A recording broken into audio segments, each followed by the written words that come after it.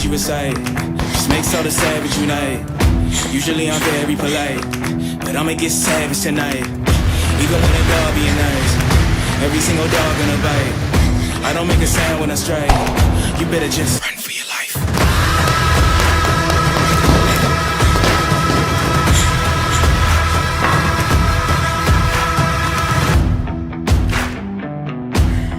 Run for your life.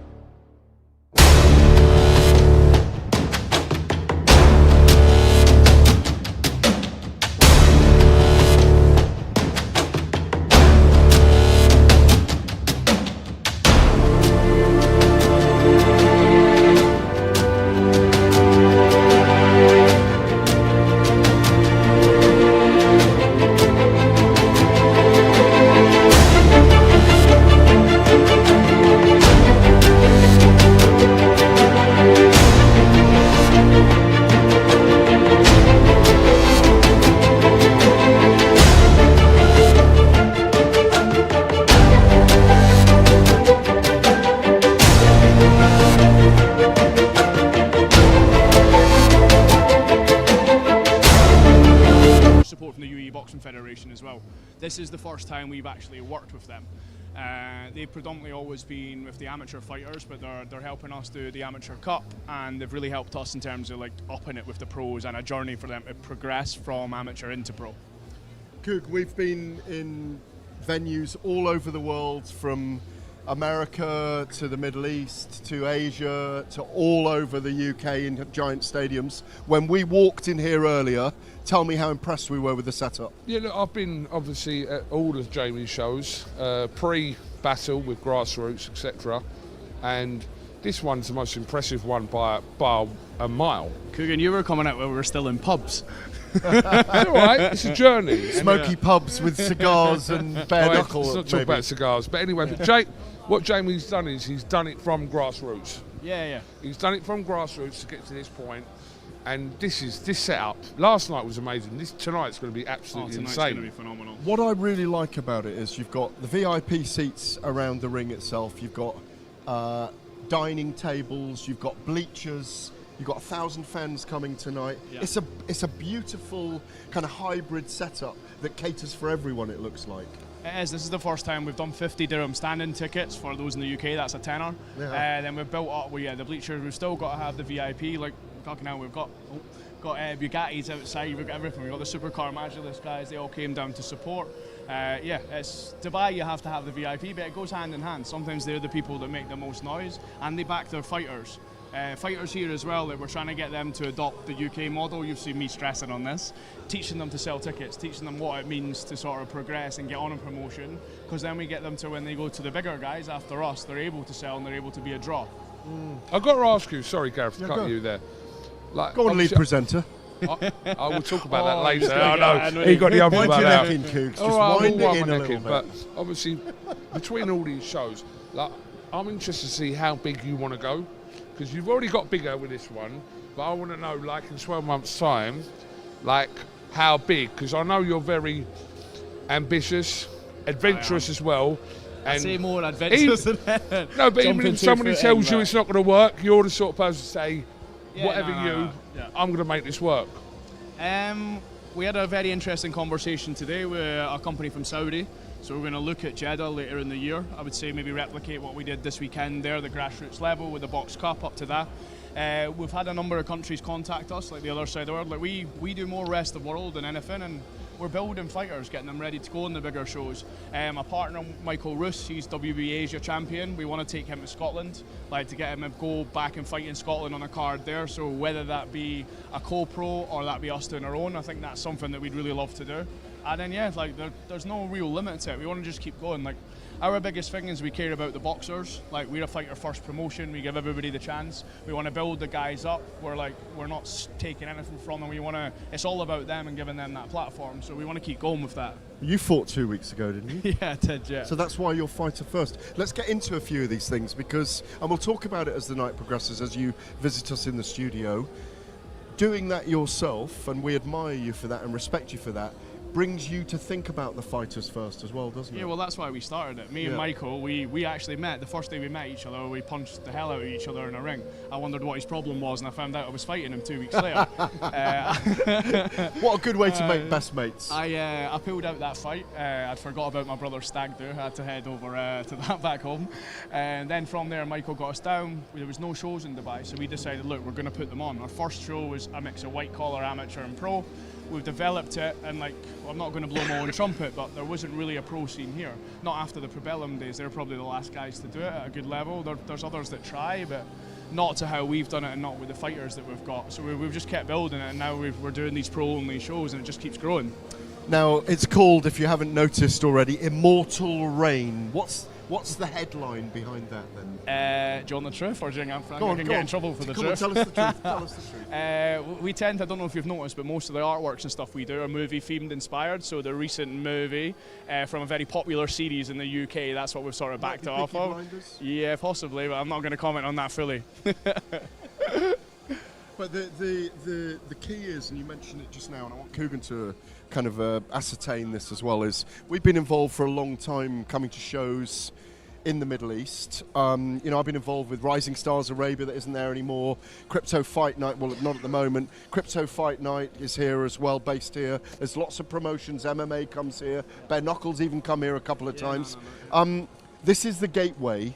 As we joked about all the nations here, 19, 17, be it what you want.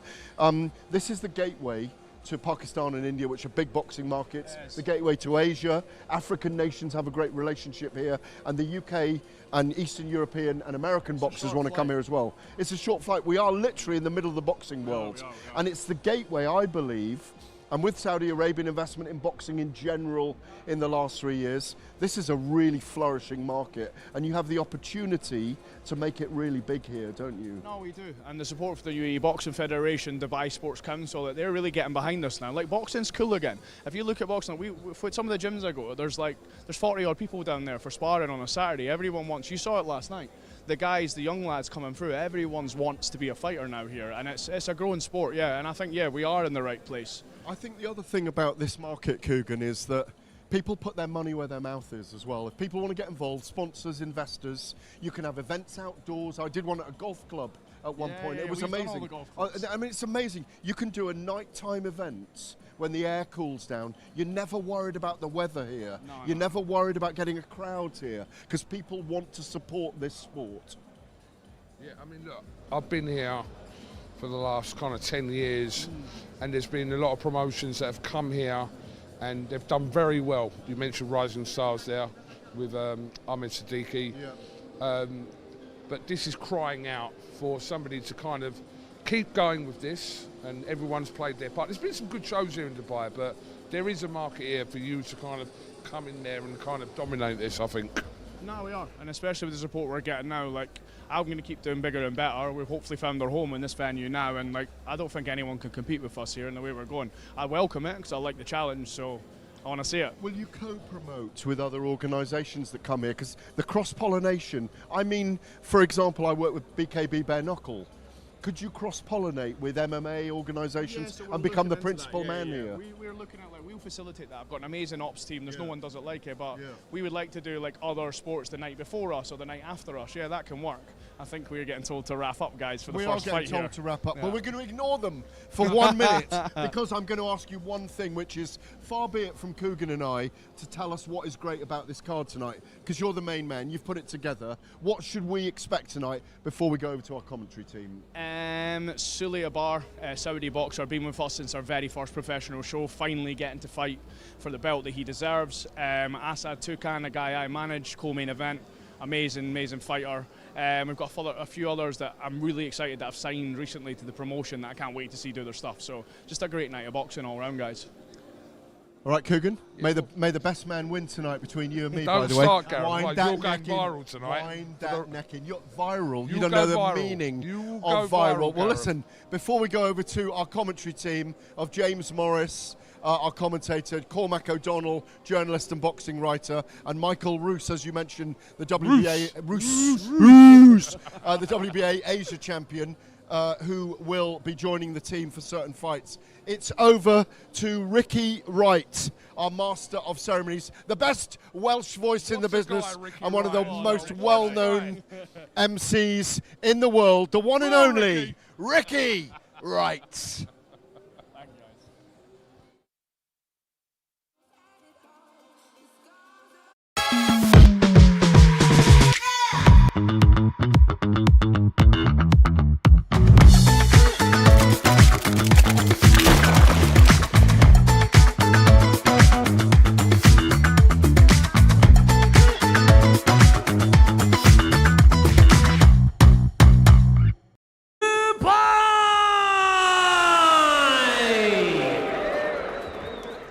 Ladies and gentlemen, Batl Promotions presents 4 rounds in the super middleweight division and is sponsored by MMI.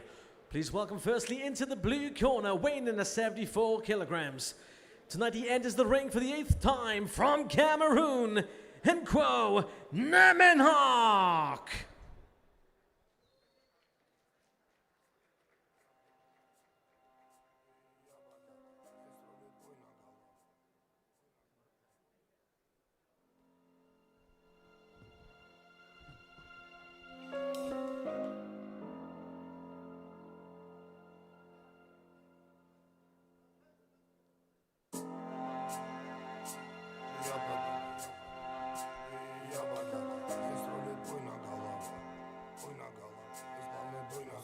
Андеграунд, с одной головы соседи на весь пух и прах, все с одного ребра и одна сатана, а в глаза бела пелена, до сорта пена бела брызжет, кипит буйна голова, да моя яма глубже рва, два надреза по 3 шва, сочетает расправа здесь в синей форме арава, и железные оковы, да на руки рукава, терпи буйна голова, да терпи буйна голова, пряник сюда булава, судьба конти дерева, мягкий хлеба чай халва, терпи буйна голова, да наломала контрава, буйна голова, заварила каши с маслом, расхлебали мусора, 2 патрона, 3 пи. And his opponent into the red corner, weighing in at 76 kilograms. He is undefeated at 5 wins, fighting out of Slovakia, Filip Hako.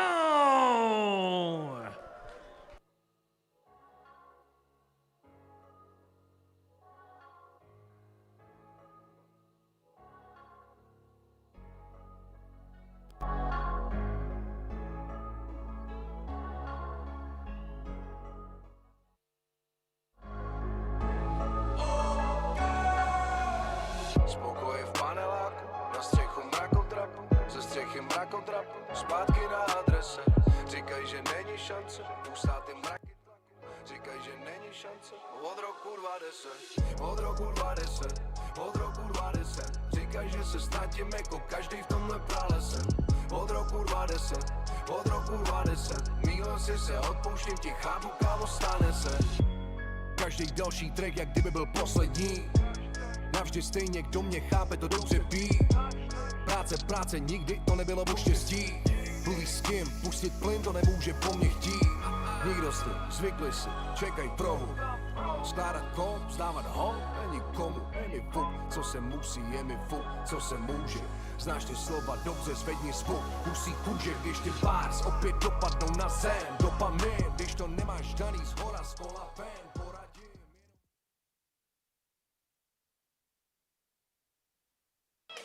And good evening from the Galleries Maidan in Dubai, where Batl Promotions presents Immortal Reign. It's going to be a truly international night of boxing featuring fighters from a dozen nations. With myself, James Morris. My name is Cormac O'Donnell, and you're very welcome, listeners far and wide, to a very hot Dubai evening here, and hoping the fights will be as hot as the weather here currently, James. I mean, we've got a fantastic lineup of fighters, and we're looking forward to getting straight into the mix. So 13 fights of professional boxing coming your way. Sit down and relax and enjoy the show. In our first fight, we've got Philippe Hacko against Nikwa Nimok. Apologies for the name if I got the last one wrong. We've got Philippe Hacko fighting out of Slovakia in the super middleweight fight. He's a rising prospect from Slovakia. He's maintained a pristine undefeated record since making his professional debut in May 2023. At just 23 years old, he's steadily building his resume on the European circuit, showcasing strong fundamentals and an adaptable style, working his way up the rankings here. According to Jamie Cormack, he's Batl's most exciting prospect.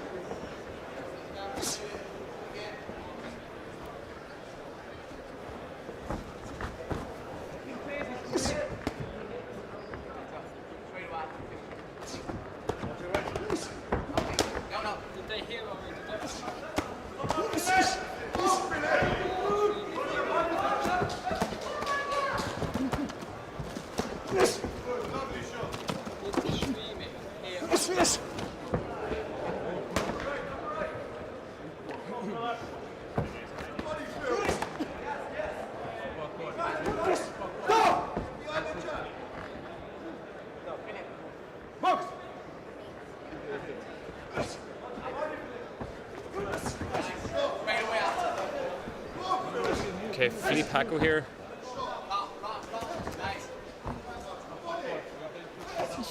Oh my God, he's gone down. I mean, Hacko is literally all over him. He has been non-stop from the word go. He does not look happy at all here. He is wobbling. It is all over with one hit. Well, that's one way to start the night. I mean, what a start. Beautiful right hook from Hacko. Yeah. Now, I mean, that is a fantastic start to the night of boxing. It is heating up in here. It is getting busier and busier. Okay, and the tunes are flying.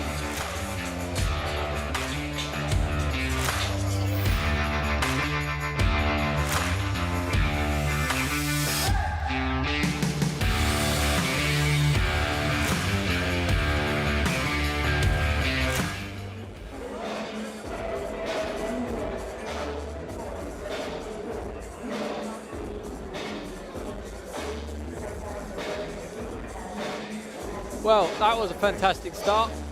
Obviously, very quick finish from Hacko there. He wanted to get in and out, and it's exactly what he did. And look, we're going to be handing over to our MC, Ricky Wright, for the scores, but we obviously know where this has gone.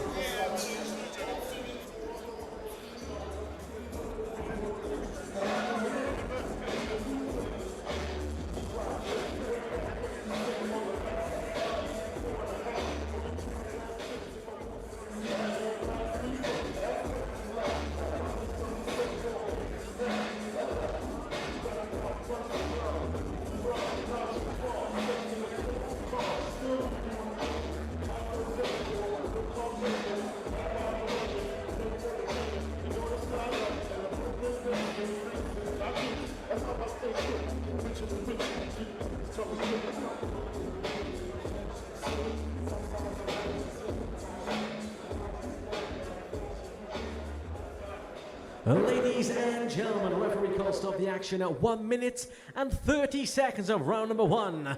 For your winner by knockout and still undefeated, Philippe Hacko!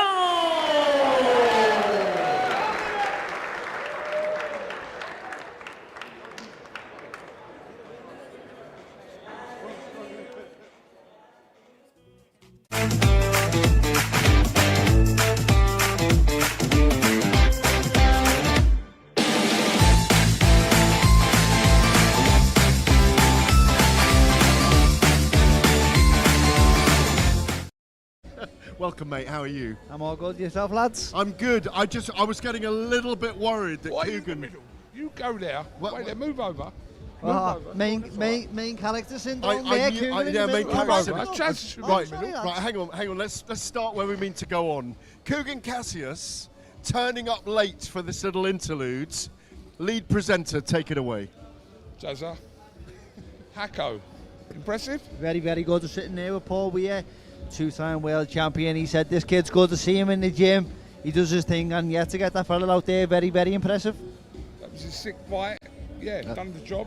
Yeah. And onwards and upwards. I don't know who that is against next, but... Yeah, no, he's doing a really good job because out here it's hard to get activity. Battle promotions with the activity here, things are a bit of a perfect storm now for the young fighters coming through like him, so it's looking really good. Guys, I'm just going to hold you there for a second because we're just going to look at some highlights for the commentary team just of that knockout.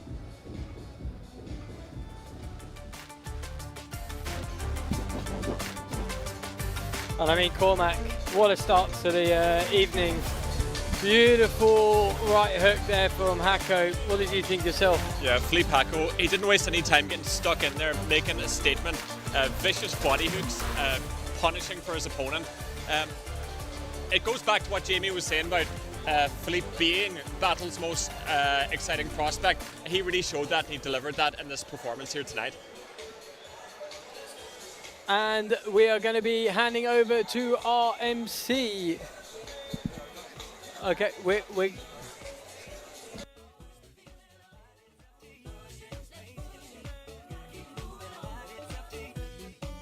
going to be handing over to the studio, in fact.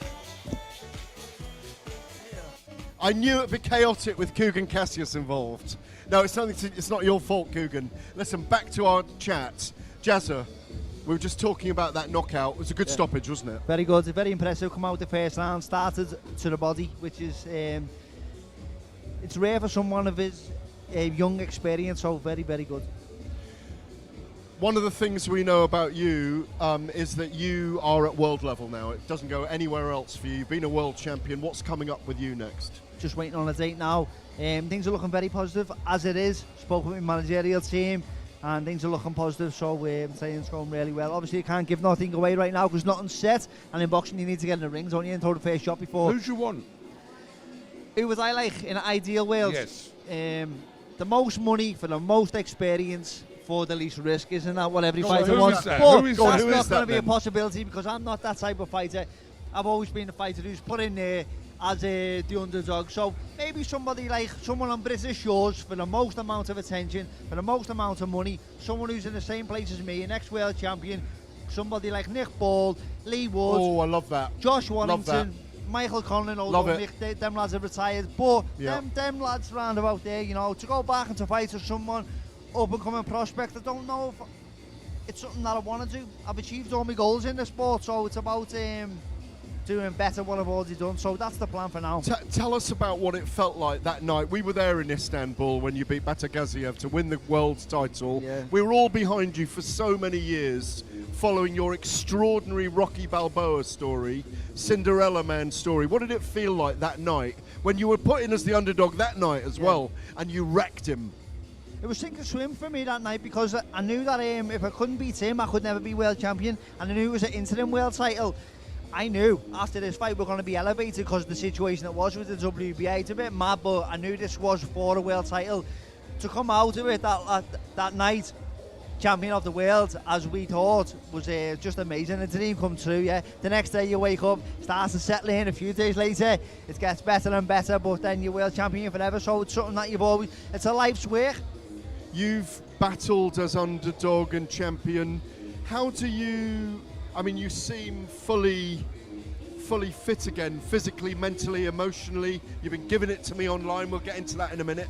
You've been giving it to everyone online on social media. You're a bit of a social media troll, to be honest. Hold it there, because we'll get into it. What about when you... How do you, as a very mature fighter, as a father, how do you... I mean, you've got an 18-year-old that boxes, for God's sake. How do you deal with a defeat as well? Is that behind you? Your first defeat is the same, but it's also very different to your sixth defeat. You learn how to deal with it in a mad way. You never want to say that as a youngster. You don't do it in a way that, like a cowardly way, oh, I'm getting used to it, because you never get used to it. It's so painful every time it happens, but you learn how to go through it, if that makes sense. And I think I've learned through resilience, this is a part of the sport, so it's something that you might have to come across, and when you do, you'll have to face it head on. That's what I'm good at. I'm good at coming back, as I've shown in the past. Do you know, I reckon you should rematch. Who? I reckon you should call him out to the camera right now. Guillermo Rigondeaux. Go on, Rigondeaux. Go on. Is he retired? still fighting? I don't know. Is he retired, Gareth? He hasn't fought for a while. It's all right. But I think you'd beat him up right now. Get your revenge, mate. So, you speak Spanish, don't you? Hablo español, sí, señor. Sí, y tú. He's a Rigondeaux tú team, necesito. Guillermo Rigondeaux, necesito mi pelear amigo Jazza Dickens quiere pelear contigo otra vez en Inglaterra o en Dubai. No, bit. Venga, tío. Hey, bonjour. No, that's French, isn't it? Sorry. Yeah, and that's a wool jacket you're wearing Sorry. in 40-degree heat. I'm cool. Wrong language, I'm cool. wrong jacket. He's got ice in the pockets. Just before we say goodbye, because we're going to have to go back to our next fight shortly. You're out here in Dubai now. You're not. You still got the caravan, haven't you? Yeah, in North Wales. Yeah. You still got the caravan in I think North I'll Wales. always have it. My kids like it too much. No, because I had about 4 interviews in a row with you on Talk Sport live on air, where you were always in the caravan, and it looked like your grandmother's parlour. At what age do kids grow out of the caravan? Never. Because I've been waiting for 10 years and they're still loving it. He still lives in one. Yeah, I'm a traveller. You know that. Everybody knows I'm a You traveller. know that? But I'm What side converted are you on? traveller. We'll come to yours. Look, You got a caravan? I've got a caravan. of course he's a traveller. He's a Claxon. Sri Lankan traveller. Claxon, shout out Claxon. The key is you're out here. The Middle East. We were talking with Jamie Cormack, the promoter of this amazing event, Immortal Reign. That this is the gateway to so many countries in the world here. 17 nations on this card tonight. Yeah. It's going to really grow here, boxing, isn't it? Too right. It's the centre of everything. The middle of the east. Yeah, exactly that. Pretty much No, what exactly it says, that. in it? But yeah, It is. everyone's an avenue. Not only is it a good avenue to meet in the middle, but it's a fantastic place to do it. Also, they don't mess around. We see the show that they put on. For youngsters to make the debut or to come and have a fight like this on a show like this is unbelievable. So yeah, I think shout out to Jamie, because he started with just an idea when boxing weren't what it is now in Dubai. So fair play to him for making it what it is. 17 nations and one Scouser. Yeah. Yeah? What nation are we? Scouts? Are we? Scouts. Got your own nation. But there's a few Scousers in here anyway, but innit? Jazza, it's great to see you as always. Thank you very much indeed. Maybe you'll stick around and just come in with us the next section. We can have it out about your trolling All right, on then. social media. Great to see you as always. Thank you very much indeed. Thank you for now, Coogan. Body shot. Let's get over Hit to him. Ricky Wright, Just hit who's him. going to Body make shot him sing viral. as Yeah. Amir Khan. No, not that one. A UK Amir Khan on his debut faces Yuvraj Singh of India. Ricky, make it sing, baby. Ladies and gentlemen, Batl Promotions presents 4 rounds in the super middleweight division and is sponsored by Brain Dubai. Introducing first in the blue corner, weighing in at 76.55 kilograms, undefeated at 3 wins, from India, Yuvraj Sharma. I'm Alexander, he's no Alexander. I'm the best ever. There's never been anybody who's good. I'm Sonny Liston, I'm Jack Dempsey. There's no one like me. From this there's no one that can match me. My style is impetuous, my defense is impregnable. Out broke as a fuck ne haar diye lifetime di pension mangta hai nahi mari janani wangu nahi sare mai to tension mangta hai nahi bina galo Okay, so we're here for four-round contest between Amir Khan and 9 kilograms. Tonight he makes his professional debut from the UK, Amir Khan. And making his professional debut tonight, representing Great Britain, Amir Khan steps through the ropes, looking to launch his career in style. This is going to be fantastic. it's the hocus pocus hand game. It's me and my brothers. I'll ride for my brother. So Put my now life we've got- on the line for my brother. Go now jump we've with got you, time Amir for my Khan brother, 'cause making that's my his way. brother. I'll go to war for my brother. I'll light up the block for my brother. Be wrong and strong for my brother, 'cause that's my brother. Chip. 'Cause that's my brother. My family, my brother, my keys and my Nikes, 'cause that's my brother.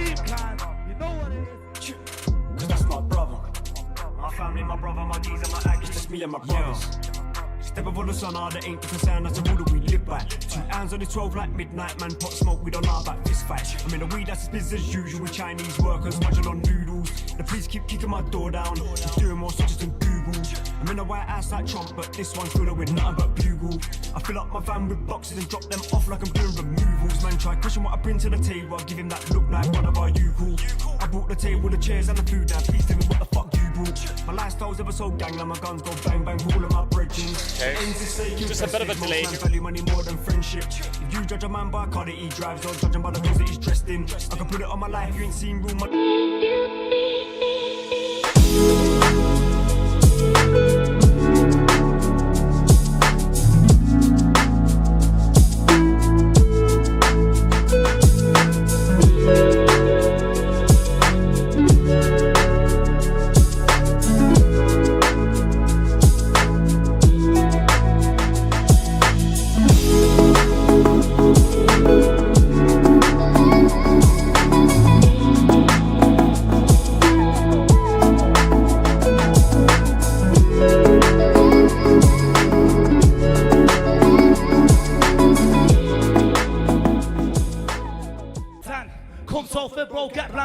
Me and my brothers don't rep gangs.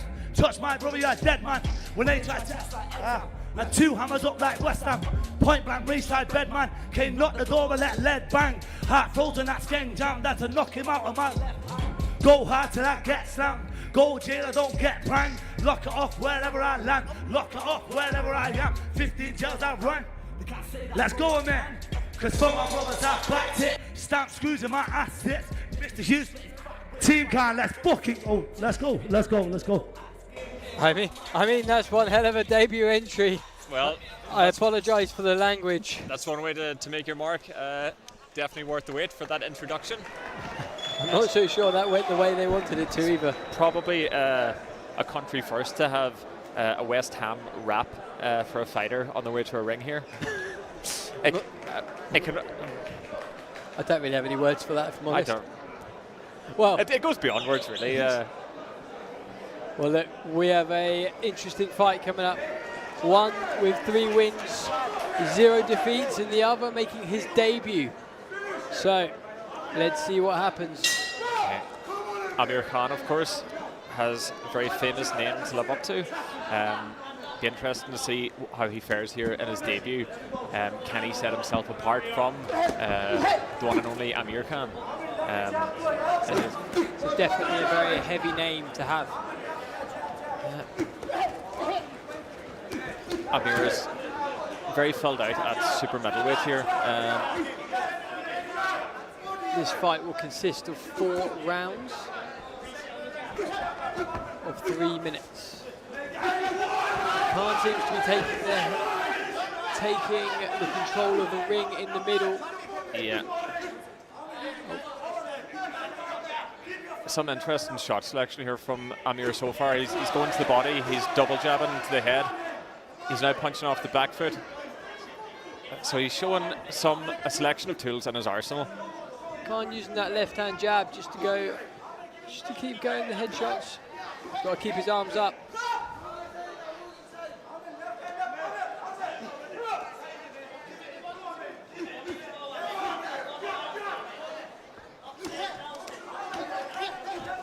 Okay, Yuvraj Sharma quite happy to walk into his opponent to meet him head on, showing no signs of backing down so far. He's happy to take those shots to the head as well. He keeps walking forward. He's got a sort of Mexican style there, almost just plowing forward, Terminator-esque. Just a bit messy to start with. They can get through the first round. Maybe we'll get a little bit more composure going into the 2, 3, and 4. Both fighters just fighting their feet after all. This is one in his professional debut, another with just 3 fights to his name. So both fighters really just building their experience from that grassroots level. And a show like this is perfect to do that on. Especially for their debuts. It's obviously very impossible to predict. We don't know too much about Amir Khan. He's obviously experiencing an amateur sort of level, but coming into a pro boxing level is a completely different market. Of course, he'll be wanting to look at his professional debut also. He'll be wanting to make a name for himself, make a bit of a splash, get people talking about him, especially here in the local scene in Dubai.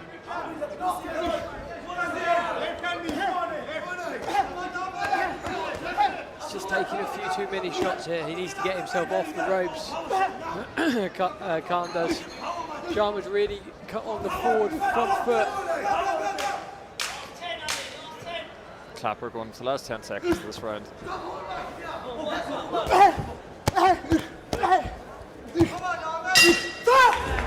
that's round 1 over. What do you think?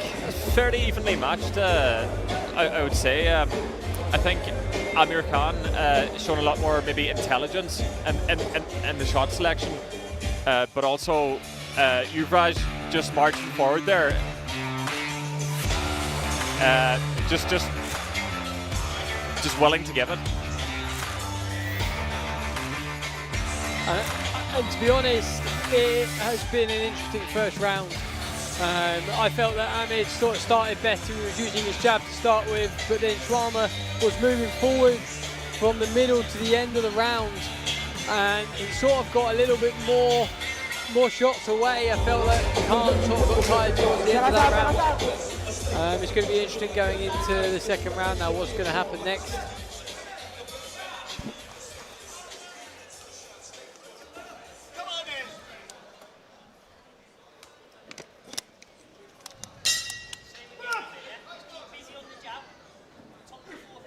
And this is round 2. Again, Sharma coming out, walking forward, walking him down.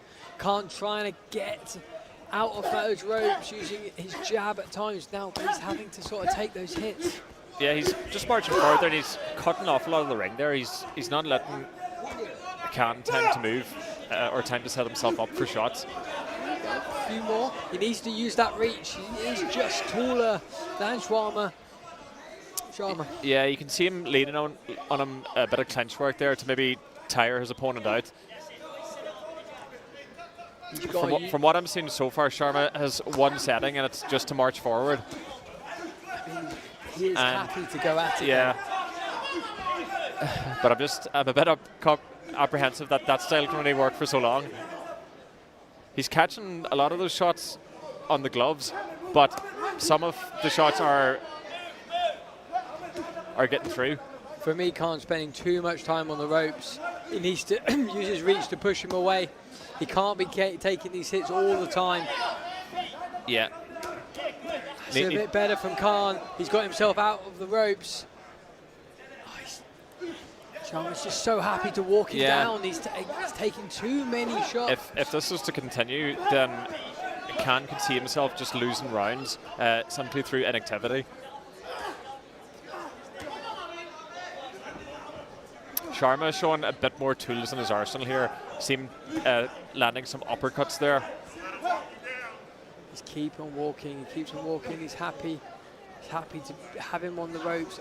Khan's trying to lean into him, trying to use his weight.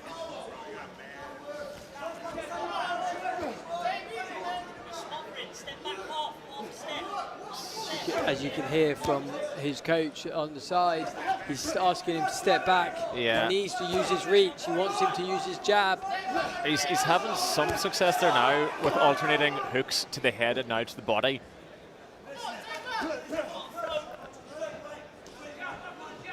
A little bit of space will help. Again, Sharma just getting back into that, walking him down, throwing uppercuts.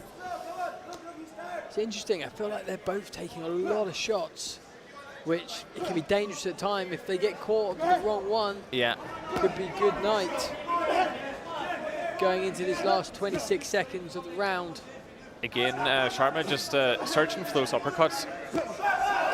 March forward and uppercut seems to be the game plan here.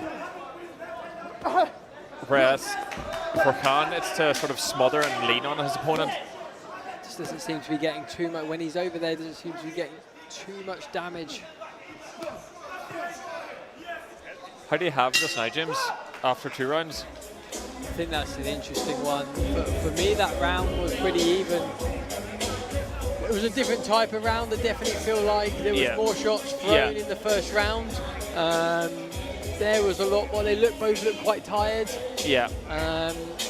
For me, I feel like it's 1-1. Yeah. What about yourself? Yeah, it's fairly even Stephen now.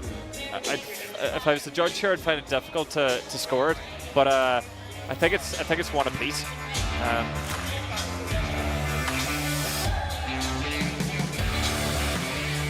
But with the 4 rounds, fighters gonna have to be mindful of that. With the lack of rounds here, you can't be throwing them away. You've got to be looking to win all of those. But I don't think winning rounds is maybe Sharma's game plan here. He seems quite happy to just try and land that perfect uppercut and get his man out of there. I completely agree. I feel like it's really important to get early rounds in. If you're losing the first 2, you're in all sorts of trouble and you're going to have to go for something you don't need to. Taking risks is not going to help. Sharma just throwing hell for leather here. Khan seems to be walking him down a bit more. See, Sharma's just trying to get him out. Yeah, he's starting to get those leaping shots in. He's really thrown his body weight behind those shots now.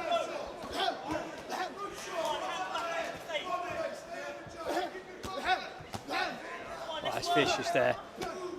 It's a beautiful right hook there from Sharma.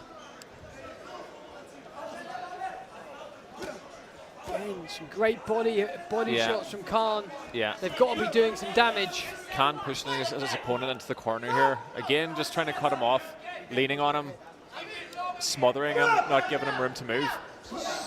Light head contact there, ref pulled them apart. Again, Khan kind of leaning in on the shoulders there. For me, Khan's getting in too close. He needs to take a step back. He needs to be able to have that reach, to be able to have a swing as well. I don't feel like he's doing enough damage being that close. He's not being able to use his full power. Again, too, for somebody like Sharma, who's just relentlessly moving forward, I think he's trying to cut off the oxygen supply a bit by giving him some troubles in the body, trying to gas him out a bit. Khan probably the busier of the fighters in this round. Definitely, I feel like it was a much better round for Khan. They're both looking tired now. Yeah. This is where it becomes important though. Got to keep his hands up, he's got to be ready. Sharma dropping the hands there, not a good sign. As he clips him with the right. I don't know if she's showboating there, if he's waving to someone in the audience. I don't know. Probably not the ideal time to do it. I'm sure he's in the right moment. Seems to be just... that was a beautiful left hook there. Again, too, Sharma has to be switched on here, and I see him now. This is the 3rd time he's been looking out at somebody in the crowd, and I don't know if he's 100% there. Got to keep his focus now. Khan's going to try and take advantage of this now. He's putting him into the corner, but he needs to find space. He needs to have that space to be able to work his jab. He's probably reading. He's rereading Sharma's distraction in real time. Okay, some of the crowd on their feet in support of Amir Khan. Very lively bunch. I wonder if we'll be treated perhaps to a post-fight rap. I mean, that was an interesting round there for Sharma. Yeah. For me, Amir was much better. He took on the fight so much more there. He was the far more dominant fighter. Yeah, I would have him edging it now. 2 rounds to 1 anyways. Be interesting to see who can close out the show here and who can make an impact on the judges' minds and subsequent scorecards. Yeah, I mean, the first 2 rounds were very close. It'd be interesting to know what their scorecards say. That last one for me definitely goes to Khan. So 2-1 each way it could be. Who knows? Obviously we're going into the last round. Hopefully we're going to see a little bit more on the front foot boxing from Sharma. Khan just again keeps looking at the crowd. He seems a bit distracted. It's definitely not a time to be distracted now. No. He's got 3 minutes. all other matters can wait, surely. Obviously not. Sharma getting clipped with a left hook there. He's cornered now. Beautiful body shot there from Khan. Just working that right hand. Beautiful, and he's down. That was a beautiful shot to the body. He is in all sorts of trouble. He's got his opponent taking a knee here. Those body shots were money in the bank for Khan, and they've paid off now. He's been hitting it all day long, and that last one he just didn't want any more, which ended up taking a knee. Here now, we go once more. If you're He's going for the finish. If you're Khan, surely you're smelling blood here. And that is it. Referee has waved it off here.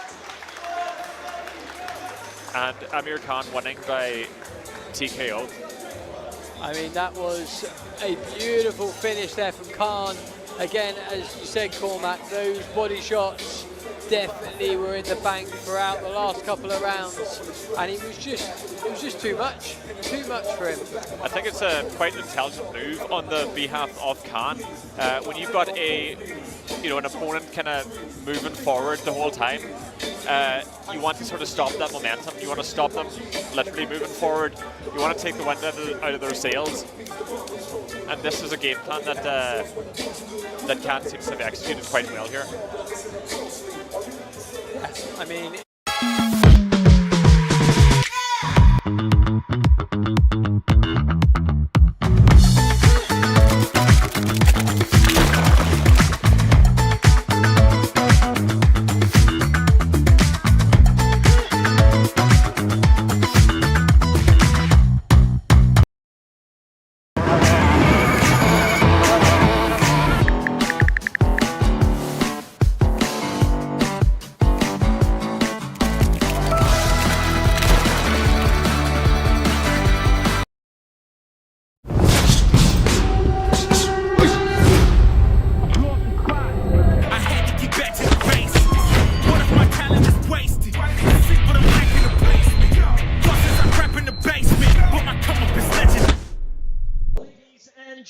referee calls stop the action at 58 seconds of round number 4. For your winner by TKO, the journey starts now. Amir Khan! Okay, so that was quite a good debut from Amir Khan there. He got a very fun, viral, perhaps, walkout. He got some good experience. It was some great experience, and what we're going to do now is we're going to hand over to the studio Mr. Gareth Davis and Coogan. It's been fantastic to have them with us, and we are going to hand over to them now. Big feast in the studio tonight. We got Jordan McCann. We got a bit of a moving feast in the studio. Yeah, we're in Dubai. We're out here. I'll say it 4 times. Bit of a moving feast in the studio tonight. Jordan McCann, you're going to give us a clean wrap for now on Amir winning? Listen, Amir is an absolute amazing boxer. I've been sparring with him. He's a savage. He went in there. He didn't want to end it too quick. He put a show on, sat behind the jab, and he gave us our money's worth. He come to put a show on. Big up Kian. Big up the promotion. Big up these 2 legends. I'm fighting next week on Misfits. Yay! I'm going to end him. I'm going to finish this. I'm in Misfits next week. I'm not fighting on it, but I'll be in Manchester next week anyway. But, tell us about your addiction to boxing. My addiction started 4 weeks ago. Well, I had to stop a couple other addictions to start this one. Right, that's good. That's good, yeah. But now, literally, I've been doing my training camp in Boxing IQ with Joe, with Jake. Absolutely amazing lads. And yeah, man, I'm looking forward to Misfits. Which camera? What do you say? Tell us how you might take this as an addiction that you want, and you might stay with it for a while now. Oh, 1,000,000%. Like, for me, I never ever trained in my life. I'm real lazy, and I always wanted to go to a boxing gym, but I was probably a bit worried or embarrassed myself. This time I had no choice. I'm getting over that fear, going there. I know it's cliche, but mate, it's changed my life. The community in there, the people, it's just amazing, man. I love it, and I really believe that people don't use weapons. If you've got a problem, go learn how to fight and have a fight. That's it. Jordan, let's talk about next week. Huge card in Manchester. Massive card. Big up Misfits, Mams Taylor. Obviously, Eddie Hall and Tommy Fury. But what's going to happen in your fight? Let us know. Tell us about your opponent and what you're preparing. No, listen, I'm not being rude. Fair play to my opponent, yeah? What camera are we looking at that one? Right, listen, fair play to my opponent. He's a living mushroom. He's a donut, yeah? Most of them people on there, they're influencers. I'm a musician. I'm here for a reason, mate. I've got a serious talent. I sold out tours. I put bums on seats. He's a little sausage. I'm coming there. I'm smacking his face in. First round is getting ended. And if anyone else wants it on the card, they can get it as well. Simple as. I'm not here trash talking. I'm being honest. I'm bringing smoke. Tell Man Taylor, when I get back in England, I'm bringing smoke. Listen, you've got that beautiful rhythm when you speak and when you rap. Give us bell rings next Saturday night. Give us a commentary. Bell rings, I'm coming straight in. Right, this is it now. I'm coming straight in, couple of feet. Yeah.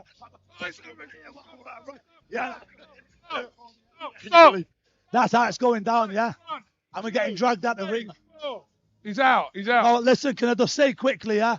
And listen, I'm a nobody, mate. What an honour it is to be on the stage with these two guys. What they do for boxing, behind the scenes, absolute legends.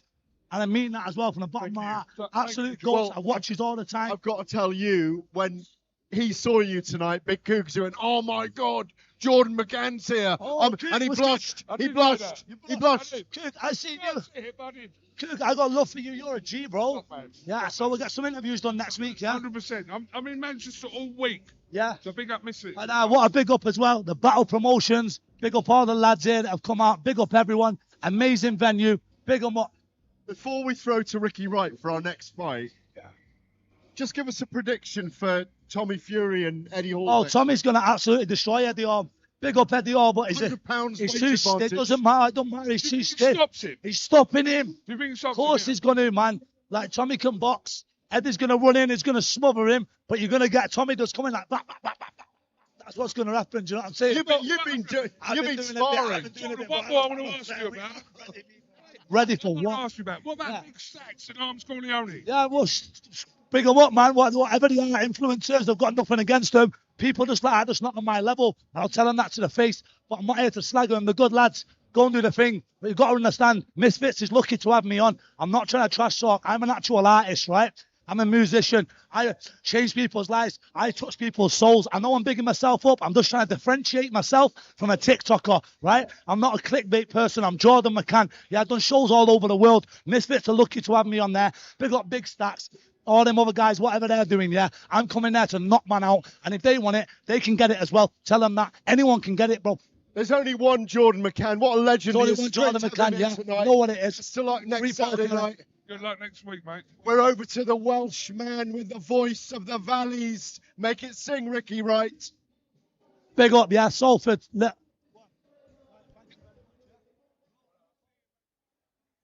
Ladies and gentlemen, moving on to the next contest. Batl Promotions presents 6 rounds in the Cruiserweight division by order of the UAE Boxing Federation. Introducing first in the blue corner, weighing in at 89.20 kilograms. His record 10 wins, 6 defeats and 3 draws. From Uzbekistan, Bakromjon Fazilov.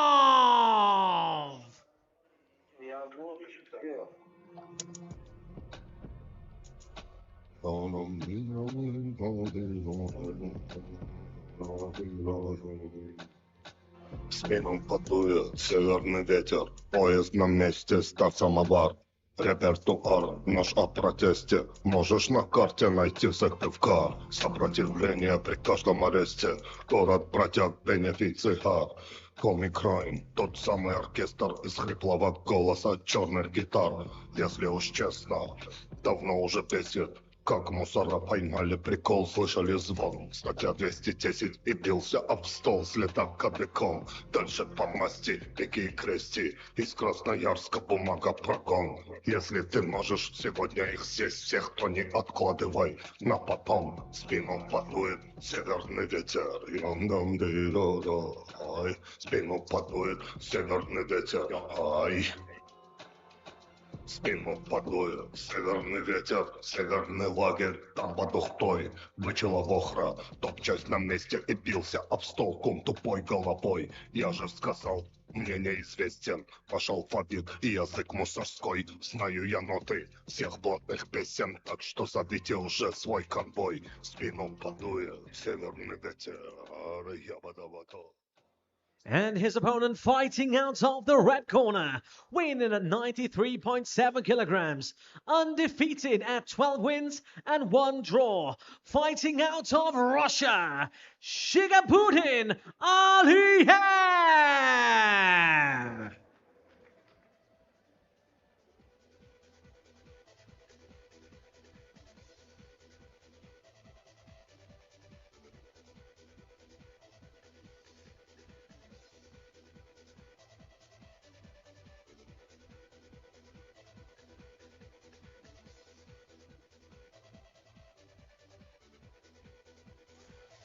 Okay, for our third contest of the evening, we've got Bakrumjan Fozlov from Uzbekistan taking on Shigabutin Aliyev. First fight of the night was a KO, followed by a TKO in our second fight. Let's see if these boys can make it a standing tradition here. I mean, that was a fantastic first couple of fights. This is going to be an interesting one. You've got one that's undefeated, 12 wins, one by a draw and 0 defeats, and the other with 6 losses and 10 wins. But to be honest, the people that he fought against in the 6 losses were very, very well received opponents. I mean, you can't take too much from that. Yeah, and very often too in boxing, you know, you can lose a fight, but you can have a sort of moral victory as well. How you perform, how close the fight was. There's a lot to be. You can be in good standing in people's eyes. A loss doesn't determine who you are a lot of the time. Well, here we go. It's going to consist of 6 rounds, this fight. So we're looking forward to the third fight so far. What a fantastic start to the Battle Promotions evening on the 6th of June. Here we go. Folks in the audience, hopefully getting their money's worth. Hopefully those watching at home are enjoying the night so far. And it is definitely filling up here now as well, which is fantastic to see.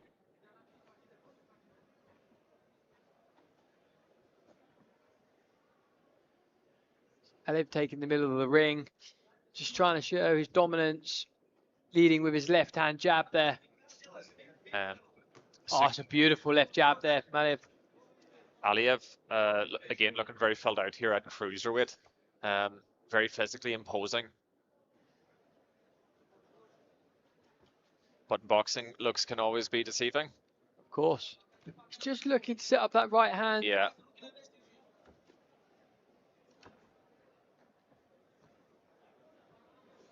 Fozlov has got to be careful not to be in his range. He's looking to use that jab and then to get on to his right hand. There it goes again. Yeah. Oh, can't allow that to happen too many times now. Aliyev on a bit of a seek and destroy mission there so far. He's got a large base there. Just nice and firm in the middle of the ring. He's doing very well, Aliyev, at cutting off the ring and keeping his opponent on the ropes in the corner. Really, when you've got somebody like that in your sights, it's target practice. It's another great right hand again. Look, he's just allowing that left hand. He wants to lead with it to then show the right.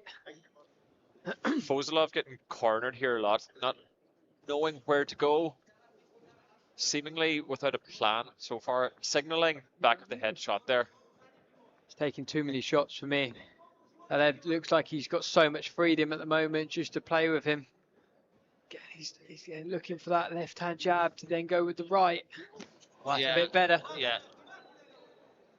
Sort of leaping left there. Bit of a... Oh, it's a bit of rugby going on here. Up. Okay. Up.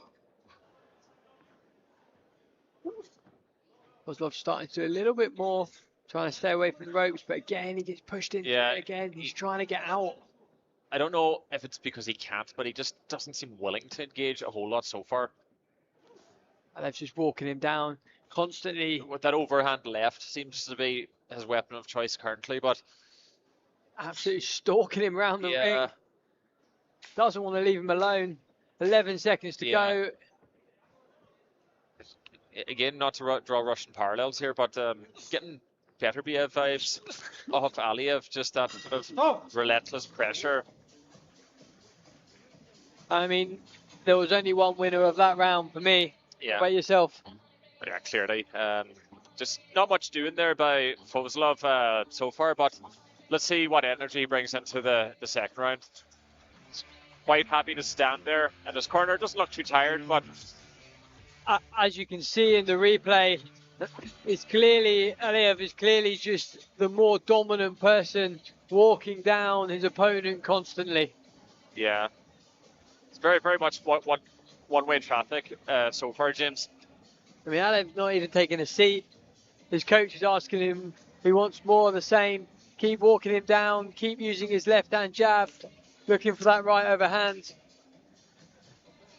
His opponent looks a little bit tired in the corner. I'm not sure how many more shots he can keep taking like that. He's going to have to do more work in this round. Yeah, he's going to have to pull some more tools out of his box here. Here we go. Second round.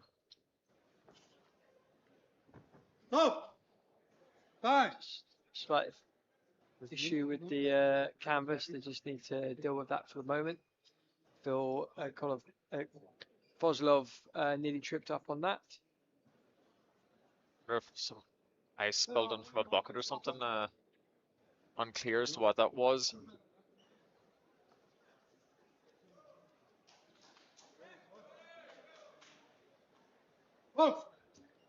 Here we go. Some people are a little bit upset there with the amount of time he took between them clearing up the ring. Walking him down again. It's a great body shot. Working the body, then going up top. Fozlov is on his bike so far. He needs to get out of that corner, otherwise he's going to be in all sorts of trouble. He's just trying to get away from some of these shots. He's staying low. Feels like that's the way he's not going to be get hit, but I mean, he took one to the head there, which is he can't keep doing. Yeah. Always in trouble. I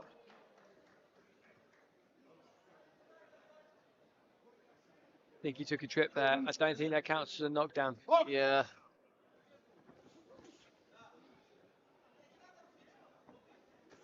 High guard.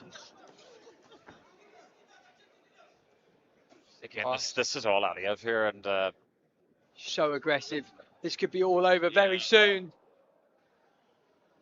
He's taking a knee to give himself a little bit of space and breathing room. He can't keep taking that. He's staying so vibrant in the middle of that ring. He's staying so dominant. What else would you want to see from him? yeah, I mean, it doesn't take take a look at CompuBox for you to figure out how this round is going. There's just not a whole lot to it from Fozlov here. I'm not sure if there's a plan B, much less a plan A. So he's going to have to do something in this round if he's going to survive. He's gone down, for whatever reason, a couple of times in the last round. I don't see him getting through the next one. I mean, he's going to have to do something clearly different. But for me, it could be, like you said, it could be all over after this round. Just in terms of his body language, just doesn't look like he wants to be there. And with all respect to him, he's just staring at the ground here. I mean, if you take that many shots, I wouldn't want to be in there either. No, just looking at Aliev. It's very disheartening to have that level of brute force just coming at you.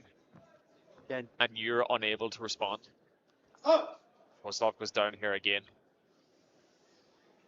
It's obviously going to be very frustrating. The ref's just going to wave this off, like, very rude. Aliev just constantly moving forward. He's getting in some good rounds, though. I mean, he keeps going down. Ref is not happy. He's I think this is going to be the last time he's allowed to go down. I don't think the crowd's going to be too happy either. Right.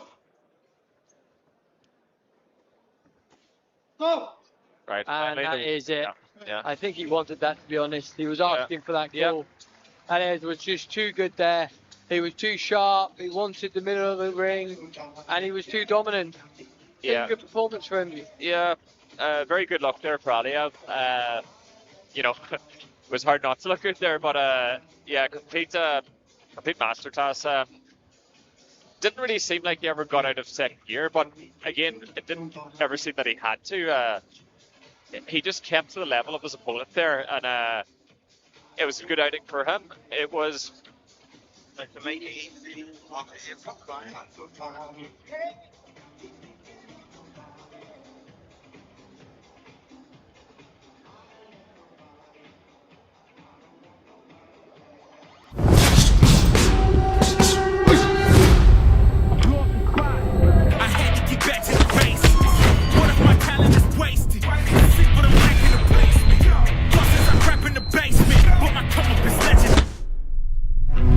All the little lies you would say just makes all the savage unite. Usually I'm very polite, but I'ma get savage tonight. Even when a dog being nice, every single dog gonna bite. I don't make a sound when I stray. You better just run for your life.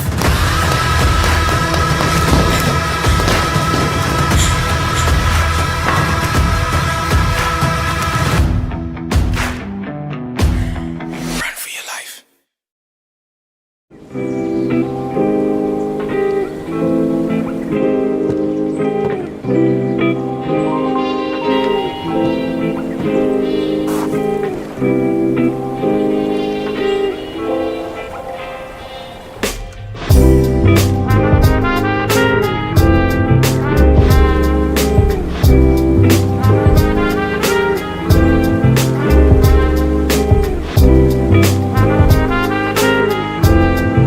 Hopefully we'll get to see that on another card very, very soon. Yeah, I mean, like I said, it didn't look like Aliyev had to get out of first gear to get into second or third, but I'd be very curious now based off that performance to see what is at second or third gear for him.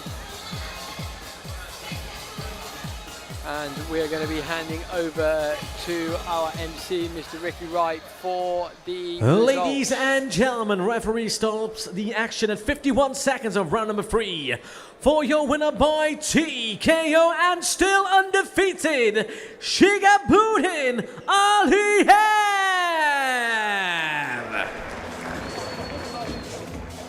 And there we go. That is the end of that fight. Aliyev, the clear winner. His opponent knew that as well. He did take quite a few shots. We can see through some of these highlights. Aliyev just a clear dominant person, but there's too many knees within that first few rounds. Just the body language of Kozlov, he just did not want to be there. He was just counting down the seconds until he was out of there. Again, you see him on the floor again, that's twice in a row. And we are going to hand over to the studio to Gareth Davis and Coogan, and I'll be joined by Michael Roos.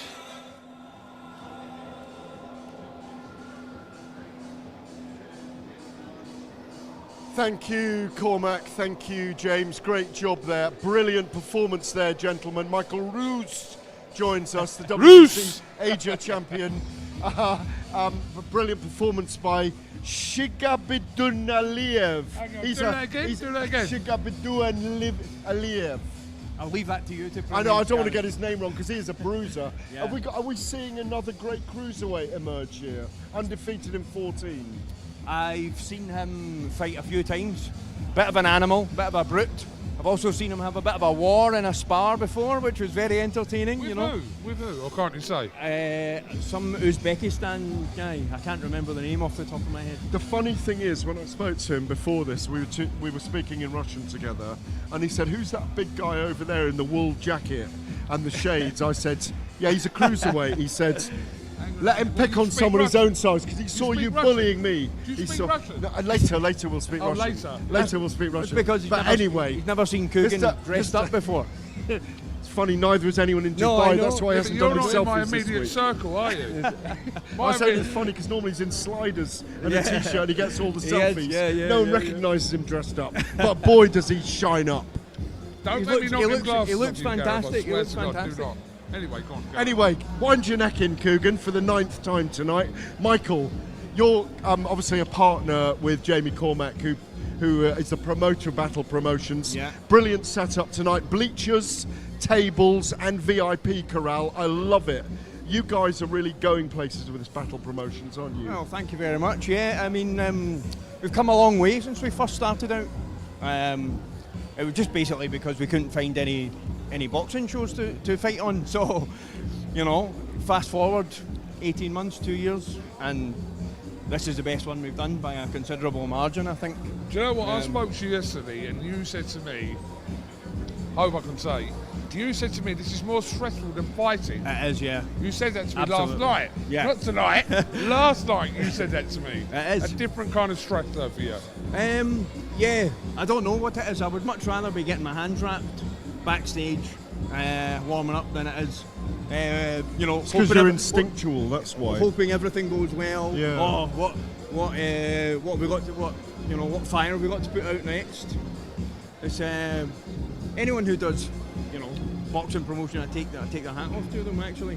What I really like about it here as well, and Coogan and I were talking about this at the top of the show, Michael, was that, you know, you come here, you're set up for 1,000 people, probably 3/4 full already. We're into the 3rd or 4th fight. People stay the whole night and really enjoy the experience. I love the fact you've done bleachers, tables and VIP corral. I just think it caters for everyone, and you will grow into arenas and stadiums from here on in. Well, that's the plan.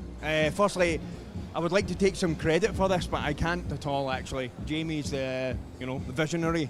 I look at the contracts every now and again. But yeah, he was the one that put it together. He's the operations guy. And he's the one that deals with all the stress. So when you two are stressed, you just get in the ring and do a bit of sparring together in the gym, because you do like a bit of sparring. regularly, both of you. actually. What, hard? No. What, 50%? Yeah, something like that, 50, 60%. Yeah. Jamie boxed 2 weeks ago, and I was in his corner. So I did a bit of sparring for him in the prep for that. He fought the opponent that was fighting you last night.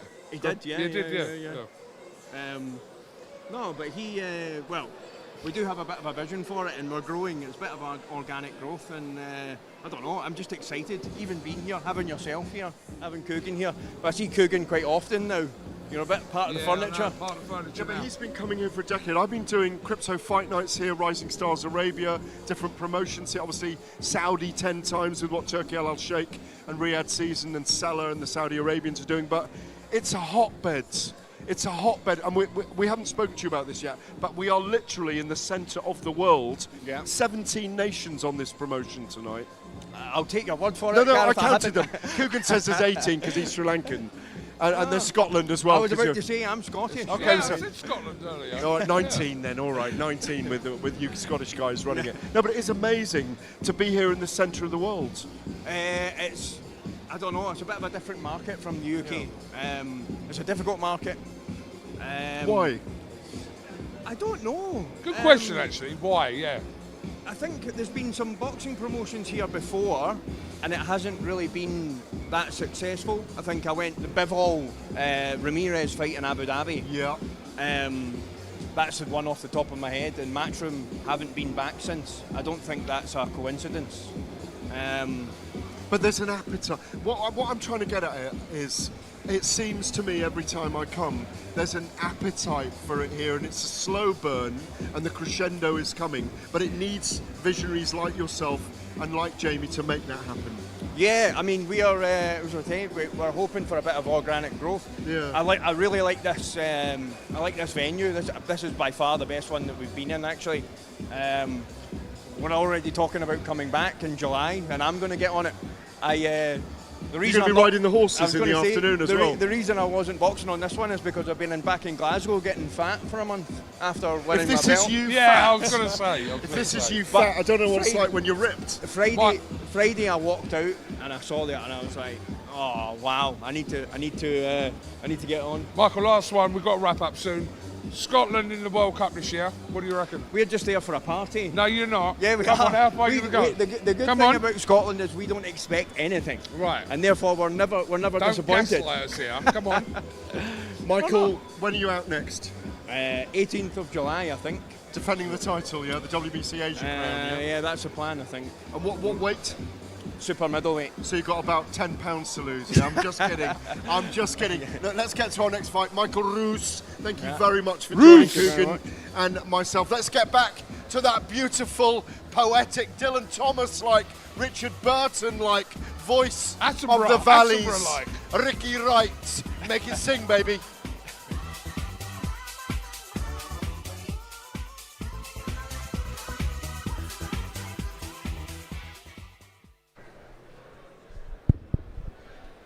Live from Dubai, Batl Promotions presents 4 rounds in the welterweight divisions by order of suited and booted. Introducing first in the blue corner, weighing in at 68 kilograms. His record 4 wins and 3 defeats. From Egypt, Moaz Alam. I walked through hell and didn't ask for directions.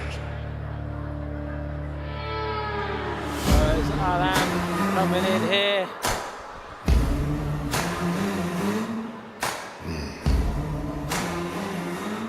I'm sure he knows he's inside with those sunglasses on. Yeah, it's interesting fashion choice. I think this is a case of fashion over function, James. He got a bit lost there, he was going the wrong way around the ring. To be fair, there's a lot of lights here now. Got my scars from the fights I chose. Got my pride from the doors I closed. They said I'd fall, I said we'll see. He has a record of 4 wins and 3 losses. So he's been in and around a few fights. The man from Egypt. It's going to be interesting to see what he comes. He's obviously fancied himself here. In no rush to take those glasses off anyways. And his opponent in the red corner, weighing in at 69.3 kilograms. His record 8 wins, 1 defeat and 1 draw. Fighting out of the UK, Zach Collins. Still waters run deep. And we have a great British fighter coming in of Collins. He's approaching the stage where prospects become contenders. With 8 wins, 1 loss and 1 draw, he has a very acceptable regime here. It's going to be interesting to see how he's getting on. He's going to want to put in a really good performance here. Both a similar amount of fights. One with 7, total of 7 pro fights, the other with 9. Obviously, the UK fighter coming in with a lot more wins. That's going to give him a lot of confidence coming into this fight. Just noting on their body language here, James. Both fighters looking very confident here. Moaz Alam with his sunglasses, dancing around the ring there on his entrance, and Zach here looks very confident. Another fight coming from Box IQ in Dubai. Many of the fighters on Batl Promotions fight out of Box IQ, a fantastic gym. If anybody is interested and they are in the Dubai area, please go down. It is more than just a gym. Certainly leading the way here in the boxing community in Dubai. A lot of famous people, when they're over here, they're popping in. Their social media is certainly very interesting. You never know who's going to show up. Interestingly, he's got the UAE flag on his shorts. Obviously, very proud to live here himself. Yeah. A lot of solidarity now with the UAE. We've seen the flag everywhere. Of course, even after the last show that we put on, it was fantastic to see that sort of event on throughout the times that we've been through. And now we're hopefully sort of seeing a bit of a clear path now. Back to reality would be fantastic. This fight is going to consist of 4 rounds of 3 minutes. and it's going to be a very interesting fight. Both look extremely ready and raring to go. Let's see who's going to be more dominant. And they're off.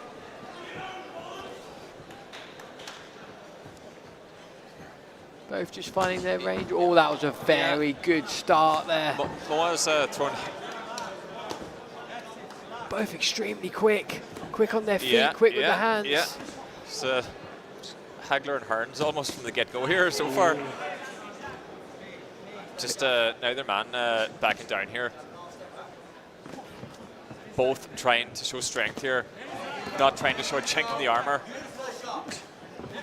Great couple of shots. They're both wanting a bit of the action. It's very dangerous to start like this. They're not working their way into the fight. They want the action straight away. But I did notice that both men coming into the ring here, they did look both very confident. And that's starting to show here now. Yeah, some great combinations coming in here. But again, styles make fights, and it's going to be very interesting to see, you know, that's sheer foolhardiness versus calculation. One of those has to win out eventually. Getting behind that left jab. He's moving around, constantly moving. It's better from Zach. Both fighters getting a bit more settled now. It's a bit rushed to start with, wasn't it? They were both panicking, trying to get out quickly. Yeah. Slight wobble from Alum there. Some great combinations in there. Collins walking him into the ring, taking the middle at the moment. Yeah, Collins heeding the advice of his cornerman there. Oh, that's Alam. Very good reaction. Got himself out into the middle. He's not backing down at all. Both very going at it. I feel like Collins is just getting the better of it at the moment. A little bit more structured the way he's fighting. Yeah. Good body shots there from Collins again. Here we go. Alum not really planting his feet there either. His coach wanting him to get back on his jab. Consistently having that reach is going to be interesting. He's staying away. He wants to look for that right hand as well. Some good micro feints there as well from Collins. He seems to be throwing his opponent off there, making him guess a bit.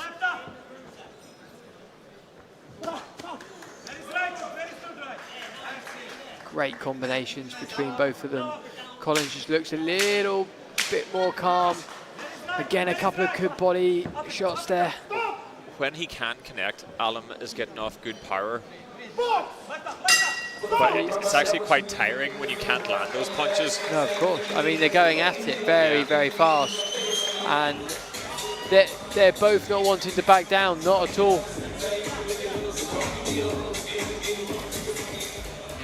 Both men looking very calm and collected here in the corner. Alum just bopping his head to the music. I mean, they're calm, collected now. They weren't at the start of the round. They were both going right at it. It was Rock'em Sock and Robots from the get-go.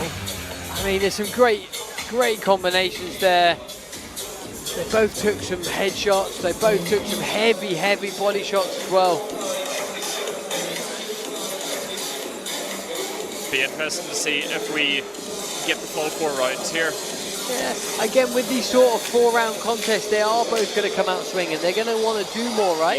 Yeah. And this is what we're going to see. It gets exciting when they are 4 rounds because they want to get in straight away. They don't have the rounds to work at. Here we go into the second. Again, fast again. Flush left jab there from Zach Collins from the get-go. Alan's been told to try and take the centre of the ring a bit more. Use his left jab. Collins, great defence there. Yeah. See Collins he's going at it. Driving himself forward there. As you said before, there was a lot of energy going. There wasn't a lot of contact. It's going to tire him out if he's not going to make the contact. Just a little bit of blood coming from Collins' nose there. Obviously made contact with a couple of those shots. Alan did. Some good head movement there from Alam. Yeah, I feel like he's been a little bit clever there in terms of that round. It's been good movement. I think too, it's just the first round, fighters can be a bit unsettled, and you know, you've got the crowd, you've got the bright lights, you've got the expectations, and it does lead to some unsettlement. Alam's coach there wasn't happy with the amount of contact I think he's had this round, and sometimes he's asking him to keep dodging, ducking and diving. He put his hands over his face as well. He wants so much more from him. Just obviously cleaning up Collins' nose, trying to make sure that he's okay. Obviously there was bleeding coming from there from one of the shots early in the round. Yeah, just looking at his nose here, it doesn't look like it's been really impacted that much. It does look like it is just drawing blood. I mean, these guys, they obviously take a lot of hits, so it opens up very quickly. Yeah. Again. Oh, it's in fight. Zach Collins just trying to bulldoze his way, force his way through, get to the body of Alam and trying to split the guard. A hard body shot just driving Alam back there from Collins. It's been a little bit better from Collins the last sort of 20-30 seconds. Alam started the round so much better. He was much more productive. We want to see that productive. That's a great duck and dive. Just like Michael Jackson moving in that ring. He's got some sequence glitter there as well. Match. Again, it's some exciting combinations here. I probably wouldn't be surprised to see Alam moonwalking at this stage. It's probably the only dance move that he didn't do so far. I mean, he is flying around that ring. Yeah, some good combinations to the body. It's definitely a slightly different fight to the round we saw, the fight we saw before, where one of them was trying to get out of the way. They both want to be involved in this fight.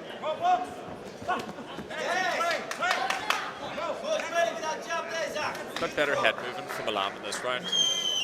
Coach is much happier with Collins after the last sort of minute or so. He's definitely taken more of the advantage. Yeah. He just missed a shot to land one of his own. Alam. Just asking him to settle a little bit. Where do you have this round, James? See, I had Collins obviously in the first round. This round I started with Alam, but I mean Collins has been much better in the last minute and a half. I don't think there's much in it. Oh, that's a good contact. I think after that, oh, he's in trouble. He's in trouble. He's wobbled. Alam's going in for the kill. Alam pouring on the sauce here. Oh, that's it! Here we go. He's gone down. That was a beautiful shot. He's going to have to take his time here to get himself up. Take his time, get himself through the round. There is only... Collins is back on his feet. I don't think he knows where he is. No, it's all over.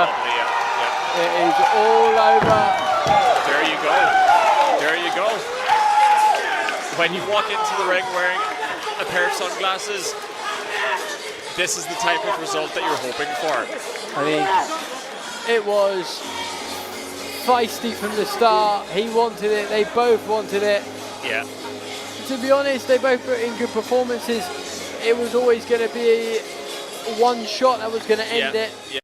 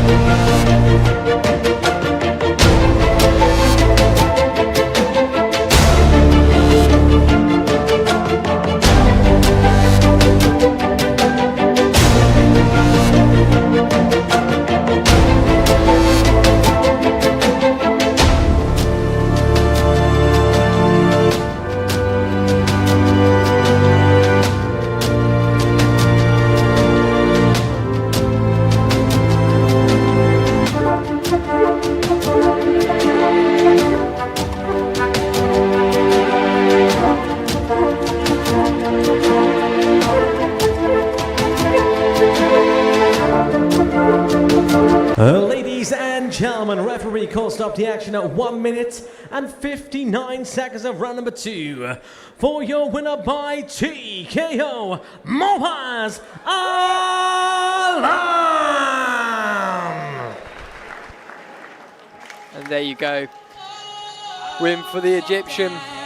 And he is extremely happy with that. You can see how much that meant to him. I'd be interested to see what he does next. I mean, with that sort of record, it's such tough boxing. It's one of these sports that those losses really do stick with you. I mean, nowadays I do think that it doesn't matter as much. People are allowing more people to sort of keep going after their losses. I think when you put in a performance like Alam just did now, that performance spoke volumes. He looked great in there, and when I looked at his record, I wasn't expecting to see that level of performance. Yeah. But you know, people have resurgences. You know, look at George Foreman, probably the best example of them all. You're not defined by your losses; it's how you come back. 100%. There's a Rocky movie quote there somewhere. Absolutely.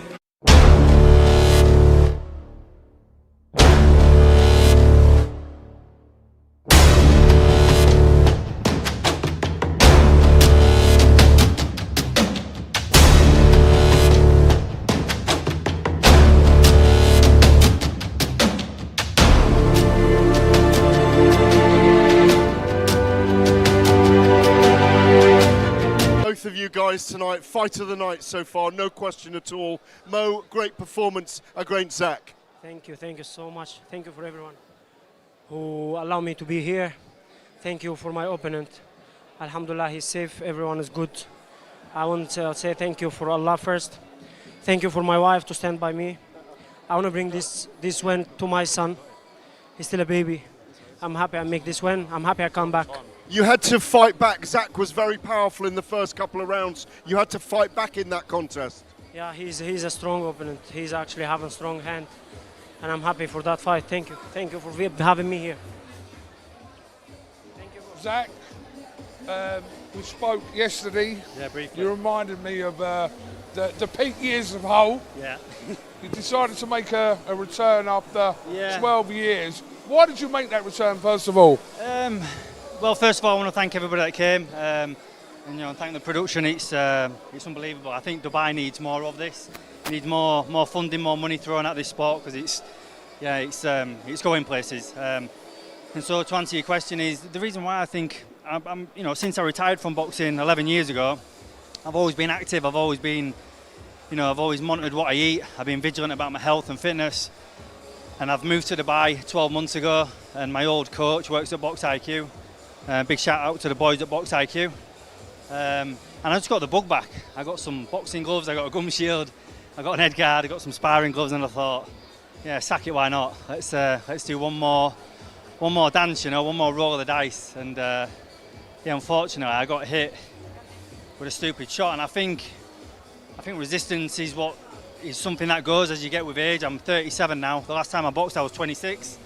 Obviously, not making any excuses, but yeah, I've never been put down in my life. So finally, yeah, I think the resistance is a big Zach, thing. finally, I've got to ask Mo, when you came into this knowing you'd been away from the sport for 12 years, was that psychologically difficult? You've been away 2 years, he's been away 12 years. Do you psychologically have to get yourself ready for that as well? Because he didn't look like a man who'd been away for 12 years. 11 years. He did good. He did amazing, and he shouldn't give up.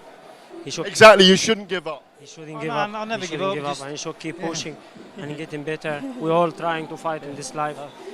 We're just doing what we love. We fight each other, but that doesn't mean we hate each other. Yeah. With all my No respect respect. to everyone. Yeah, Yes, respect. for sure. Respect. Mo, Zach, thank you very much indeed. We will keep going. We will let you guys go because you've got to do your medicals, you've got to get your hands off. I've upset one of your cornermen. Thank you, Zach. Well done, Zach. Brilliant work. Do you know what? That was really, really interesting. Well done, brother. What I found fascinating. Come behind us, sir. Thank you. Right, that's there. What I found. Come here. What I found fascinating in that was Zach is there, 11 years out or 12 years out. His last fight was actually 2014, so it's 12 years since he was in the ring. He did not look like it, but then he fatigued after a couple of rounds, didn't he? Yeah, look, I spoke to Zach yesterday, and he reminded me, obviously, he was part of the Luke Campbell era in Hull. Yeah, exactly. Which is brilliant. With Matchroom, Pontefract he's from, absolutely. Tommy Coyle, all the Hull boys, and it's a bit of an ask after 11 or 12 years to come back and kind of produce what you were doing back then. But he gave it a go. He fell short. He just said to me there, he might try it again. But listen, it's up to him. There's definitely something left there in him. As I say, he didn't look like a man who had ring rust for 12. I mean, there was no ring rust to begin with. He went at it. He's not known as a knockout merchant, but he set on the younger fighter. Mo's got a future, though, hasn't he, Mo Alam? I believe so, yes. I believe so. I think, obviously... We need an Egyptian fighter or two, don't we? Giza? Pyramids? Pyramids of Giza? Well, You're a Giza. I don't know where Jazza Dickens has gone, but... He was Where giving is us he? a hard Where's he gone? trolling time about our scoring in the Usyk No, us. You Verhoeven did. fight. Giving me a I hard didn't time. score How did you that. score it? I'm not going to talk about that, but he gave What, it to are you, you not not capable to of me. scoring a fight? I can score a fight, but he's talking about you. How did you have the fight after 10 rounds? Usyk and Verhoeven. I had Rico up. By what? I had Rico up. Yeah, were you actually scoring it with a pen and paper or No, I not? watched it back. I had Rico up. And were you writing it down round by round? No, I'm not a nerd like you, Gary. No, I'm not a And nerd, you're it's- not, it's my job. By the way, also, you're not writing it down, Yes, are you? I am. Show me then. Show me. I've got it back in the hotel room, and I'm not having you back there later on. Gaslighter. We're going to have a Gaslighter. couple of sherbets later on, a few tequilas. What's a sherbet? It's a taxi. A tequila. A tequila. Okay, fair enough. It's a taxi. Look, next fight's coming up. I thought he was going to spud me then. Bam. Ricky Wright's in the ring, the voice of the Valleys. What a legend Ricky Wright is. He as is. well. Make it sing, baby. Make Come on, it sing. Ricky.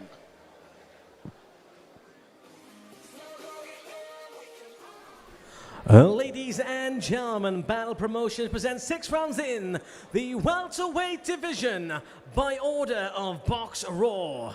Introducing first into the blue corner, weighing in at 68.25 kilograms. His record: 4 wins, 1 defeat and 1 draw. Fighting out of the UK, Kieran Jamal Joseph.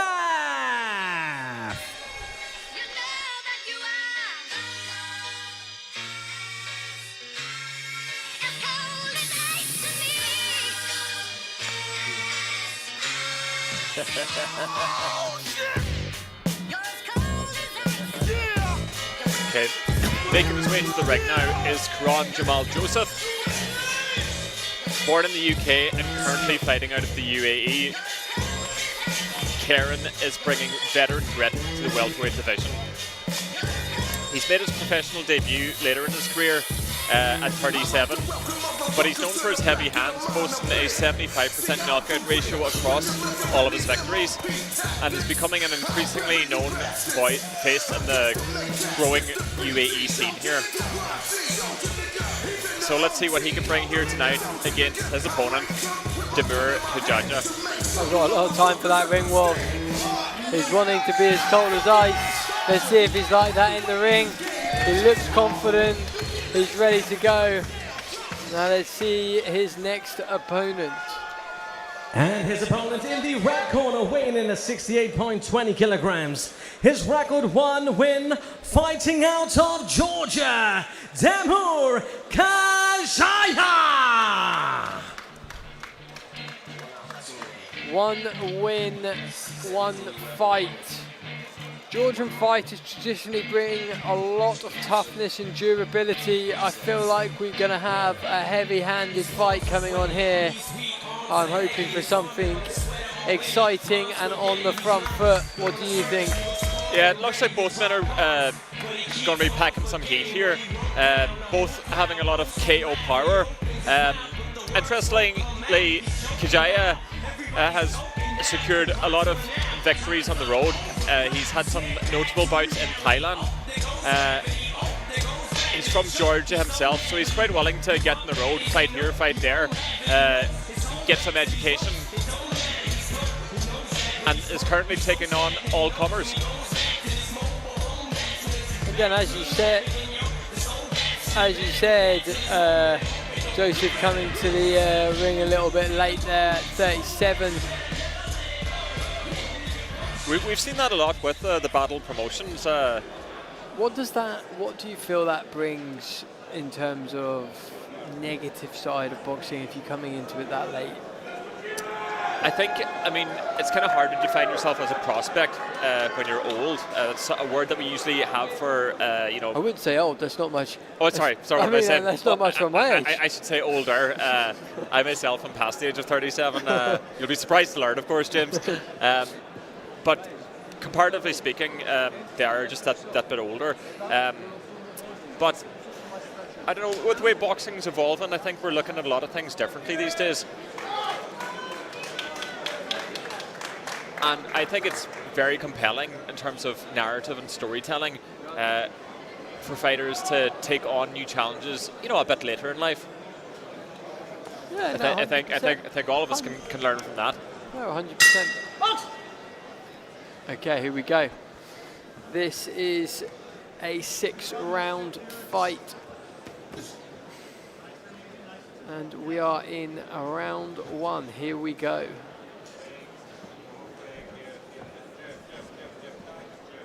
Kijaya just inching his way forward there. Some surprise body attack there from Joseph.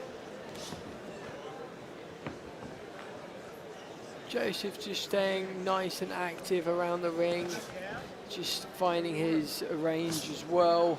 The Georgian looking to take the middle of the ring, he's looking to get behind his jab. He's in and out, I like that. Nice and active. Some interesting head movement there from Joseph.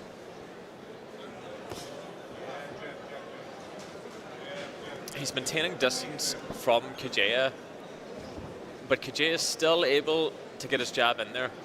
He's not completely out of reach.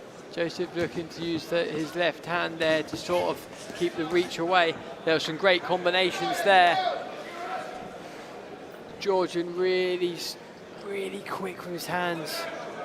Joseph just trying to time his shots there, and he'll come in with alternating overhand. It could be the overhand right or left. Some good body shots. Interestingly, both slightly different styles in terms of the Georgian being very quick on with his hands and also just very bouncy with his feet, whereas Joseph, he's probably looking for that heavy shot with his right hand. He's looking to line it up. He doesn't want to take too many of these fast shots. Well, he has knockout power in those hands, and he's just waiting for a counter. Just waiting for Kijaya to drop his hands for a few microseconds and get that overhand in. Some beautiful combination there from Kijaya again. Yeah, good strong right hook there, landing for Kijaya. In and out, in and out. He's staying nice and bouncy, controlling the ring in the middle, looking to get on that right-hand jab. Currently a mix of styles here. Joseph just continuing to try and time his shots, relying on that power, where Kijaya seems to be a bit more methodical here.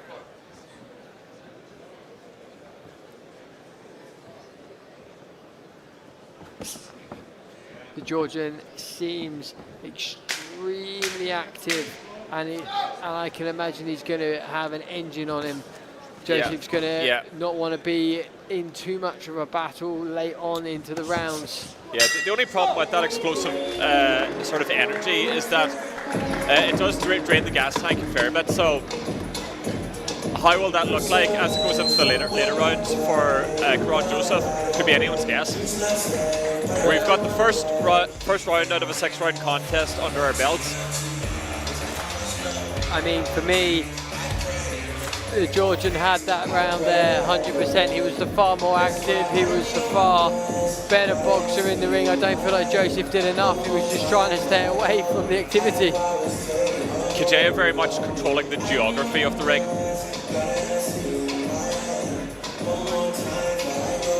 It's going to be interesting to see. I don't feel like Joseph's going to want to be taking this too late. You're going to see the second and third round if if we see that in terms of him being a lot more explosive, he needs to line up a few more shots. Yeah. I don't feel like he was active enough in that last round. No, not at all.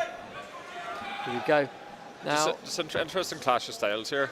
Technical versus kind of brute force.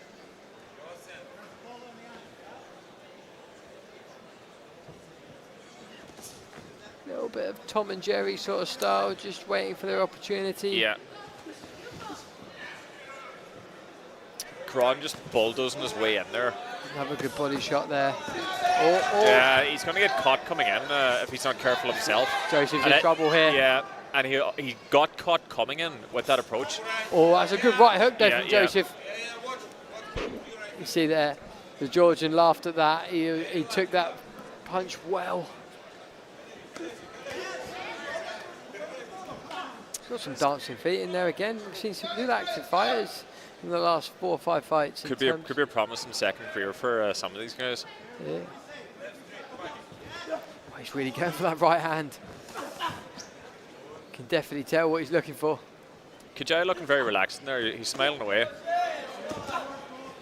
Looking off a good combination there. Switching stances too.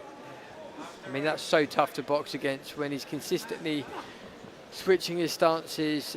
He's going in orthodox, he's turning, he's in and out, trying to get on his jab, trying to make the combinations. Cron Joseph here just playing possum. Joseph taking a lot of shots when he's not been active. Yeah. On occasion he's dropping his hands too, so we'd want to be careful. When he goes for that big right hand, he drops his hands every time. Yeah. And I feel like, again, as you said before, he's going to get himself into trouble with that at times. If the Georgian is quick, he'll make contact. Kajai is talking to Joseph in there as well.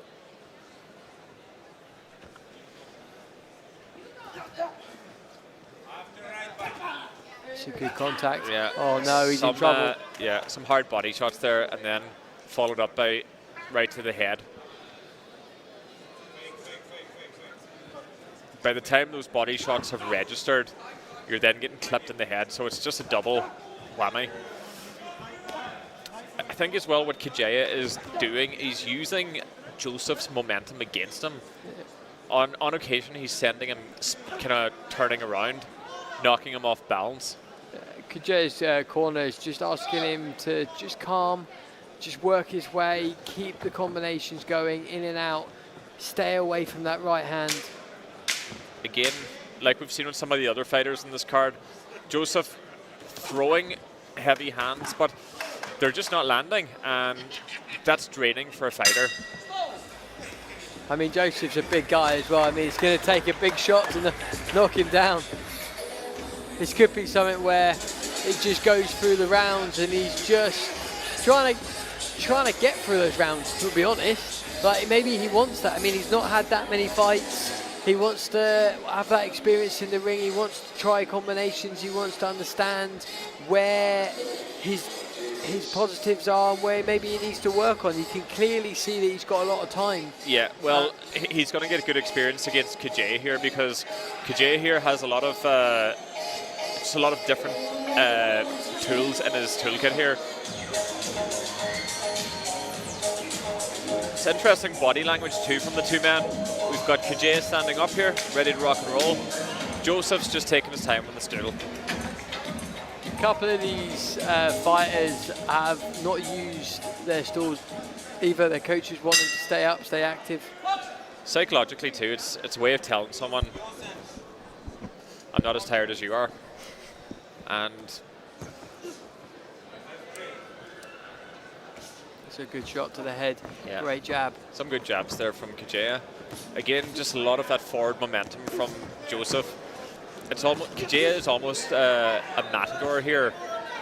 Kajaya is throwing some really good combinations, and he looks great in there. But I mean, it only takes one shot, and I do feel, as you said before, if Joseph can land it, he could be in trouble. Yep. Oh, it's a bit of But it's a clear case here of the matador versus the bull. Who do you have so far, James, in this? Kajaya's clearly up in both of those rounds. And I do think that that's sort of the fight that maybe Joseph was looking at as well. He knows he's going to have to look towards the end for sort of a knockout punch or stoppage himself. Just dropping the hands there now, and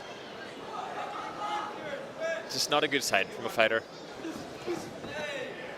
He looks okay though. He looks like he's taking those punches. Looks like he's still moving forward. He's showing a lot of feints there. Feints to the head, but going for the body. And you'd imagine that someone like Joseph, if he hits you in the body, you're going to feel it. I mean, Kajur's just collecting coins, collecting points consistently. Every round going towards him currently, and he just needs to keep going. He needs to keep that space. He needs to keep the combinations. Stay out of reach of some of those big shots from Joseph. He's done a good job off that so far. Very much staying out of range, but able to get in his own shots all the same.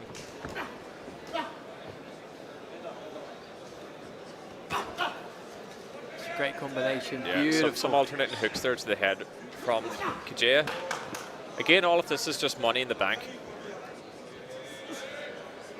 I think a lot of these fighters, especially the ones that are early in their careers, like Kajir, they want these rounds. They want to sort of go through the combinations. They want to go through the... They want to find their voice, almost find out what works for them. They're learning, aren't they? Yep, they're learning on the job. Yep. Yeah, exactly. But in this job, you can very much learn the hard way. One wrong move, and that could be all she wrote. Flush jab there from Kujaya. Again, just throwing Joseph off momentum, and very much seems to be the story of the fight here. Joseph's not really done a great deal in there. He started off slightly better in that round, but for me... He's searching for that one, I'm not going to say lucky shot, but the one that lands. To a point, I agree with you. I don't think lucky's the wrong term, because I mean he's going to need Kajir to drop his hand. He's going to need him to make a mistake. Because for me right now, I feel like he's very professional. He's listening to his coach. He's doing the right things, and that's all that matters, right? That's all that's all he needs to do. Currently, it's a very professional performance, and if he keeps that going, Joseph's not going to have a chance. Yeah, yeah. And I feel like I could go through this now into the fourth. He's going to need to take more risks, and that's going to then end up with some issues for himself as well. I just don't know if there's much of a plan B here from Joseph. I don't think there was a plan A. I think those hard shots are the plan A. But they need to land, because it's just exhausting when you can't land those punches. We saw that very recently with Fraser Clark and Daniel Dubois. Fraser can throw heavy hands, but if they're not connecting, it's wasting up a lot of energy. And that's energy that you need for later rounds. He's very, very quick, the Georgian. He keeps twisting his feet, he keeps moving out of the way, keeps him on his toes. He's just very composed. Yeah. He's very composed. He's very composed against somebody opposite him who doesn't have much composure. Joseph just not doing enough in these rounds. He's not getting those shots away. It's a bit of a trap there. Wasn't knocked down, as Cormac said. It was a bit of a trip there.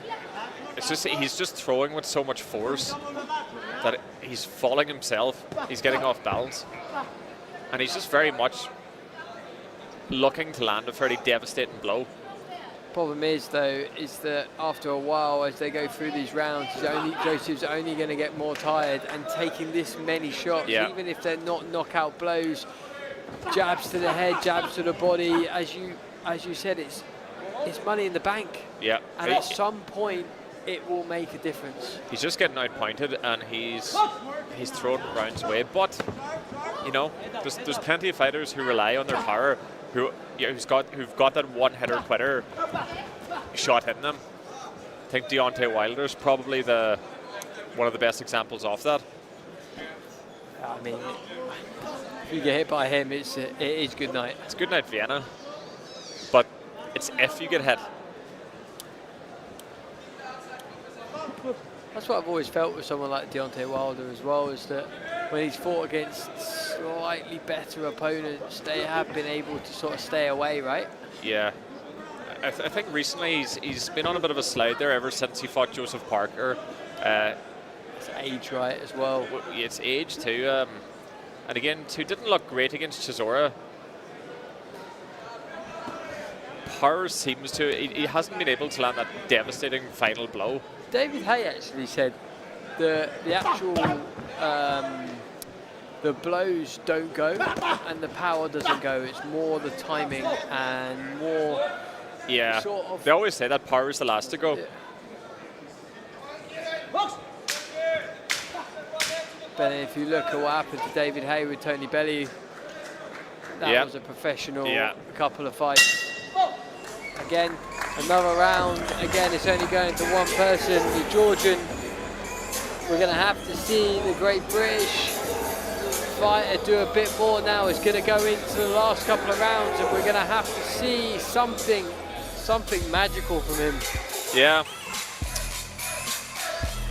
2 rounds to go, and I can very much see Kajay just outpointing his opponent to victory. Again, I'm always looking at these things in terms of body language. Kajay just standing upright, hasn't taken the stool once here. This is a very confident man. Not only that, this is a guy with plenty of energy. So some people do this for show. I'm not getting the vibe that this is for show with Kajay. Yeah, it's going to take, as I said, it's going to take a lot for Joseph to get into this fight or even win. I'd be very interested to know what his corner's saying. For me, he'll also know that he's not done enough. Yep. It's a numbers game. And he looks tired as well. These are fairly flustered punches coming from Karan Joseph.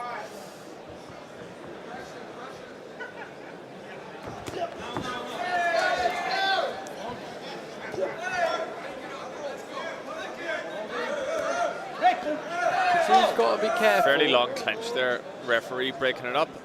He's got to be careful still though. He has to make sure that he stays away from Joseph's right hand just in case.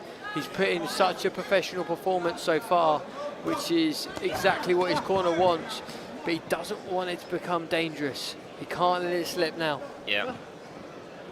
Still best part of 5 minutes to go. To the next couple of rounds. Kajay looking very composed here again, just keeping his distance but not staying completely out of range, still landing the jab. Still looking very much cool, calm, collected. Absolute throw of the right hand from Joseph there. He's going all guns blazing. Again, he just again. I mean, not sure what's gone on there. There's a bit of rugby going on in the ring. Maybe even a bit of MMA.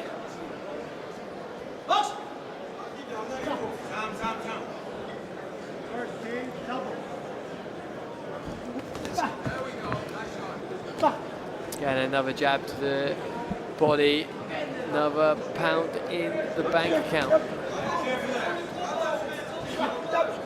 Swing and a miss from Joseph, that's tired. Yep. We were talking about Deontay Wilder earlier, but what happened when Deontay Wilder turned his back on Shulai Zhang? That was all she wrote. Oh, it could be all over here. Yeah. There's a couple of good combinations there from the Georgian. Karan Joseph just showing here that, again, this is something that he's going to learn from this fight. He's just got to get a handle on his composure and his momentum, because it's just completely out of whack, and it's not getting any more composed. I mean, the Georgian hasn't stopped smiling the whole time. He's absolutely loving it. Yep. He is consistently moving forward. He is consistently being the dominant fighter in this. He's got so much time to really put the pressure on Joseph. And he knows he's up in these rounds. Yeah. He's just living his best life currently. And the more this goes on, with only 23 seconds of the fifth to go, there's only one winner currently coming. Good, another great shot. KJ splitting the guard there, landing flush jabs. Clapper sounding for the last 10 seconds. Joseph wants time. He's trying to stay close to give himself a bit more time. Yep, give himself a bit of a breather. Again, KJ just strolling back to his corner here. Absolutely chilling.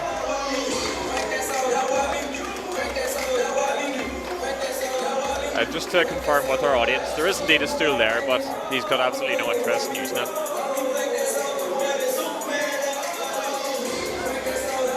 This is a guy, KJ, that looks like he could go another 6 rounds. Yeah, I feel like, again, he's going to move through these sort of fights very well.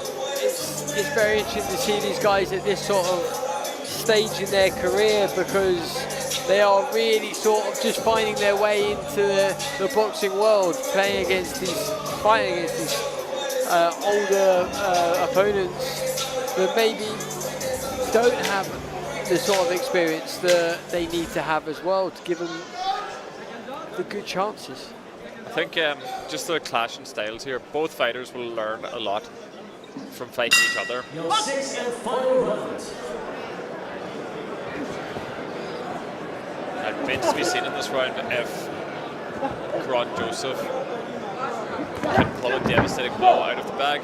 He's slipped here. He's sort of indicated that he's had a hit to the back of the head, but last round, gonna have to see something from Joseph, if anything. yeah, I mean, he's going to have to pull something out of the bag here. Interesting, these sort of fights though, because someone like the Georgian, he's become dangerous in these last sort of rounds. He doesn't want to be in like a dogfight. He wants to stay focused. He wants to stay behind his jab. He wants to keep those combinations happening so that Joseph doesn't have a chance in that right hand. Yeah. But he's got to stay focused. He has to stay focused at this stage. Yeah, well, that focus doesn't look like it's going to slip anytime soon. I mean, look at this here.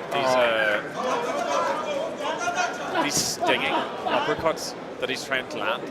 Stop! I just don't think there's a great deal of weight behind it to sort of knock Joseph out. No, definitely not. But he's landing enough off them anyways, and this is a I hit you, you don't hit me business. And saying that, Jay piling on the sauce here. Again, like you said, not looking like there's a whole lot of power behind them, but he's definitely getting the volume of punches. Stop! I mean, there's been a lot of pushing in this ring. Again, I'm repeating myself, it is the Matador versus the Bull, and the Matador's winning this one.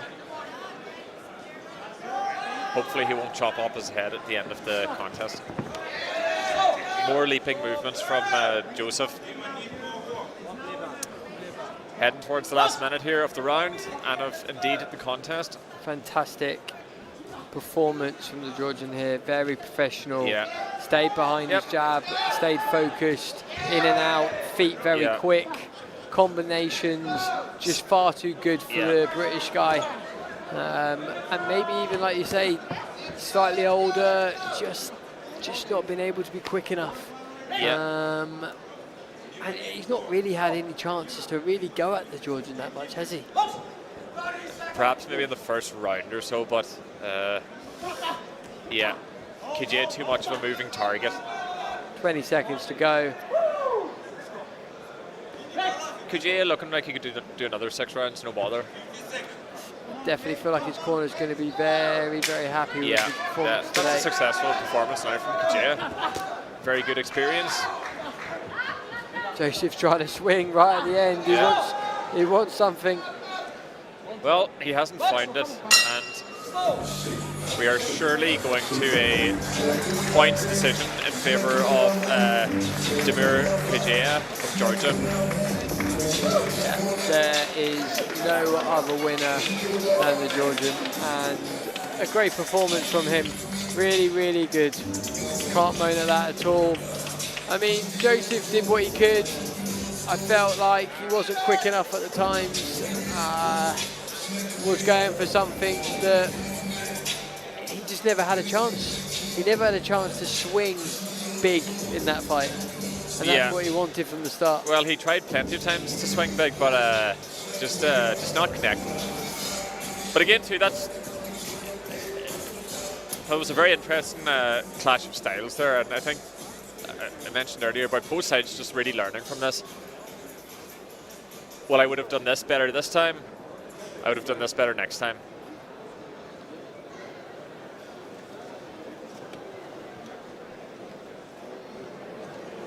And we are through.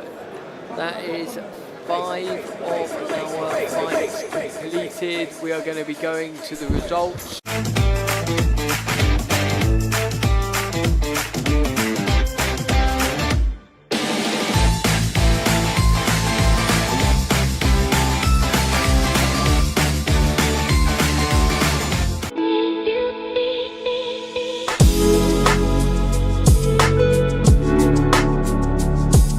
Gentlemen, after 6 rounds of boxing, we go to the judges' scorecards.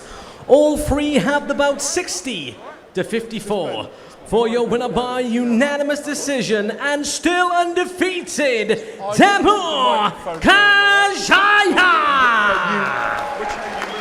And as we said, there was only one winner there, right? Yeah, absolutely zero possible conclusions to that fight other than a victory for Temple Kajaya. So you're a boxer and an influencer. It was absolutely a fantastic performance from the Georgian from start to finish, completely professional. He listened to his coach from start to finish. That is his second win now in his professional career. And for me, we're going to see somebody grow in the sport. I feel like he's going to keep going. I feel like we're going to see him hopefully on another one of our cards as well, which is fantastic. Yeah, he hasn't taken a whole lot of damage there either. So I'd be very much interested in seeing Kajaya in another fight. And I mean, there's going to be another show in July coming up. Maybe even get onto that. As we can see from a lot of these highlights. From the start, he looked very, very confident, moving through, getting behind that left-hand jab. Yeah, and just, with the footwork, stepping back at the right time, timing his shots very well, selecting his shots very well, reading his opponent. Never ever looked unsettled or panicked, just in cruise control. Yeah, as you said, I feel his feet were very, very good there. I feel like he was in and out all the time.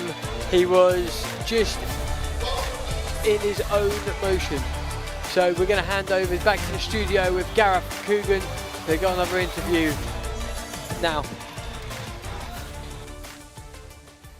Welcome back to the studio and welcome everyone here tonight to the Maidan Arena on what has been 5 spectacular fights so far and a fantastic crowd here already. Knowledgeable boxing fans. Well, joining Coogan and myself right now is influencer, fighter, DJ, Misfits fighter, Ben Williams. How are you? I'm good, brother. It's great to be here. An amazing event here in Dubai. Pick up the Batl promotions. And yeah, it's getting me itching to get back into that ring, bro. When are you back in the ring? Do you know what? I'm hearing that Misfits might be coming back to Dublin this year. I don't know a date, but a little homecoming sounds great to me. Pound for pound, the best fans in the world, the Irish? Absolutely, brother. You know that. And it begs the question, Ben. Katie Taylor's fight announced finally at Croke Park. 70, 80,000 will turn out for that? 80,000 people in Dublin, man. It's going to be hard to get a ticket, but that's going to be inspiring. I think Katie Taylor, out of all people that have come out of Ireland in the fight game, she deserves the most, for sure. You going to be there, Coogan? I will be there. Hopefully, you might be on the card. Let's get you on the card, Ben. That would be a dream, bro. Eddie Hearn, if you're watching this, get me on the card, man. Tell him, don't mess about. Tell him. Don't mess about, Eddie. Come on, man. Get me on that fucking card, bro. Tell us about your boxing background, then. Yeah, so I was an amateur in Dublin for about 2 years. I had a bad injury, and then I started getting into the gym. Started social media. I seen Misfits came around. I said, let me jump onto this. And yeah, got back into it about 2 years ago. And it's been just a roller coaster ever since. And I love it. And yeah, I think it's amazing. Coogan could learn a thing or two from you about social media as well. Obviously, he's got the 1 million followers live on IFLTV tonight, but I think you're way ahead of him on Instagram. 342k at the last look, I think. Yeah, not too bad. I think I might take a tip off How Coogan. many have you got? Yeah. None. Shut your mouth then, Gareth. Bit of beef, yeah. Well, you used to have a scrap. Well, no, we have many times, but we do it off air. Punch your face in, Let's Gareth. tell her what is it. Who would win a scrap of you two? Well, if it was a kickboxing match, I'd knock his chin off, yeah? But Ben, he's I've only got a minute in a little me. bit younger than my dad, so I Oh, can't. bit of beef going on here, huh? Some people think I am his dad, Definitely by the way, not. because I was on a cricket tour in Sri Lanka talk about about the my mum, time. you're getting punched. No, you I and swear to God. me, your Oi, mum you and your talk- dad are very good friends. Remember Don't that. talk So about my mum. You're getting punched in front of all these people. no. The joke, the running joke was that I was on cricket tour in Sri Lanka You talk about my in mum? the month that he was conceived, but his mother and father did conceive of him. I am nothing to do with that beautiful hunk of a man. Coogan, what have you Still said to talking that? about my mother. Stop. Right. Well, yeah, we get paid. Who do you want to fight? Just before we go, who do you want to fight on the? Do you know what? There's a bit of beef between me and Ed Matthews a little bit. Okay. It's going to die down. I don't think he'll fight me. But other than that, I don't really know, bro. I don't really care. So, I don't know. Whatever Mams gives me, I'll take. All right, there's 1 million people watching right now on IFL TV. We're going to go to Ricky Wright, the voice of the Valleys, in a moment. But go on, call out Ed Matthews right now. So, no, I'm not even going to call him out, bro, because I know he won't fight me. But who would you think, Coogan? You know the Misfits game. Yeah, no, Ed Matthews is on the kick thing at the moment, isn't he? Doing Yeah. the kick things. I don't really understand it, but yeah. Why Look, not? it You and makes Ed sense. Matthews. Look, we had a scrap in your call. I got dragged out, but honestly, I just can't see him fighting me. He knows he'll lose, but yeah, look, as I said, Just tell them. Go on. fuck it, come on, Ed. Let's get it on, bro. Let's get it on, make some dough, man. Come on. Lovely, Ben Williams, thank you very much. Ricky Wright, the voice of the Valleys. Make it sing again, baby. Ladies and gentlemen, moving on with the action. Batl Promotions presents 4 rounds in the featherweight division by order of API Global. Introducing first into the blue corner, weighing in at 56.50 kilograms. His record, 1 win and 2 defeats. From Uganda, Davis Ariho.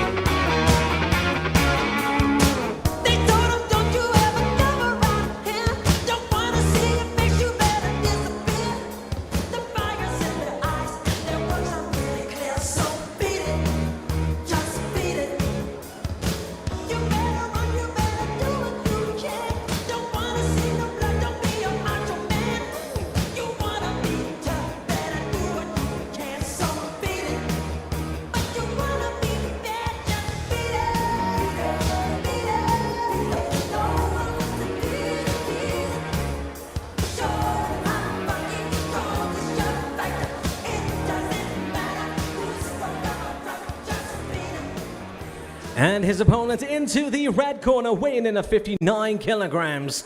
Tonight he makes his professional debut from right here in the United Arab Emirates. Amha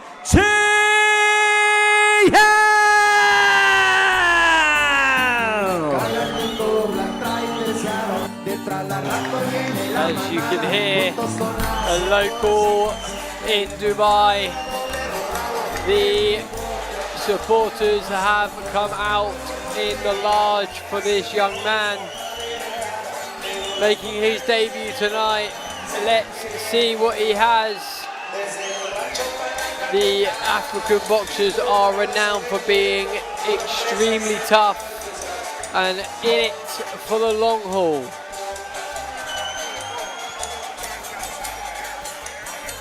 This fight will consist of 4 rounds of 3 minutes.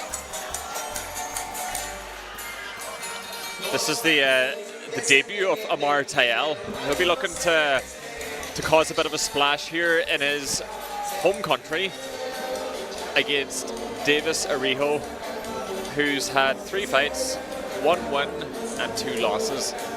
So both fighters at the very beginning of their careers.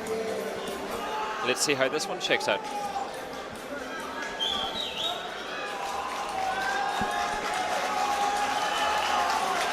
Okay, a big pop there from the crowd for Immortal.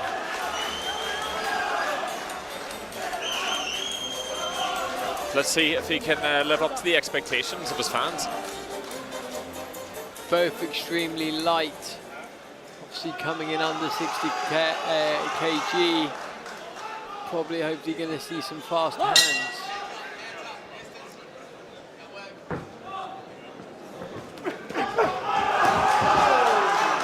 Well, you got your wish. Immortal, fast hands off the get-go here.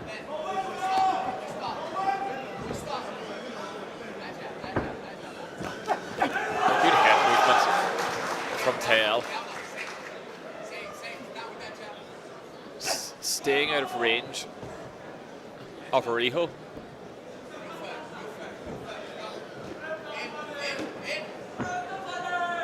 Coach wanting Amar to keep moving forward. Yeah. See on his shorts, obviously nicknamed the Young Wolf.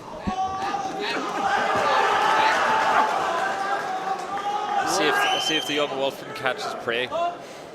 See what he did there. There is a lot of support for this young man.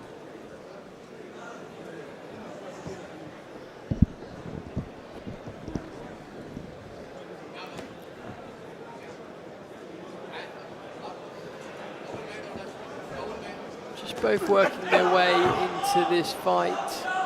Not too much damage done in the first minute. Interestingly, the UAE boy, his hands are very low. It's a good right hand though there, nice and quick. No contact though. Yeah, Tail doesn't maintain a high guard.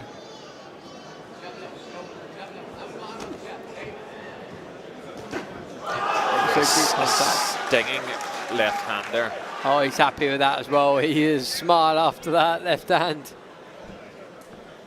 Certainly coming across as the cockier of the two fighters. Oh, a couple of good combinations there.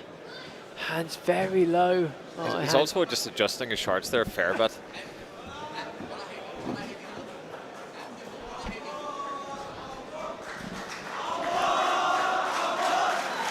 Okay, chance ringing out here in the Maidan Hotel for the hometown. Oh no. Fighter who's just dropped. I think he might have, his shoulder might have come out there. Signaling that he's okay to the officials and his corner. That was a strange one. He went down very awkwardly there and wasn't happy. Surely some sort of dislocation of the shoulder, some sort of sprain there.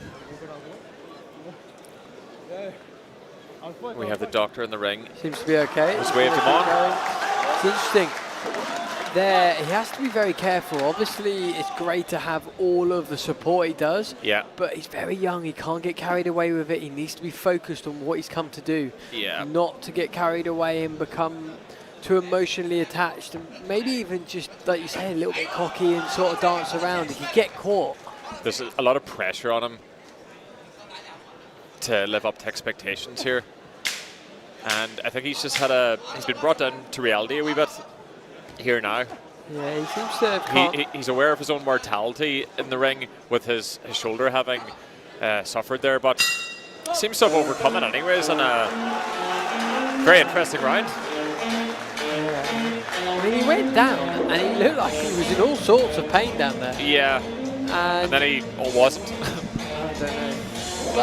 But all in all, definitely around. I definitely think the local boy here definitely took that round. Yeah. Just not a whole lot doing from Davis Ariho there. Just a very, very patient, measured performance so far. Yeah. But he'll want to be a bit busier, and if I was him, I might seize upon the sort of weakness maybe shown by Tayel. You might see him maybe using that shoulder sprain to his advantage somehow. I mean, for me, he just needs to stay focused. He needs to stay on it. He needs to be in the moment, not too much getting carried away as if with the crowd. He needs to stay what he came here to do.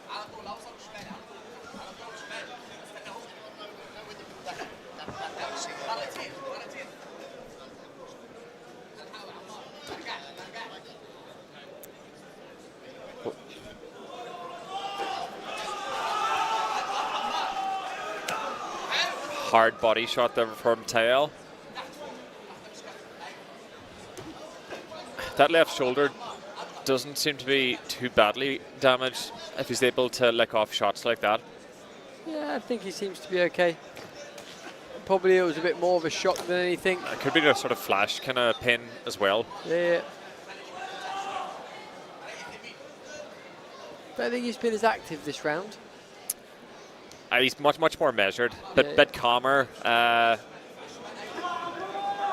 think we're seeing much more of a thinking Tayel here. Couple of good jabs to the face there. Sticks out his tongue at the crowd. He's very aware, very self-aware, this fighter. Tough being the Ugandan kid here. He's got a lot of people against him. He's not very experienced, but he's come in. He's now setting himself into this second round. He's pushing forward. He's trying to do more. Yep. He's certainly trying to rack up some points in the scorecards.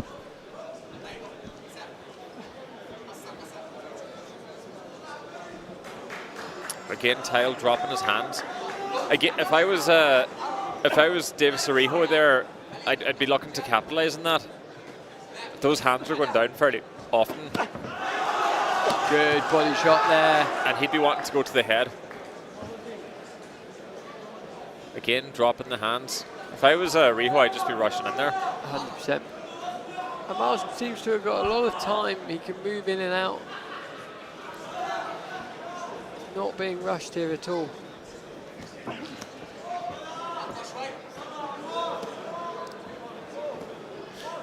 Nothing particularly exciting so far from the boys here. Yeah. Oh. But again, too, this is a testing ground for these young fighters who, have a lack of experience. They're testing out moves. They're trying out things. Some of it's going to work. Some of it's not going to work. And in terms of mentality, fighting on your home crowd is very nice, but there's a sort of mental pressure that comes with that, and this is something that Tayel is going to learn in his debut. Tayel happy to play possum there in the corner. A bit more of a grounded approach from Tayel in that round, but Arijo not capitalizing upon his opponent's momentum slowing down. I definitely feel like Amar's the favourite of the two in those last couple of rounds. I don't feel like the young Ugandan's done enough really to claim one of them. He was definitely more active in the second round. Maybe collected a few points here and there, but not enough in my eyes. What about yourself? Yeah, I think I very much agree there, James. It'll be interesting to see where this round takes both men and to see if the trend is going to continue in Tayel's favour.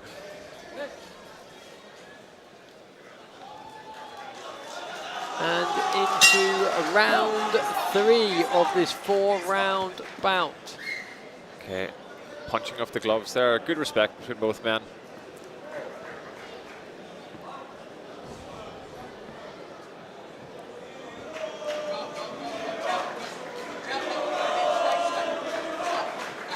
Just a lot of inactivity from Arijo. That's a better contact from Amar. Amar just coming over the head of Arijo, who ducked down just in time. hard left body shot from Tyel there.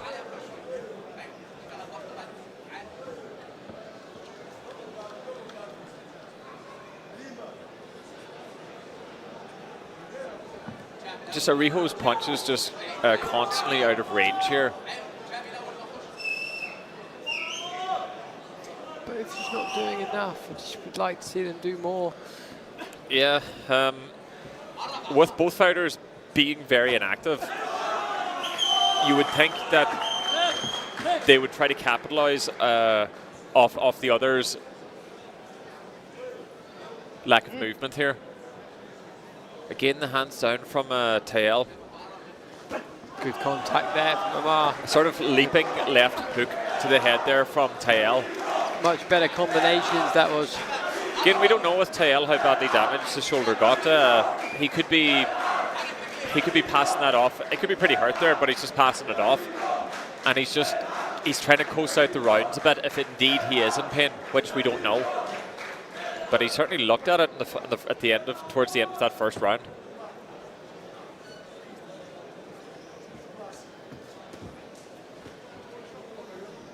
Just no power coming from Arijo. These are very much pitter-patter type of shots. There's just nothing behind it, as you just said. He displays neither volume nor power. You're really exciting me here with these comments. Well, call it like a scene, man. I think the comments are about as exciting as the boxing. Just want to alert the listeners at home that I do in fact have a Bachelor of Arts in English. I'm looking forward to hearing some of that. A bit more from the local lad, a little bit more action. He's just cruising a bit now. He knows that he's doing enough to sort of get through this in my eyes. Moving forward there. Another good contact with his left hand. I think the best way to describe this fight in general is a bit of a sparring session for both men. Yeah. Both men willing to bank rounds, get a bit of experience. But no definitive statements being made from either man. Nope. One round to go. I don't really feel too excited to feel like there's going to be something that's going to happen in this round. Is that due to this performance, James, or is it down to my commentary? I don't think it's your commentary. I've got a feeling it might be the inactive sort of boxing that we're seeing coming in at the moment. But look, this is the fourth round. He's going to be asked to do more.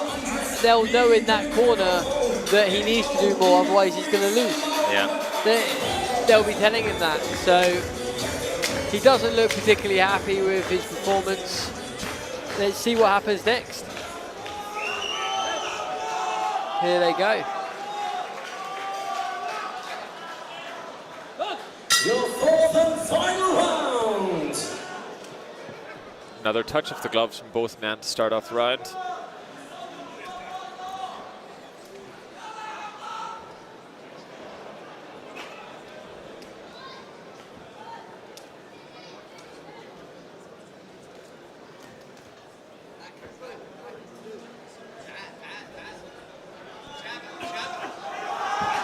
Taking a knee. There's a good contact. Tyel hits hard. Arijo goes down. From Amar. This could be it. Not sure he wants much more of this. And he's certainly no rush to get back up. And the referee waves it off to the delight of the local crowd for their man. And that is, as we said, a win for Amar. Gets win for the home side for Amar Tyel in his professional debut. And I will hand this over to you, Cormac, in terms of your analysis of the exciting fight we saw there. There's not much to analyse. Not much to analyse here now. Yeah, but again, too, this is what you expect from two men kind of starting out. They're inexperienced. They're just finding their feet. They're finding what works in the ring. They're finding their, strengths, and they're certainly clarifying their weaknesses in real time. No, 100%, and I think you're right in terms of that. We have been so spoiled with some of those debut people that we've seen on some of these cards that Battle Promotions have put on, and it's just one of those ones which they weren't as experienced, they weren't as sort of active. But look, Amar put in a good performance, he got the win, he's going to move on to his next fight. It's great to see a local lad down here who's got fantastic support. Great to see the amount of people here for him as well and giving him that support. What a night that he's had. Well, again, too, if you go back to the promotion's previous name, it was grassroots boxing, and again, too, it's grassroots level. It's an opportunity. Ladies and gentlemen, referee calls stop the action at 2 minutes and 14 seconds of round number 4. For your winner by knockout from the UAE, Amar T.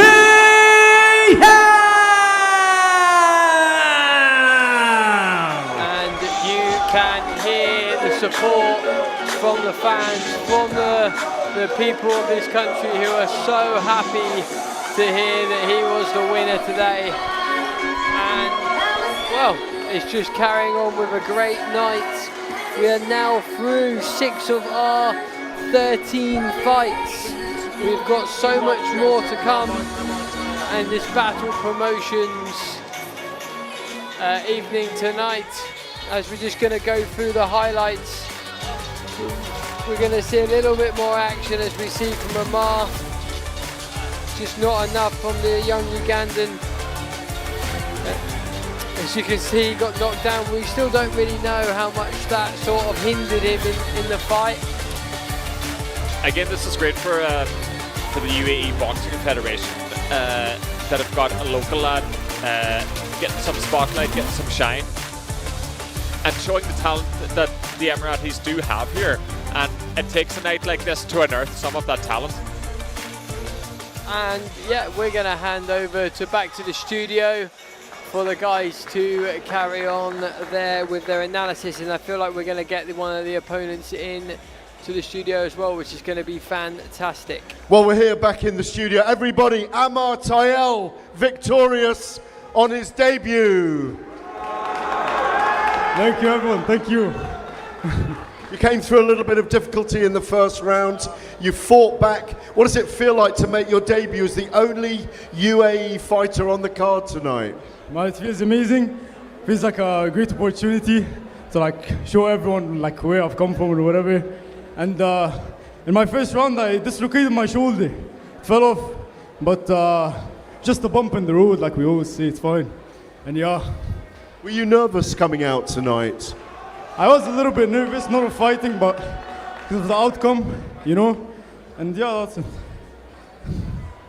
Yeah. Jazza, as far as debuts go, how do you assess that?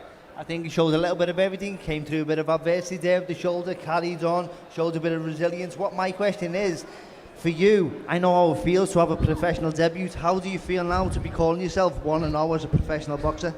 Man, it feels very special, because that was my dream since I was a child. I would always look at videos and look at belts, and always think what if one day I can make it here? And yeah, here's my first step as a professional. I saw you greeting everyone on your way up here. You can enjoy your moment right now, can't you? Yep, I can really. Thank you for everyone that comes, all my friends, all my family. Thank you for all of you. You mean everything to me, and yeah. Talk to us. We travel around the world, the three of us, doing boxing all over the world. Jazz is obviously a former IBO and WBA world champion, I think I'm right in saying, at super featherweight. You're standing next to a guy who's been there, seen there, done it all. How big can boxing become in this part of the world? I think boxing can become, it's already the best sport in the world, but it can become way bigger than that. Because it's a one-man sport. You're working on your own, you have to do everything on your own, you have to go through mental stuff on your own. Not like other sports where you have team, we have whatever. It's all you on your own, so it's one of the best sports in the world.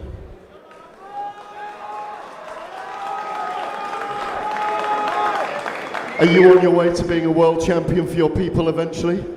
Man, I hope I can. Hope I can become like him right here. One day, inshallah. because he's been through adversity as well. His story is extraordinary. Read the story of Jazza Dickens. Go back to Ricky Wright in a minute for our next fight. But Amar Tayal, everybody, your victorious UAE fighter. Have you two got beef or what? What's going on? Yeah, you're going to enjoy your people, sir. Jazza, let's just have a quick chat with you before we say goodbye to you in studio tonight. You've been a bit of an internet troll recently, a social media troll. What's going on with you? When you say a troll, do you mean the truth? Shall we go into your scoring cards in the Usyk fight? How you had the first half of the fight to Alexander Usyk and the rest of the world never? I tuned in to talk sport to listen to you and ended up saying I'm never going to watch boxing ever again. Oh, well, thank you very much. I'm sorry I put you off this company, man. Forever. I do think I had Usyk up 5-2 after 7 rounds. It was a weird fight. Can we ask you about that crossover stuff at the moment? We've had Misfits guys up here tonight, kind of rappers who are going to fight, DJs who fight. What do you think about all the crossover stuff? Eddie Hall and Tommy Fury next weekend? Well, I'm sort of old school, but I just think boxing right now is the coolest sport in the world. Everyone wants a piece.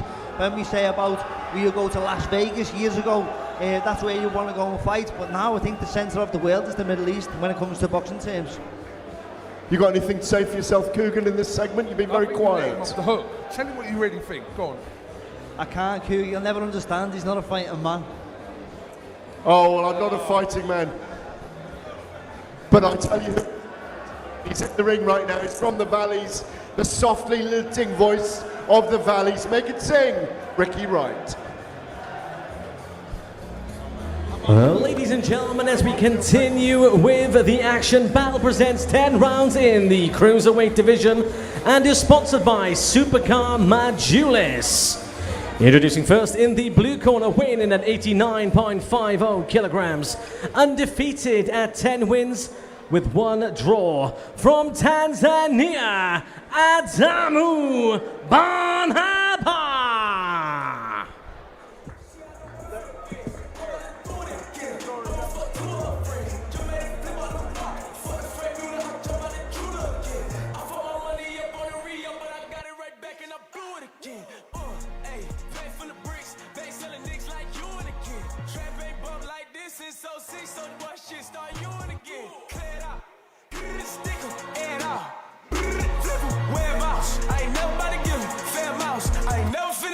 Triple in the double up stash, quarter brick, another half, and I got another 20 on the vision. Special little flipping in a caddy from the kitchen. I'm a hustle to the car, came with another brick in it. Crib came with another bitch in it. If you ain't getting litty with the shitty, I'ma put another bitch in it. Bitch better hit me with Detroit. And no, I ain't talking about Michigan. Hey. Damn.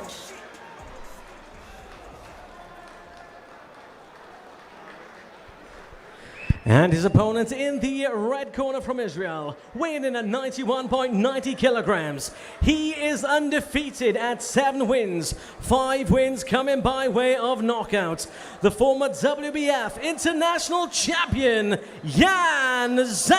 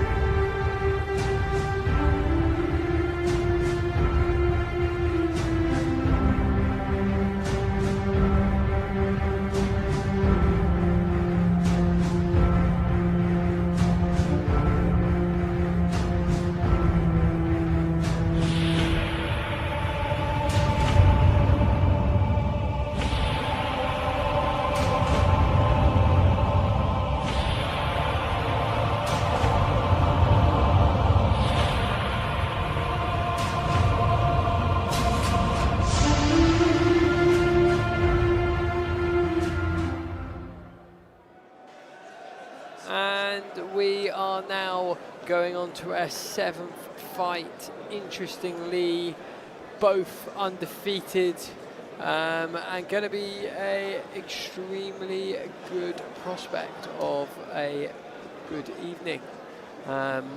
What do you make of these two fighters, Cormac? Well, They've got both the same amount of experience, both undefeated. Someone's old may go.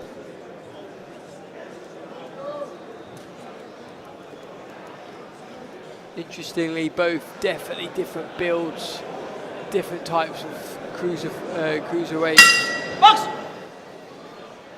Jan, nicknamed the Terminator. Well, let's see if he comes up to that name in this fight.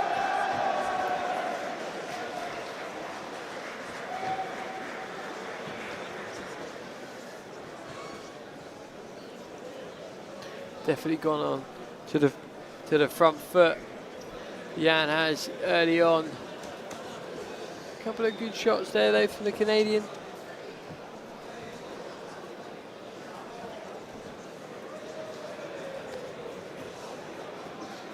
Zach doing a decent job of pushing his opponent against the ropes, cutting off the ring. Interestingly, Stefan has crossed over into combat sports at times as well.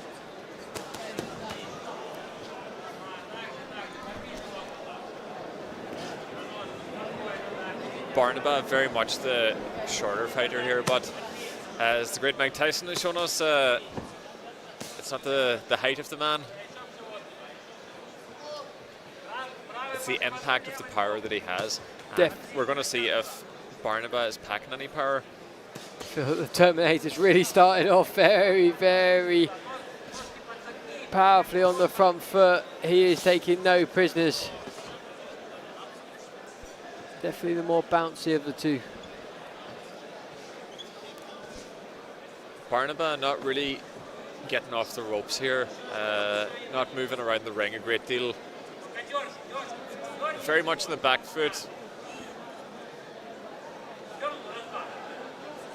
Seemingly unwilling to take chances in this fight so far.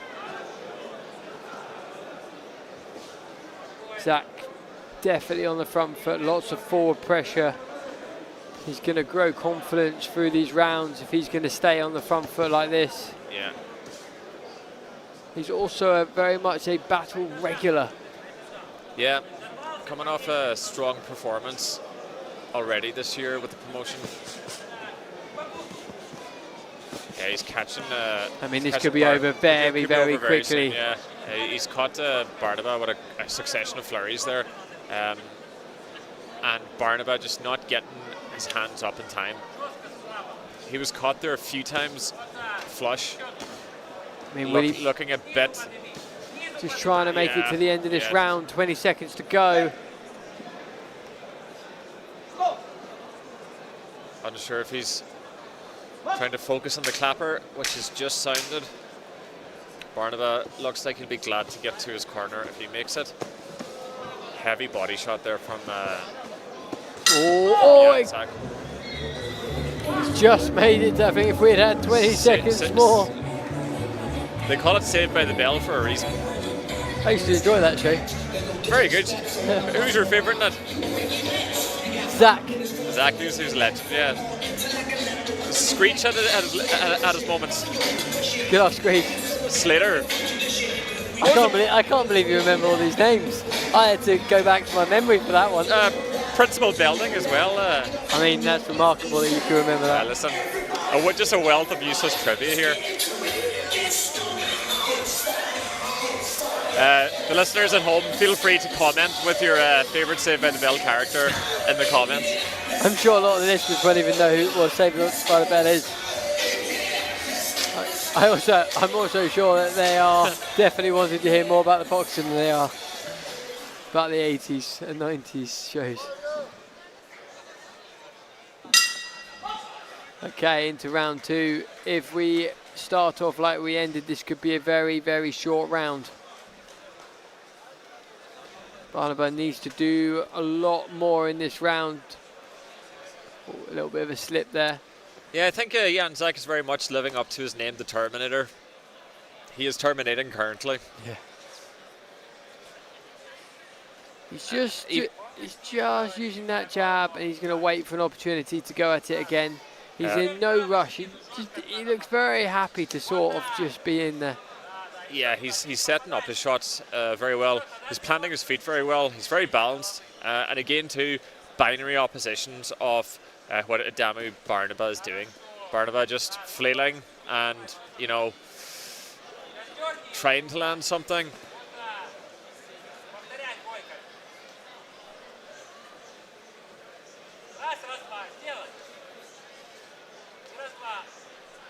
We see Jan Zak here just splitting the guard of Barnaba, just kind of pucking him at will. He's just getting behind that left-handed jab, in and out, in and out. Barnaba has these kind of winging hooks that he's throwing. Seems to be a lot of power in that one. Again, we're seeing a lot of contests here tonight where, you know, we have a very methodical person against somebody who's trying to just land that, I don't want to call it lucky shot, but that big shot, that powerful showstopper. The haymaker. That's a good couple of combinations down near us. We're hearing them up close here in the corner. Our commentary desk is just in front of these guys. I felt that one. I mean, how long can he keep taking this sort of hits without doing any sort of damage? And it could be all over. I don't see him getting back up from this. And if he does, it could be a very quick finish. 52 seconds left there, and then he took a stumble, and that is it. Yep, he's been saved by the referee and not saved by the bell here, so Jan Zak continues his mission of terminating. I mean, a very professional performance, far too good, and if I'm honest, from the word go, there was never going to be any other winner there. Yeah, just if you just see him there now, just a lack of breathing, a very composed individual here, not remotely unsettled. And again, this is just target practice for someone like Jan Zak. He's gone through now 10 wins. Well, obviously that'll be the 11th win, 1 draw. He's going to want to start seeing some sort of more of a bit of a step up, some better opponents now. He needs that sort of like, that rush against somebody who's going to fight back. That there was not good enough for him. That was just completely one-way traffic. And again too, while it's good to get experience, you know, get out, do your ring walk, get under the lights, get in front of a crowd. Ultimately, you need to be challenged by better opponents. Oh, 100%. You know, and that's the main thing. They're here on their journey, but as they get through 11, 12, 13 fights, it's time to step up. It's time to have that opponent to really push himself into the next stage. Yeah. And I'm sure he's going to be asking for it. He's going to be saying, just give me somebody that's going to pile on the pressure a bit more. Yeah.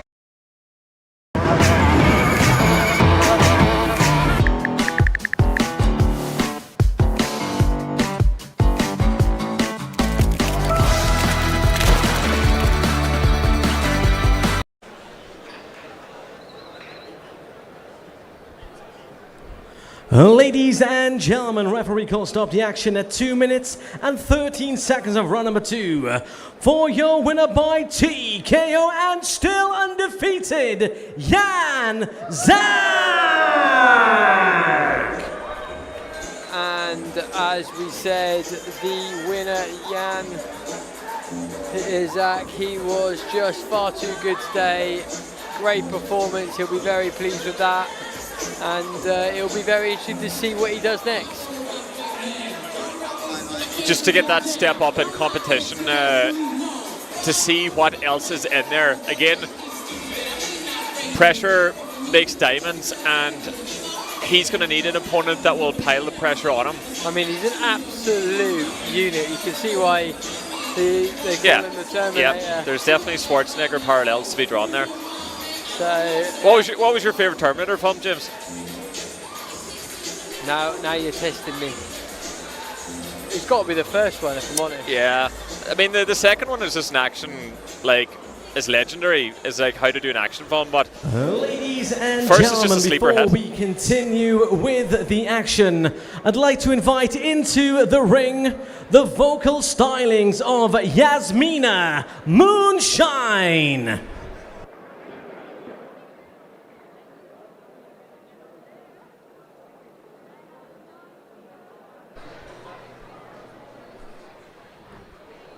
Ladies and gentlemen, may you all be upstanding for the national anthem of the United Arab Emirates.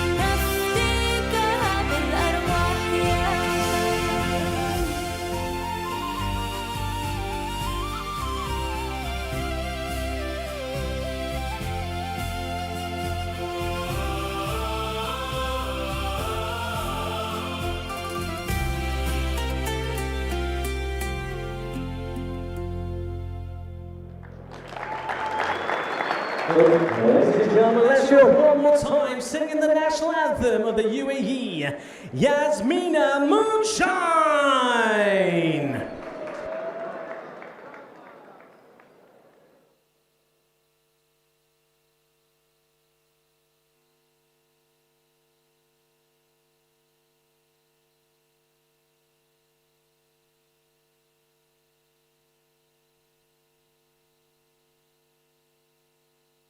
And that's a fantastic way to go through halfway through the session tonight, to have the UAE national anthem beautifully Ladies and finished. gentlemen, moving on to the next contest. This one for the vacant WBC Asia Super Lightweight Championship. Please welcome your first boxer into the ring. From India, Kuldeep Tanta. मार मार के मुक्के तेरा मोर बना दूंगा मार मार के मुक्के तेरा मोर बना दूंगा दुनिया बड़ा फिर गणी तेज तना बेरा तेरा भाई बड़ा भाड़ा सा इन सरकारी अधिकारियों के मैंने मुंह पे ला दिया ताला रे पर साम दाम दंड बेते ऊपर परिश्रम का बोल बाड़ा से Kuldeep coming in from India with 10 wins, 3 losses. It's going to be an interesting fight coming up. I am very happy to announce Mr. Ruse is on the comms with me tonight. And how has your evening been? Yeah, pretty good. It's nice to look around and see the crowd that we're bringing in now, you know? I mean, I've been doing this for now, it's my 3rd show, and it's only got bigger. Yeah. And I mean, it is so fantastic to see you guys growing it so well. It's a very, very sexy venue, isn't it? Please Very me, nice. it is absolutely wonderful, this venue. So, And now would you please welcome his Julia Bar. opponent from Title Saudi shot. Arabia, Suleiman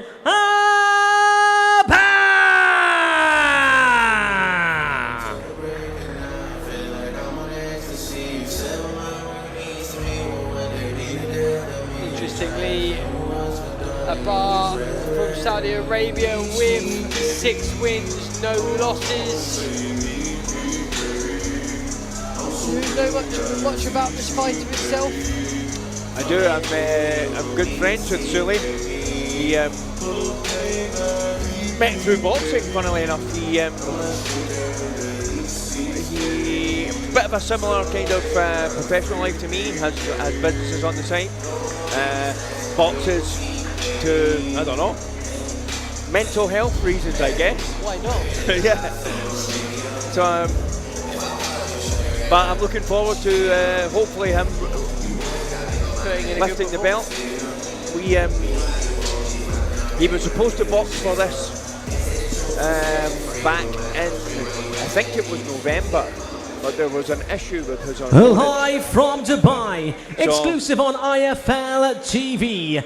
Batl Promotions presents 8 rounds for the vacant WBC Asia Super Lightweight Championship. Your WBC Asia supervisor in attendance tonight, Mr. Robert Lenhart. And this bout is sponsored by Supercar Majulis. Introducing first in the blue corner, wearing the white and gold, weighing in at 63.50 kilograms. His record 10 wins and 3 defeats. From India, Kuldeep Tanta. And his opponent in the red corner, wearing the black and burgundy shorts, weighing in at 62.3 kilograms.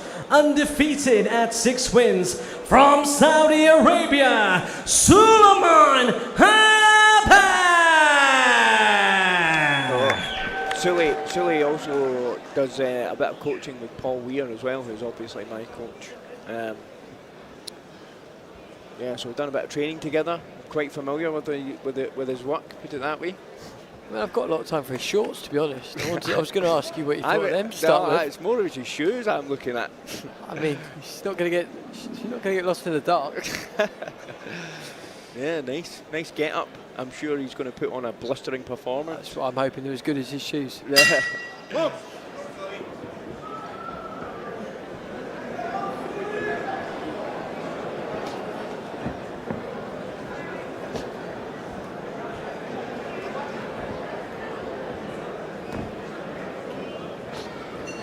Bit of a cagey start, feeling each other out. But that's normal. I think this is a 8-rounder, is it, Jimmy? It is an 8-rounder, and I mean, a lot of the time, obviously, there's a bit of pressure on here with the belt. Both obviously coming into it. It's interesting with a lot of the Indian fighters; they're very durable. Yeah, they are. They travel a lot as well. They do. Although I'm told Sule hits it very, very hard for his weight. Have you sparred with him? I haven't. He's a bit smaller than me, actually. A bit out his weight class. Very, very quiet to start with from both of these, both finding their ranges. I said that's when I boxed for WBA Asia back in April. It was a 10-rounder, and you're very aware of the number of rounds that you have to do. So and you don't necessarily come out, flying. You kind of come out to pace yourself. What would have been his like longest rounds beforehand in a fight? I think he's done 6 rounds before. Okay. You obviously build it up over time, but this is his first 8-rounder. So whilst you may have done spars as long as the fight, you definitely hit it. I don't know. It's different. It's a different kind of. It's a different mentality to do it in an actual fight. So you're very aware that. Of the length of the fight that you have to do. You're very aware of the number of rounds, and it's almost a mental block. Yeah, of course. But once you've done it once, you can do it. Sometimes in these sort of events also, they might go into 6 or 8 round fights, but they might not get there. They need those sort of rounds to be able to get used to it. Absolutely. But again, a spar is. It's not the same. Okay, it's a replicating a fight, but it's not the same. There's so much more to it. Your heart rate's higher. Yeah, I mean, you see, certainly where we spar, it's more, you don't go out to hurt someone. Where in a fight, you go out to hurt someone. The way I can say it is, you can really see the intent on your opponent's face when they throw a punch to try and land something substantial. No, of course. I mean, that first round, a little bit cagey, as you said. For me, I didn't feel like there was nothing particularly that sort of came about it. He was just working his way into the fight. Yeah, I think, again, that's to be expected. I said, doing 10 rounds in sparring, I can remember before my last fight, the feeling of accomplishment I had after doing the 10 rounds in sparring was pretty intense. So I'm not expecting this one to be, you know, fireworks from the off. No, of course, and that's part of it, as you said, that he's still learning, he's still very young into his career. And he's gonna want those rounds to then move through the gears, and then we'll see sort of maybe a bit more fire towards the mid rounds. So what's your favourite part of the design on Sully's shorts, Jimmy? I mean, what's your favourite logo? I haven't looked at it that intensely. I'll come back to you with an answer. Well, okay. I like the dice, the fire dice. I was about to say that. Yeah. I'm not sure I should be. I'm not sure I'd be looking too much on the back of his shorts. Get in trouble.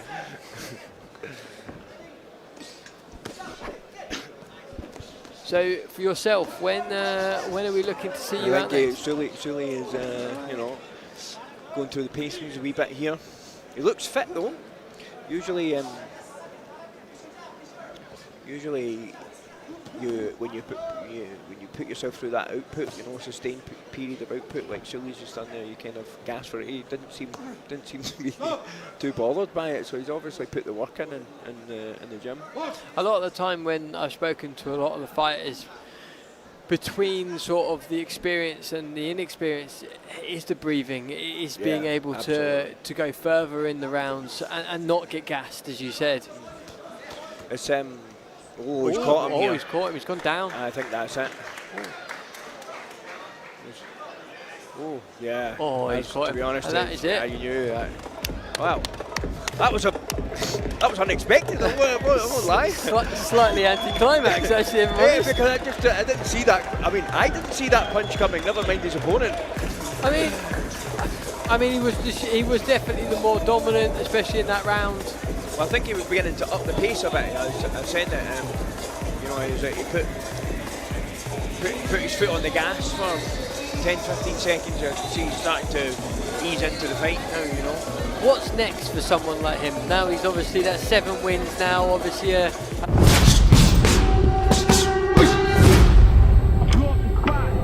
had to get back to the basics. What if my talent is wasted? Sick with a mic in the basement. Bosses are crap in the basement, but my come up is legend.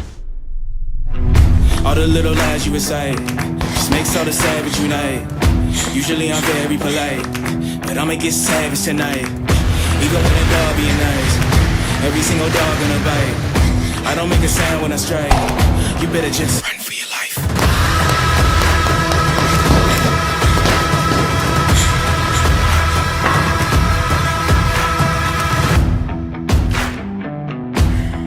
Run for your life.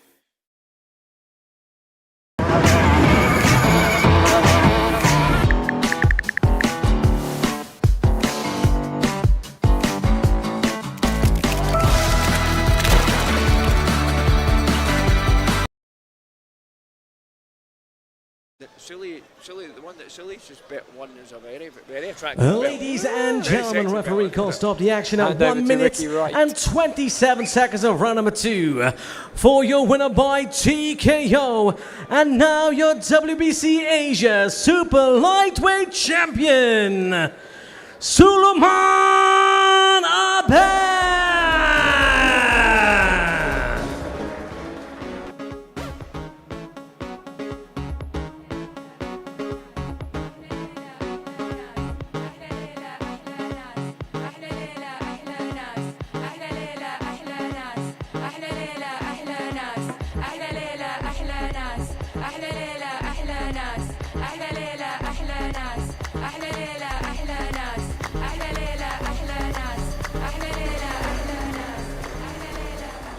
I just want to say thank you to everyone who came out here today. First and foremost, alhamdulillah, Allahu Akbar. Nothing is possible without God. This is a title that I always wanted to win, and I just have to say thank you to Mr. Jamie Cormack for making this dream come true. I was meant to fight for this title before. It didn't happen, and I honestly was going to stop boxing, but it was really none other than Mr. Jamie Cormack who told me to trust the process, and it's because of him I'm here today. So thank you, Jamie, and we hope to see you do this in Saudi Arabia one day. Ladies and gentlemen, let's show one more time your new champion, Suleiman Harper. And that is our new champion from Saudi Arabia, and obviously, Michael, one of your friends. Obviously, very, very pleased to see that. Right? Yeah, I was good. I'm just watching the replay now. So pretty good defence for there actually, and then there was this left hook that just seemed to come out of nowhere. I mean, I didn't see it, so his opponent must not have seen it either. I think that they're the punches that really hurt you actually, the ones that you don't really see coming. You've been hit by a few. Yeah, I've been hit by a few.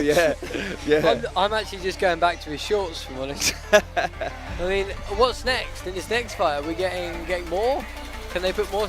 He's got a WBC stamp on there. Does that mean there's a WBA stamp now on it? WBC.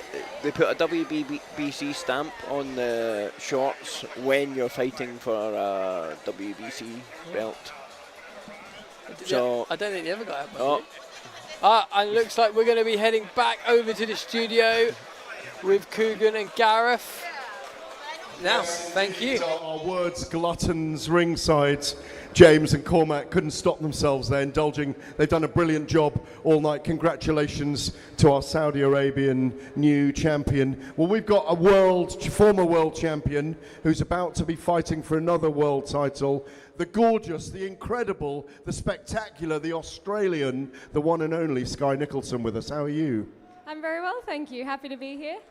Enjoying the fight night action so far or not? Yeah, it's been great. It's my first fight night in Dubai, and yeah, really enjoying it. It's been a great night. Would you like to fight here?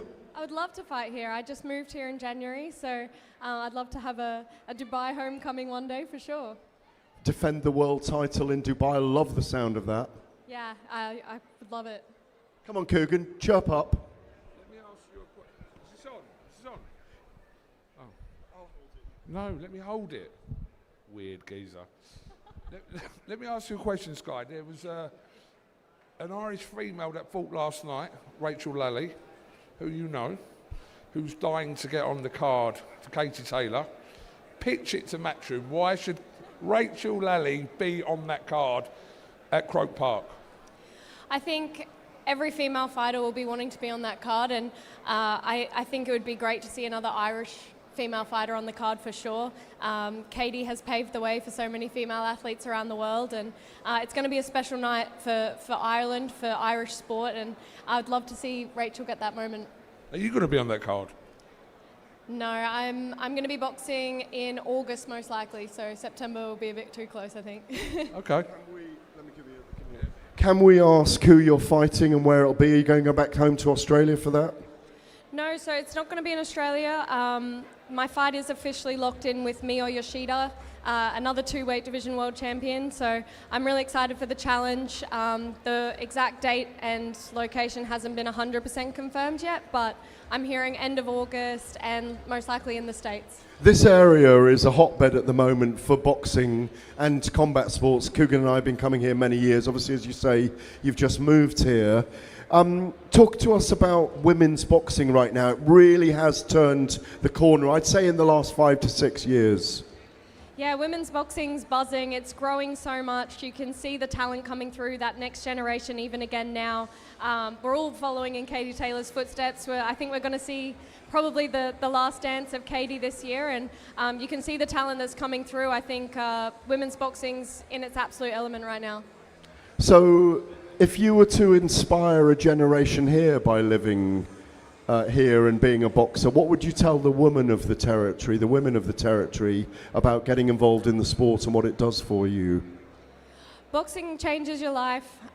Whether you compete or you just go and join the gym, an incredible feeling that it gives you. I encourage every female to go and try it out, and most absolutely fall in love with the sport. You see it all the time, and the most unsuspecting and unexpected girls end up boxing and absolutely loving it and being very good at it as well. So yeah, I just think go and give it a try. Have you been, not chatting up, but have you been talking to Jamie and Michael tonight about getting on one of their cards? I know you're still with Matchroom, aren't you? But you could always do a little, Anthony Joshua goes off some fights on Netflix. Why can't you do it?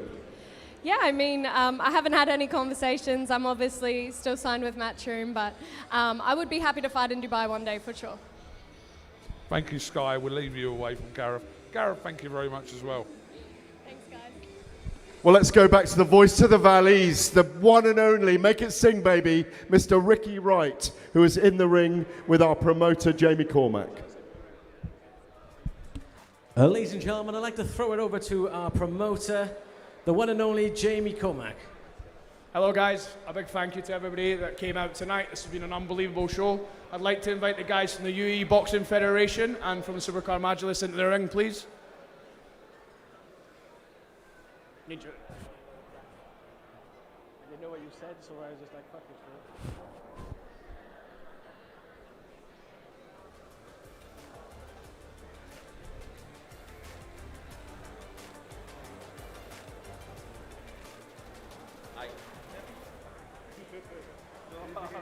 You've not done that before. Hello. Need to be quick. It's very hot. You want to speak? Oh, yeah. No. You want to speak? No. You speak? About?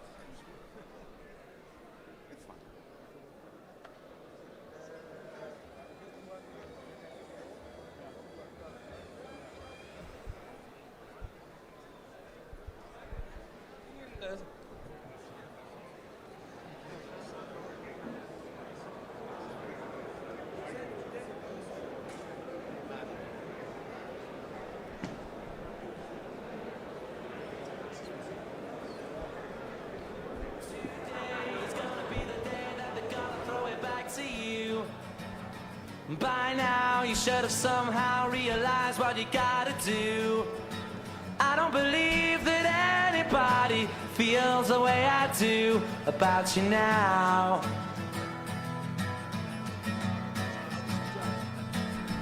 Right, I just want to say a very big thank you to Mohammed and the rest of the UAE Boxing Federation. The support that they've given us recently in growing the sport here from an amateur level all the way to the pros, it's been unbelievable. Every one of their teams come in and made like a huge difference in helping us and the support. Like we've not had this before. Everything they're doing is for the good of the sport in the UAE and an amateur level, and everything we're doing on a pro level is setting us a new standard ahead of everybody else. So a big thank you to them.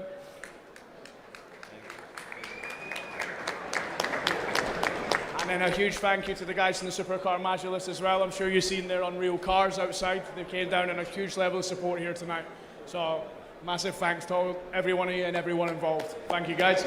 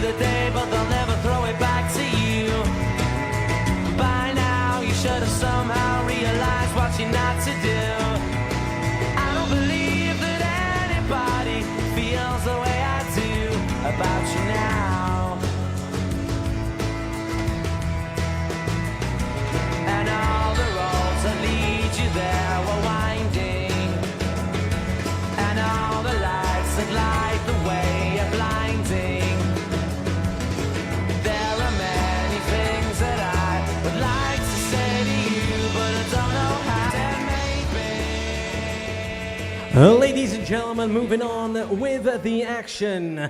Batl Promotions presents 8 rounds in the super middleweight division and is sponsored by MMI. Introducing first into the blue corner, weighing in at 65 kilograms. His record, 27 wins and 11 defeats. From South Africa, Lusanda Komanisi. Set speeds, baby.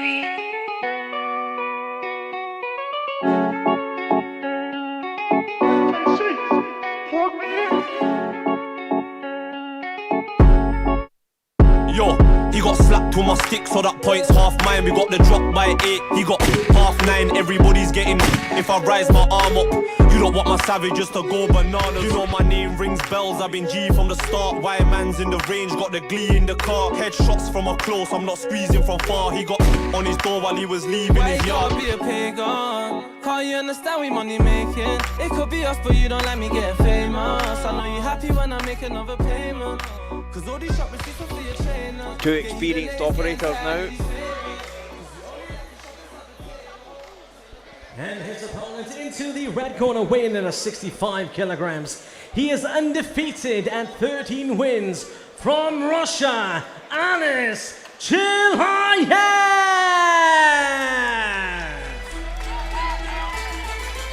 So we're just going into fight number 9 here. Out of the 8 fights that we've had, 7 of them have been either KO or TKOs with 1 by decision. So it's been an entertaining night of scraps so far. These 2 boys now, Chilaev and Komanisi, they've a lot to live up to. Yeah, this I think this one will be a good one. A couple of experienced operators. I'm not familiar with either of them. I haven't watched either of them box before. But a 13-0 Russian is going to be quite impressive, I would imagine. Yeah, a 13-0 Russian with 7 KOs as well. So decent power. You're looking at a heavy hitter there, and we'll be expecting some fireworks here in this 9th fight. Anis Chilaev, 13 fights and 13 wins. Lusanda Komanisi. I'm liking the South African socks. Nice, like it. Yep, listen, it's a vibe.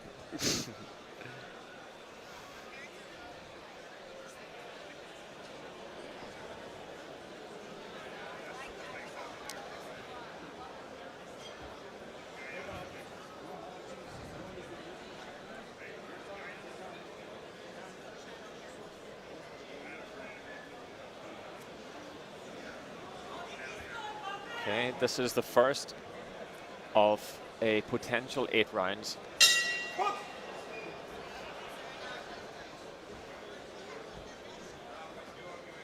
Again, 8-rounder, so just a bit of feeling out at the beginning. I find with the shorter fights though, there's a bit of chance there to kind of throw away rounds too. You have a shorter space of time, but that needs to be impactful as well. Yeah, I mean, I think it was my 4th fight, which is my only loss. I was winning the first round and got dropped. So I ended up going from winning the first round to losing it 10-8. I did get up and I won the last couple of rounds, but unfortunately I'd already the damage was already done in a 4-round fight. Yeah, no, each round matters. But definitely, as the fights get longer, it's definitely a bit of tactical change for sure. He's got a bit of snap in it. Yeah, Chilaev, yeah.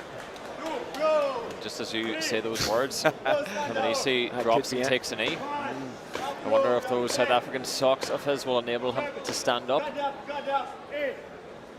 He gets back up. Although he does look in some pain, I won't lie. Okay, it's the how calm you are under under fire. You can tell that the Russian Chilaev is very, very calm. Yeah. You know, even when I think that's you only get that through experience. Oh. You only get that experience, and you can't buy or teach experience. You just have to do it.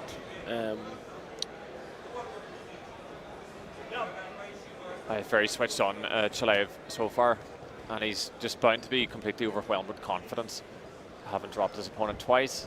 Yeah, he's got a very nice guard actually. Yeah, I like it. And see, he's holding his feet there. Doesn't need to give a lot of these Russian fighters too.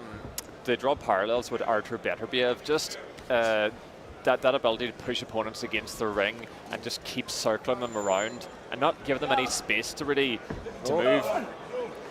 It's the third man. It doesn't look like he's going to get up from this. Yeah. And the referee waves it off. That's it. That's all she wrote. Yeah, there was a bit. I didn't see him finishing like that. A bit anticlimactic. But he's a very.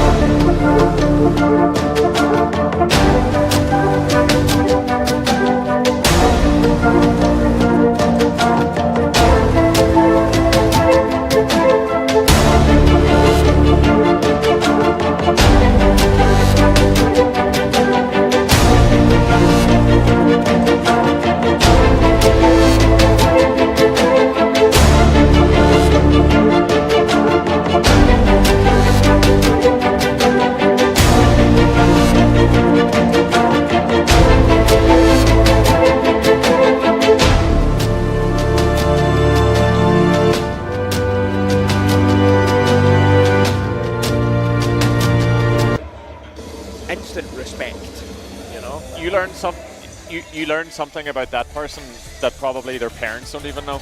It's very bizarre, you know. Sparring with people, you punch each other in the head, and I don't know. Then you get out, you talk about how you each get better at punching each other in the head, and then I don't know. It just creates a bond like nothing else. Yeah.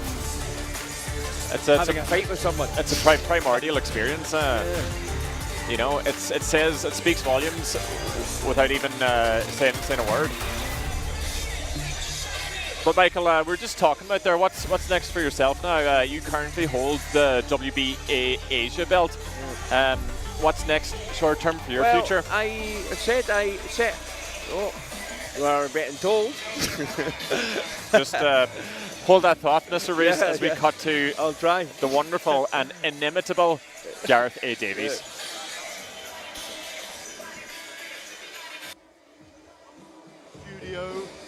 What a great night so far. We've had 10 fights. The Canadian Droniak was brilliant. in that last fight, and I'm glad the referee stopped it. What a great night we've had. I don't know where Kugan Cassius is, probably watching it on his own stream on IFLTV right now, but a brilliant night so far, a host of great guests, 3 more fights to go.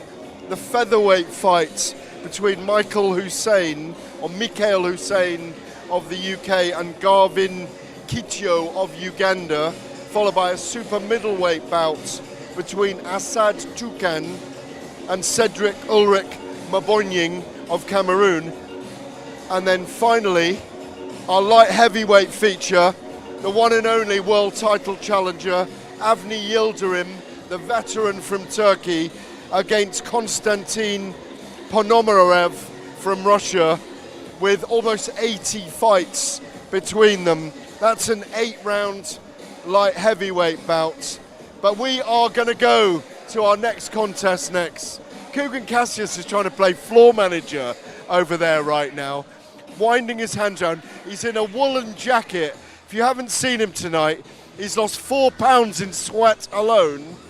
But we're going to go back to the ring. Ricky Wright, looking all like Peaky Blinders, the voice of the Valleys, will make it sing for our next featherweight contest. Moving on to the next contest. Battle Promotions presents 4 rounds in the middleweight division and is brought to you by Swish Link. Introducing first in the blue corner, weighing in at 72 kilograms, his record 1 defeat from Cameroon, Kilhame Big Ta.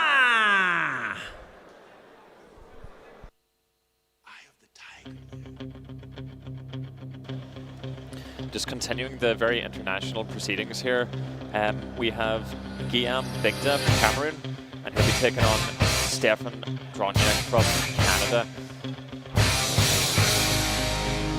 Let's see if Guillaume Bigda will have the eye of the tiger, as is his ring walk tune.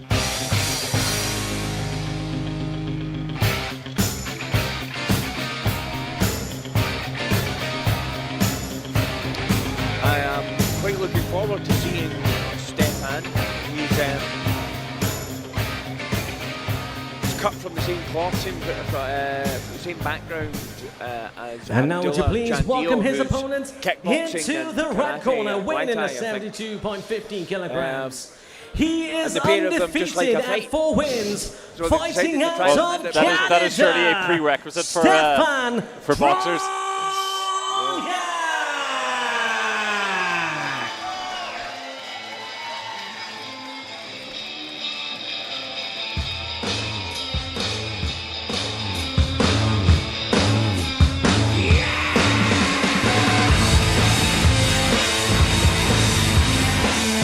Good support for Stefan. Yep. So this one I think will be a cracker. I've seen him hit some pads, explosive, and dangerous with the legs as well. You know. He sounds like he's got that power, but it also sounds like he's got that delivery system, and you know, that ability to plant your feet and keep your legs well balanced. Let's see if he can use that to set up some very hard-hitting shots here tonight.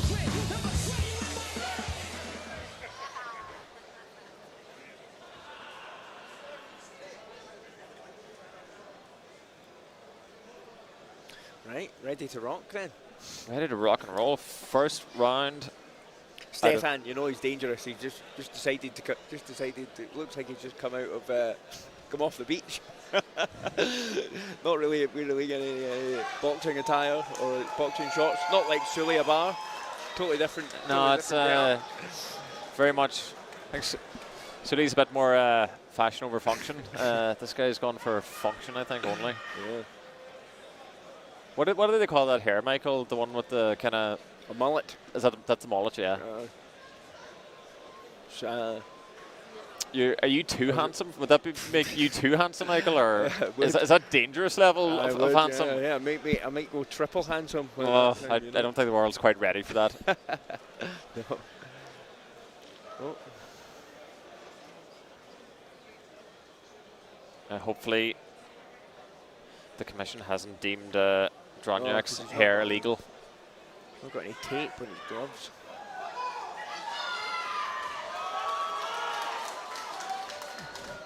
The crowd here very excited. Noise all night. That's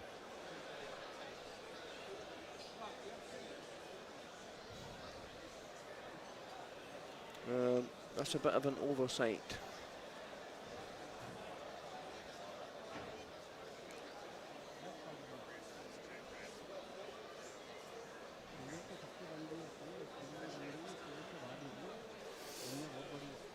Well, nothing getting over the eyes of the UAE Boxing Federation here, keeping a close eye on proceedings. Cutting. They're cutting something. Cutting tape. Ah. I thought they didn't have any tape.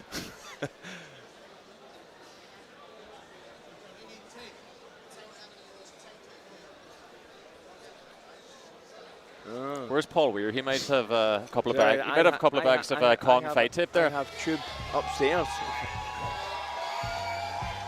Paul's actually just standing up there now in the crowd. He's saying, did somebody here ask for tape?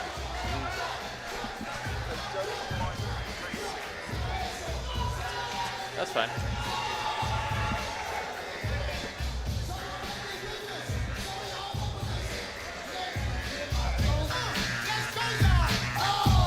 It's almost like Paul Weir has seen the bat signal. He's up out of his seat. Yeah. Well, we have a plethora of tape to choose from upstairs, so I'm not entirely sure why they've decided not to tape the gloves. That's a bit of an oversight, but nevertheless, I think it's been sorted now. Well, it's a good job they've got. Good job we've got Paul Weir sitting ringside. Good job you're sponsored by Kong Fighting Tape. From what I hear, it's the best in the business. It is the best in the business. Do you need gloves that need taping? Kong's your call. Yeah.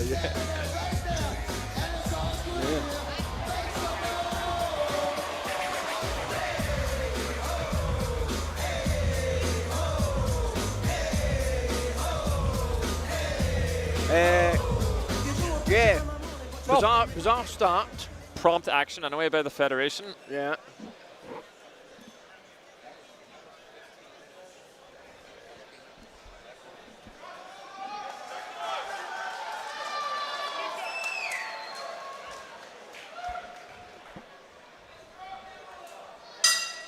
I think I might depart to go and shout at someone. make sure that they've got plenty of tape. So that doesn't happen again. Oh. I wouldn't get out of your seat just yet, Michael. I won't be going. As I said, I'm quite looking forward to this one. It's a bit explosive. I think this could be a blink and you'll miss it affair. He's got a very... Yeah, he's... yeah, I told you. It's tough I've seen. Oh, that was a bit wild. He's one dangerous customer, Stefan Droniak. He's Canadian. Is he based here in the UAE?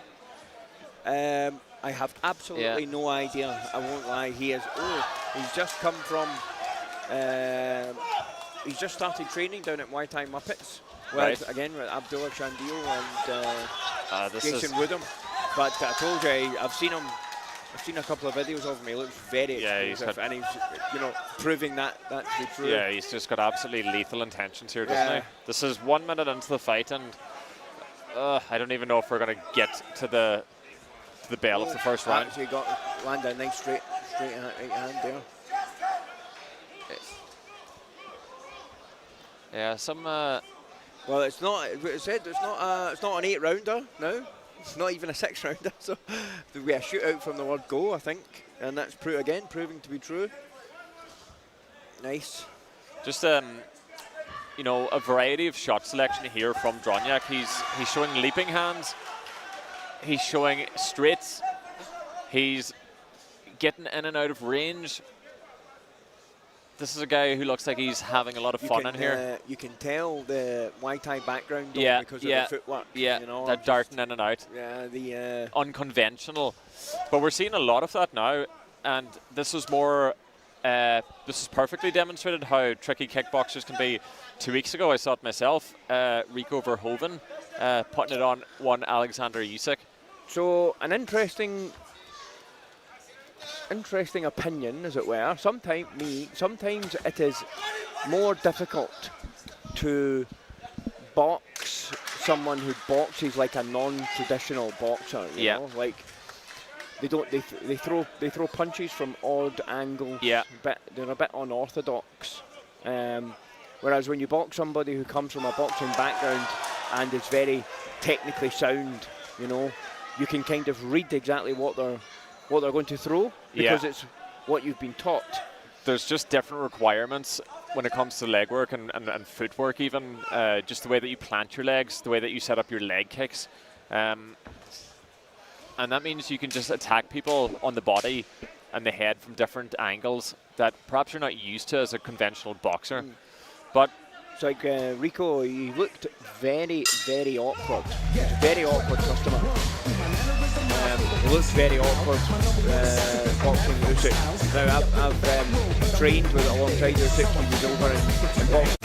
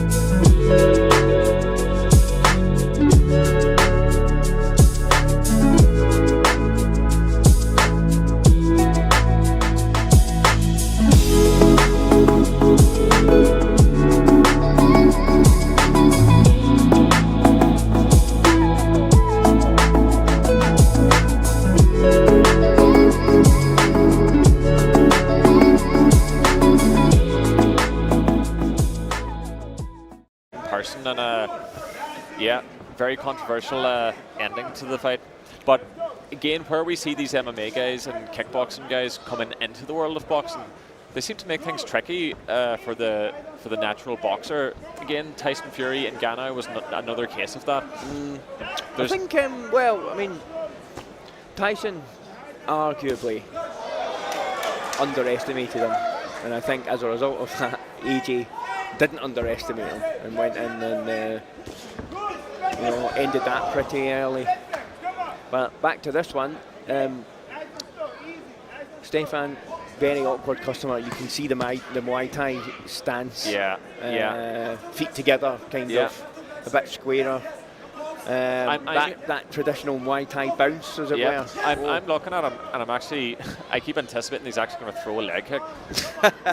And that's it's not because I've got an overactive imagination. Whoa, that was good. Yeah. Lovely left hook, explosive. 4, 5, 6. Big did not looking like he wants to come back out for more of that. No.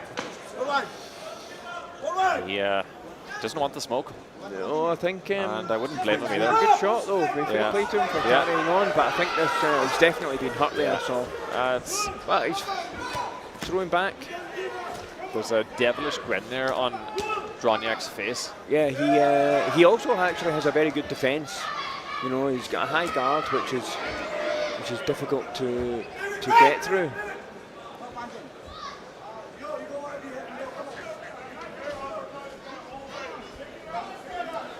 I think as somebody who's... Oh, that's fantastic. That is a lovely uppercut. There's a glee here in Droniak. That glee has been totally validated. He climbs the ropes to claim his victory. So that makes Stefan Droniak 5 wins, 5 fights, 5 wins. Yeah.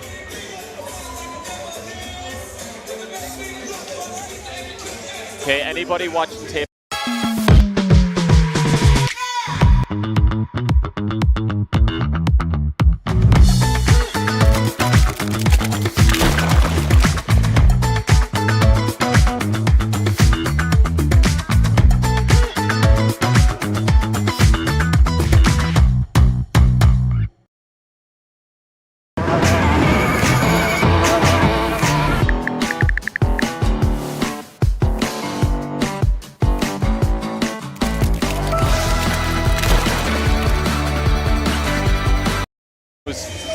time, there must be a certain satisfaction there.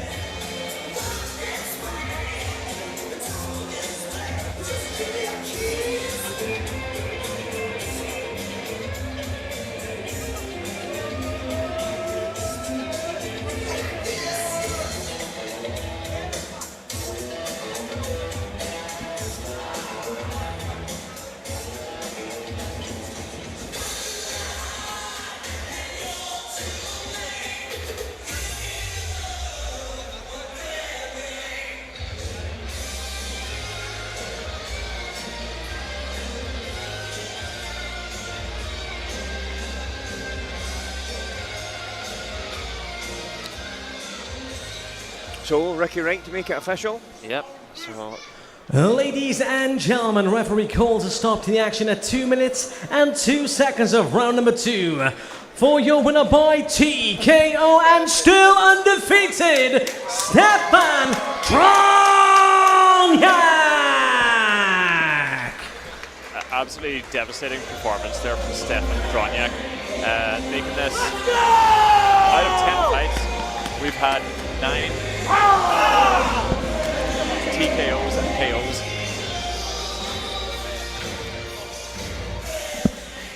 Go back here. Have the small arm. Yeah.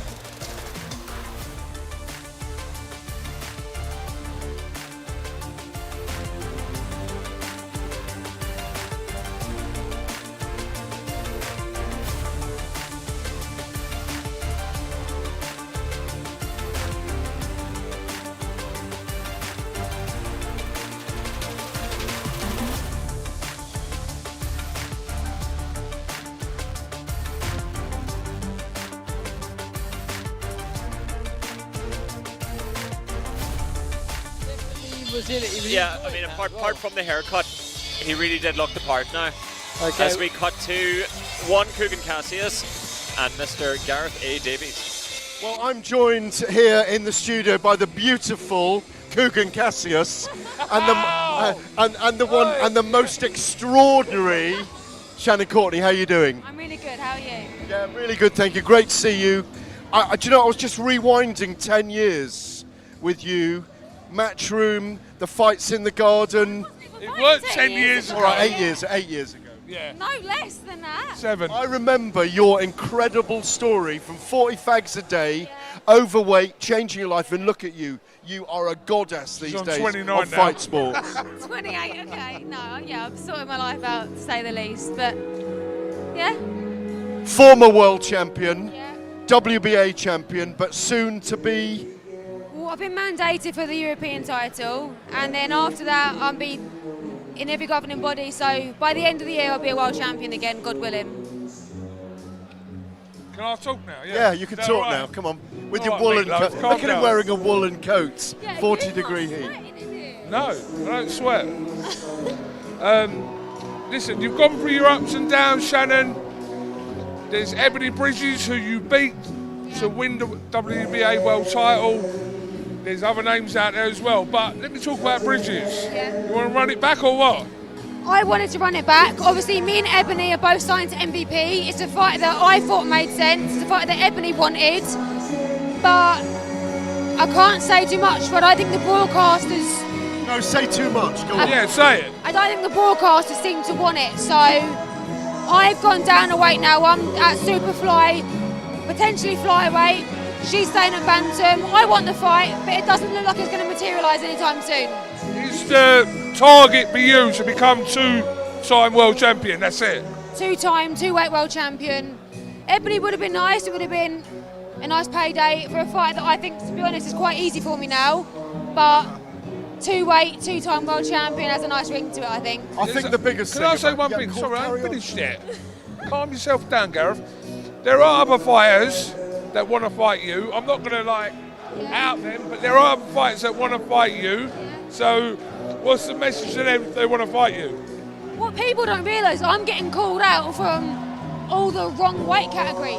I'm now a super flyweight, and with the option of going down to flyweight.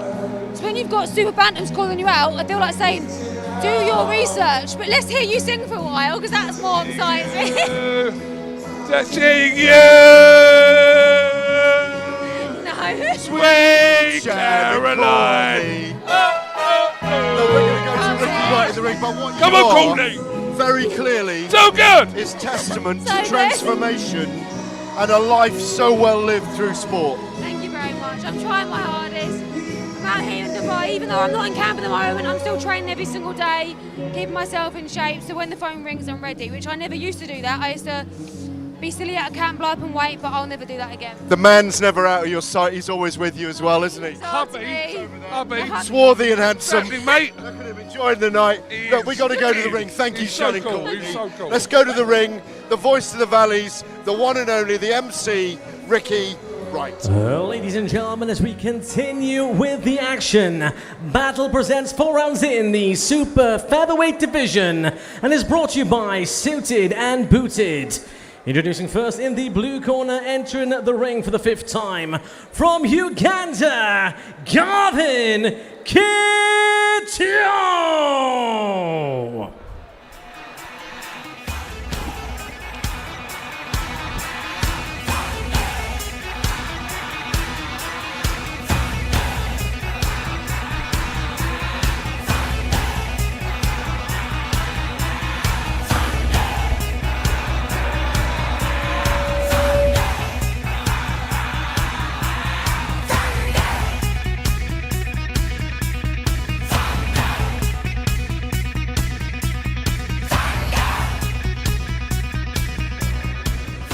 And now would you please welcome his opponent into the red corner, weighing in at 56.85 kilograms.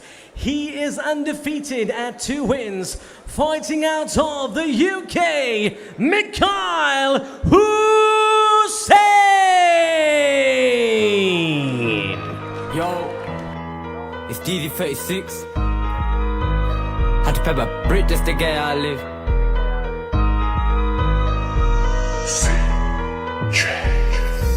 My burners go jam, they go bang bang. How you snitching on your own, screaming gang gang. Serve Dave 10 shots, no santan. You ever seen a grown man do a handstand?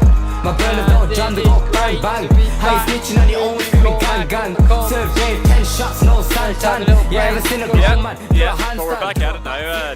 The dynamic duo, James. They try to keep us apart, but Only 3 fights left. only 3 fights left. And just a statistic for our viewers at home: out of 10 fights, 9 have not gone the distance. So it remains to be seen whether Mikhail Hussein, who's making his ring walk just now, and Garvin Kitio will go the distance. Yeah, I mean, 4 rounds. It's going to be interesting.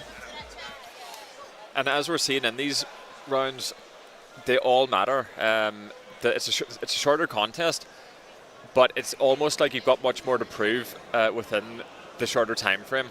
Of course, and sometimes they go out very, very quickly from the start, right? Yeah, every second counts. So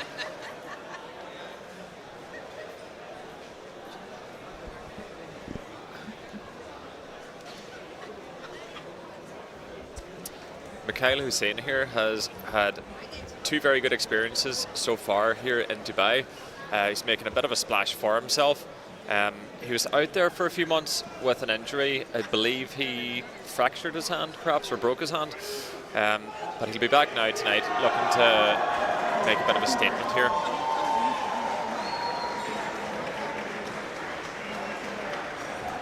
I've seen Mikhail now a few times in person fight. He's a very technical operator, very patient, takes his time, systematically tries to break down. Let's see if he'll continue in the same thread tonight. Yeah, some quick hands to start with. Yeah. No connection, but if he does make a connection after one of them, could be over quite quickly.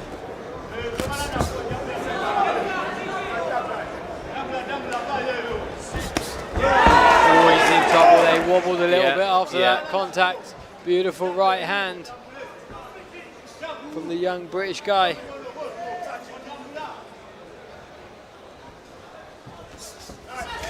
Hussein looking to get out early. Yeah, just his quick hands. Just very good timing there from Mikhail.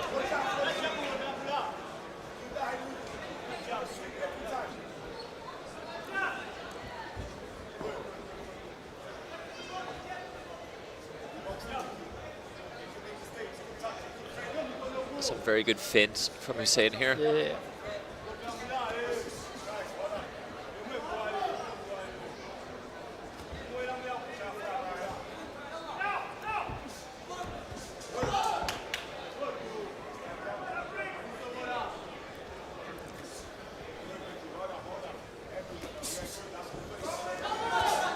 Very patient fighter, Mikhail Hussein.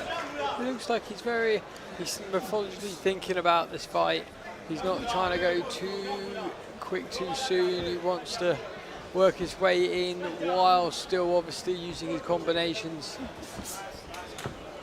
Both not got particularly a lot of experience in the ring. He's trying to use his opponent's momentum against him as well. And he's looking to counter there a lot. He's building his attacks off counter-punching rather than just going straight in. It's a good body shot there. Good body shot. He's looks like he's getting a bit more confident there, a bit more aggressive. Oh, it's a good contact back.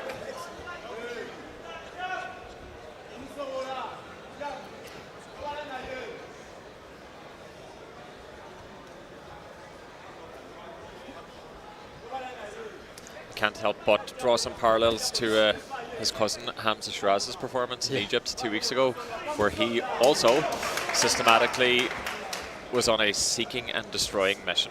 And Mikhail has been playing a fairly similar game plan now tonight so far. 20 seconds to go. One-way traffic so far this fight. I actually thought that was the sound that came from a contact, but it was the It's the clapper. The clapper. And there we have the bell to signal the end of the first round.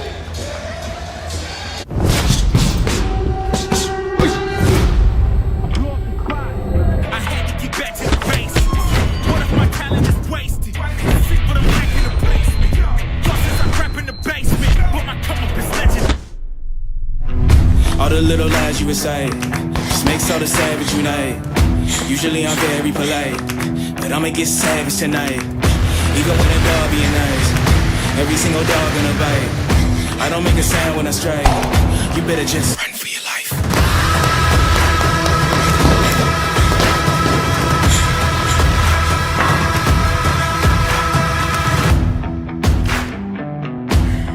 Run for your life.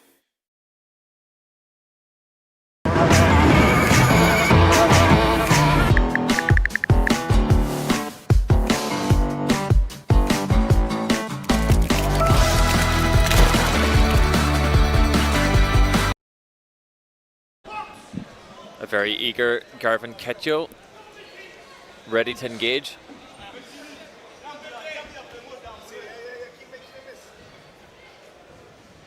As you said, looking to counter-attack on some of his forward movements, waiting for that opening. Bit more action from Garvin Ketjo here, but not much landing though. Not much landing. It's kind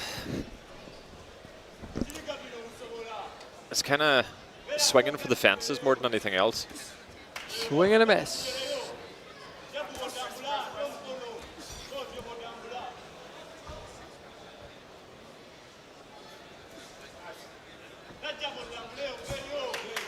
Nice jab there. Yeah.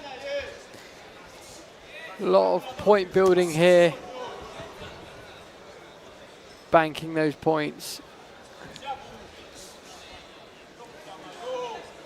Very quick off the draw here, Mikhail Hussein. He can read his opponent very well and is quite reactive to what his opponents are doing. Seems to be going around the ring quite a lot here Yeah. in circles.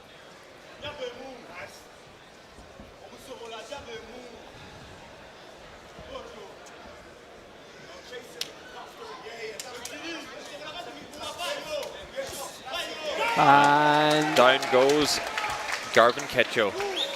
Too many body shots there. He didn't want that. Does Yeah. he want any more?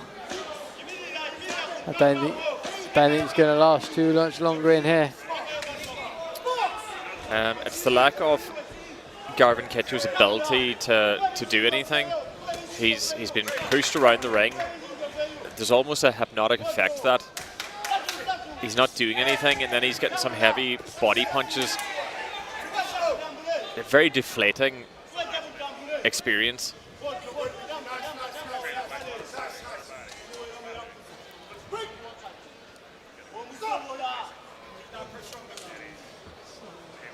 Mikhail knows he's hurt his opponent here and is capitalizing on that body pain that Ketchell's feeling now. Ketchell not looking like he wants any more smoke, very reluctant to get back up. Barely making the count. Using that time to really get his breath back. Yep.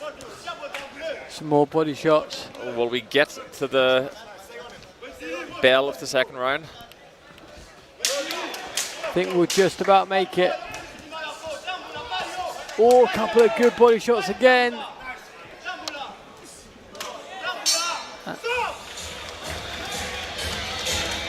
And again.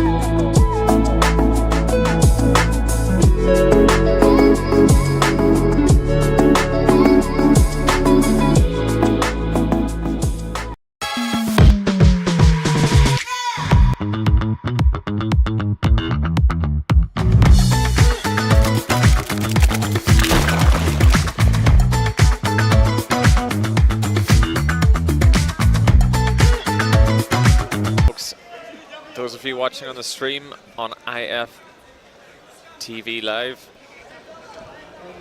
IFLTV I should say, just don't blink. I'm not sure if this round is going to close.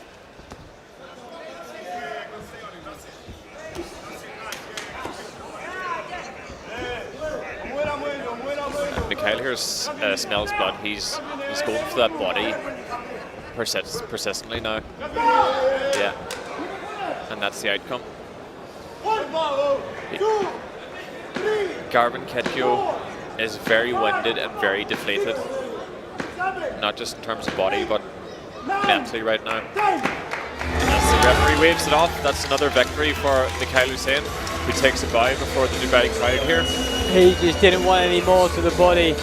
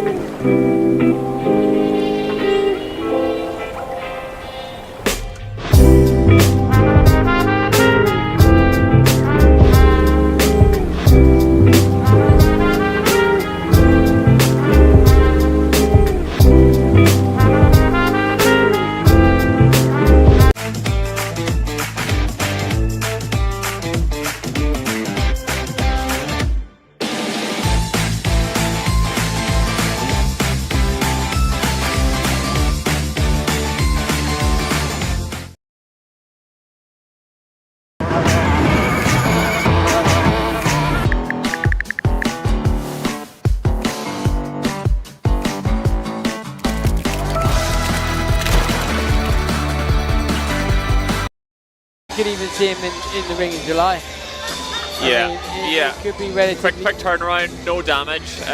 You know, he's been training, he's on weight. Could be another quick showing for Mikhail. Why not? Why not crack on?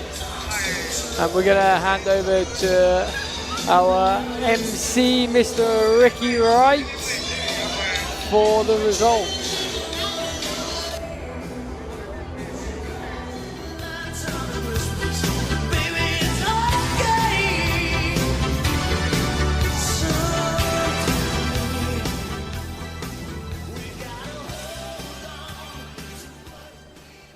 Ladies Ladies and gentlemen, referee calls a stop to the action at 1 minute and 30 seconds of round number 3.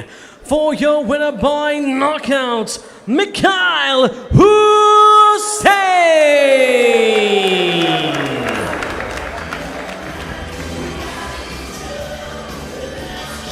And that's it. Mikhail Hussein with a very, very comfortable win there. He'll be very happy to have got out with no damage, especially after, as you said, having so many injury issues. That's what he wanted. Hopefully onto a slightly slightly harder fight in itself. But yeah, no, obviously been a fantastic night so far. That's our 11th fight. 11th fight, and that would be our 10th fight, either TKO or KO. So it's been a running order of stoppages, and we've got 2 more to go. And yeah, and again, big shout out to our sponsors, MMI, and all the rest that we have. We're going to be handing over to the studio now, back to Gareth Davis.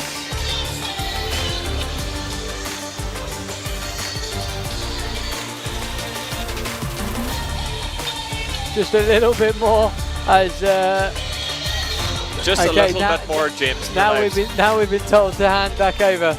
Okay, to the studio. Well, I'm joined by John O'Carroll. You've got the IBO Super Featherweight belt with you, like a gladiator of yore. It's great to see you. You look so well always. 34 years young? Yes, 34 years young. I'm only getting better. I feel younger the more and more I fight, the better I feel in my body. So, alhamdulillah, I'm world champion now. All the goals ticked off. Life is good, brother.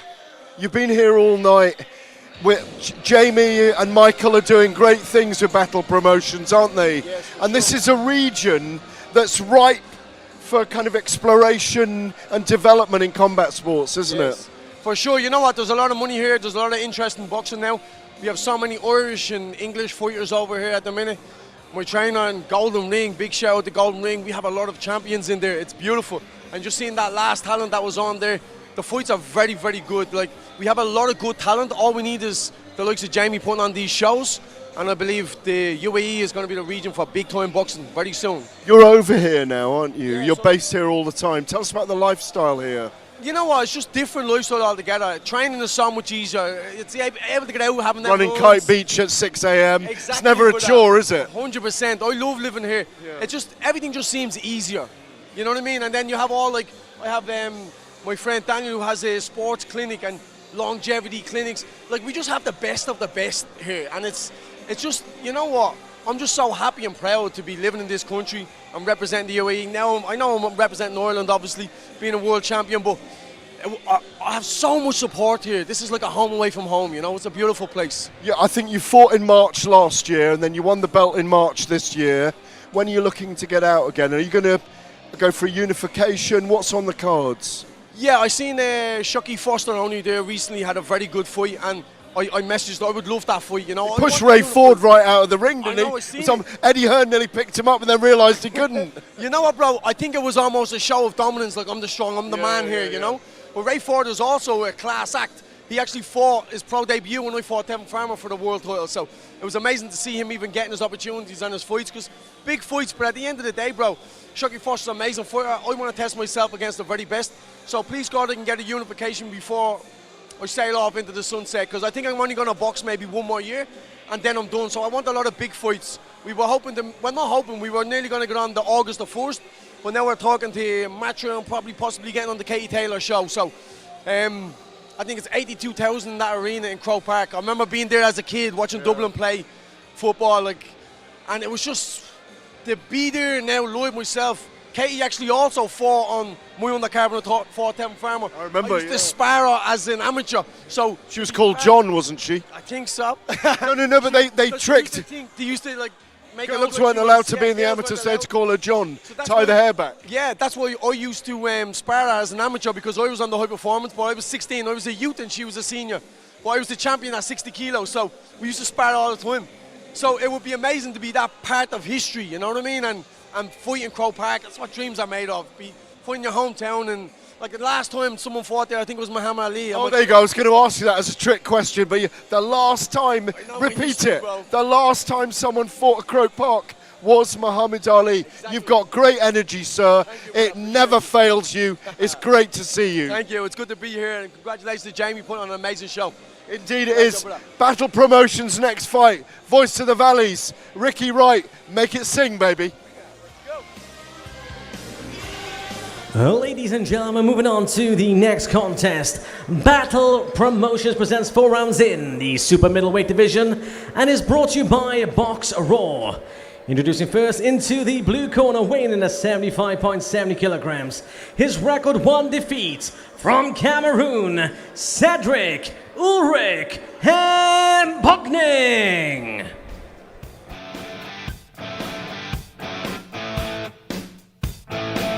Yeah, man, he's out, give him free.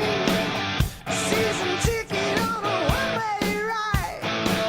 Asking not bad. It's a fantastic song to walk in for. I'm a big AC/DC fan, and it looks like Cedric's having a good time. I'm hoping that his dancing isn't the only thing that he's good at. At the moment, he's a one-fight wonder, and sadly, the one fight was a loss. Hey, listen, you know, he's dancing, he's got the moves. I mean, he's having an absolute whirl.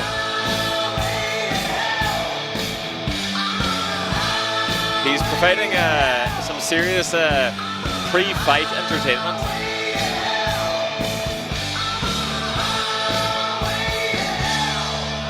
Fair play to him. Yeah, you know, you do hear that it's good advice to be loose and to be relaxed. I mean, these guys come from so far. Obviously, these guys from Cameroon. Just looking at Gareth A. Davies over there, he looks very impressed by Cedric's moves. I think Gareth Davies loves the energy. He's all about the energy. There he is. What a charismatic man to have brought to this evening as well. And his opponent in the red corner, weighing in at 76.5 kilograms. His record, he is undefeated at 2 wins, fighting out of Jordan, Hassan Toucan!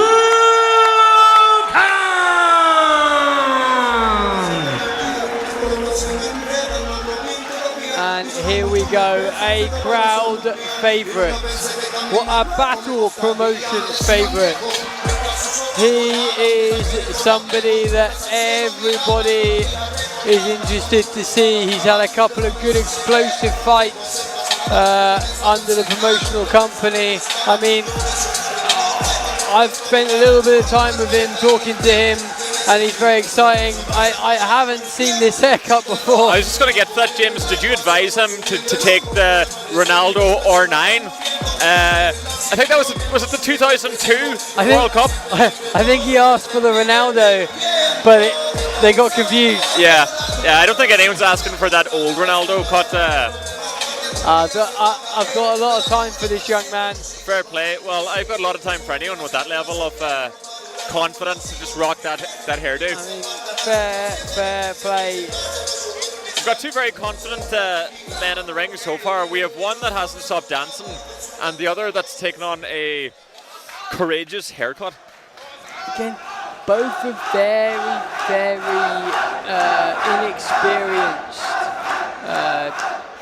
inexperienced pro fights so far.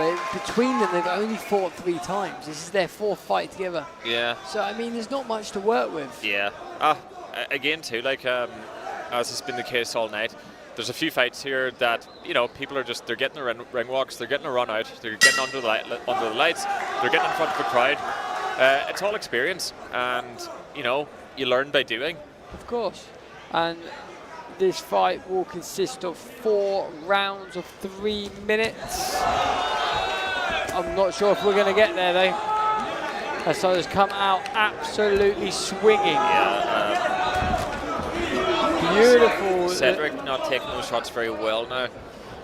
One thing to remember, in the last fight, Hassan did this, and he actually got hit early on, and he had to sort of like get through a round, a little bit wobbled. So Not particularly learned that lesson going into this one. Yeah. But hopefully that won't happen again. Yeah, had been an illegal move there by Cedric, sort of clawing left hook. Not sure I want to say this, but I do think that's probably one of the worst haircuts I've ever seen in my life. To each their own, I say. To each their own.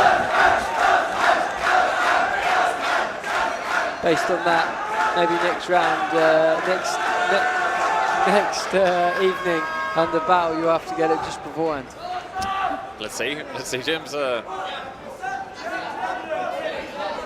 My wife would ask some serious questions, I think.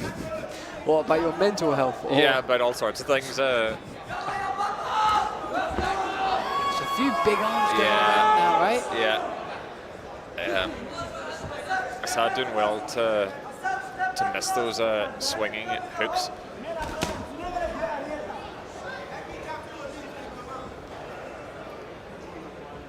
1 minute and 10 seconds remaining of this first round. Both been very, very active with big swings. One of them gets caught, they could be in trouble. Coach is asking Assad to use his jab to get it. His hands are very low, his left hand's very low at times. It's a bit better there, keeping it up a bit higher. Bit of a chess match going on here. Oh, there it is! That's what he wanted! That is a beautiful right hand from Assad, and I'm not sure he's going to get up from that. Just a pinging, stinging flush right hand, wasn't it? He needs to focus now. Go in, he's got back up, he's taking it. Take your time. Don't rush it. Yeah, if I was Cedric here, I would not be swinging for the fences. There it is, he's going to be all over, and it is! Yep. It is gone! I can't believe he's going to get up from that. As you can hear, the local crowd absolutely love Assad. He's going to get up, but I don't think he wants to.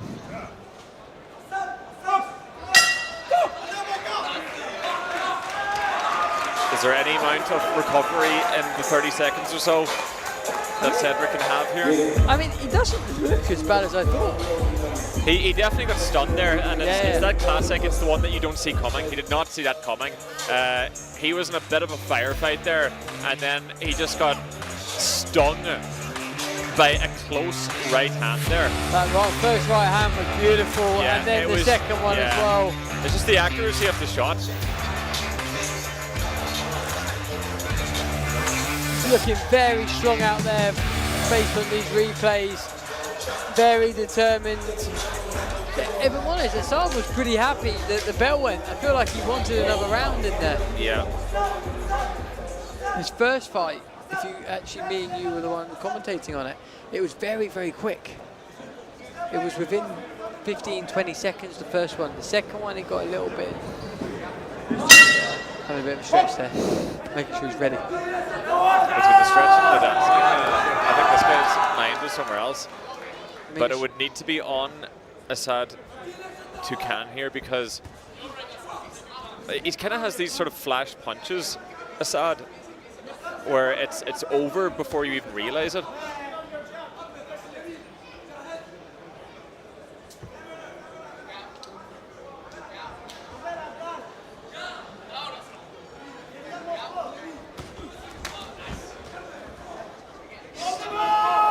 It's like a jaguar in the dark. He's just waiting and then pounce. Oh, a little bit of a... Not sure what that was.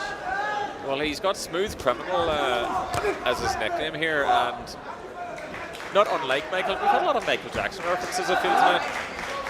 Oh, that was good. I can feel that. That was a damaging body shot there. And that'll take the wind out of Cedric's sails.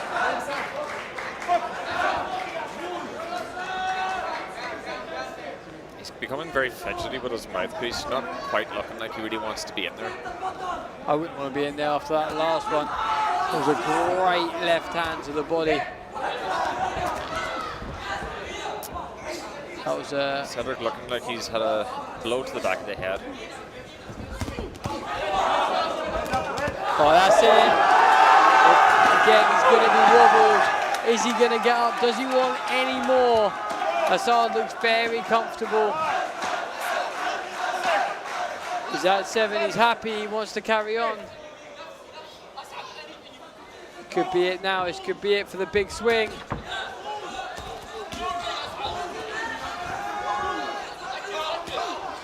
Oh. Needs to be careful. Needs to be careful, Assad. He did get hit then.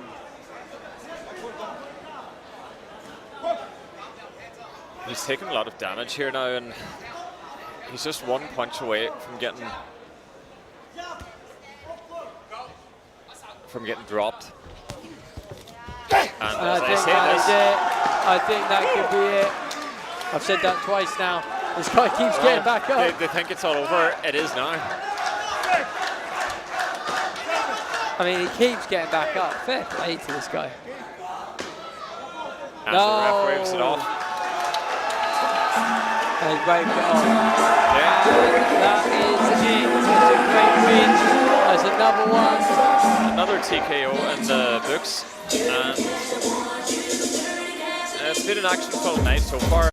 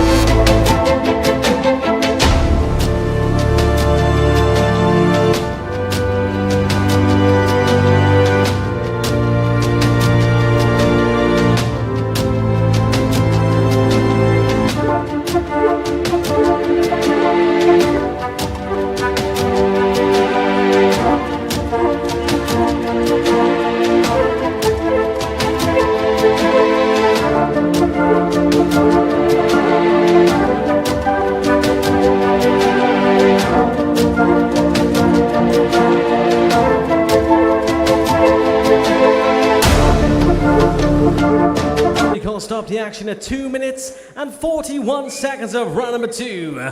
For your winner by TKO and still undefeated, Hassan Toucan!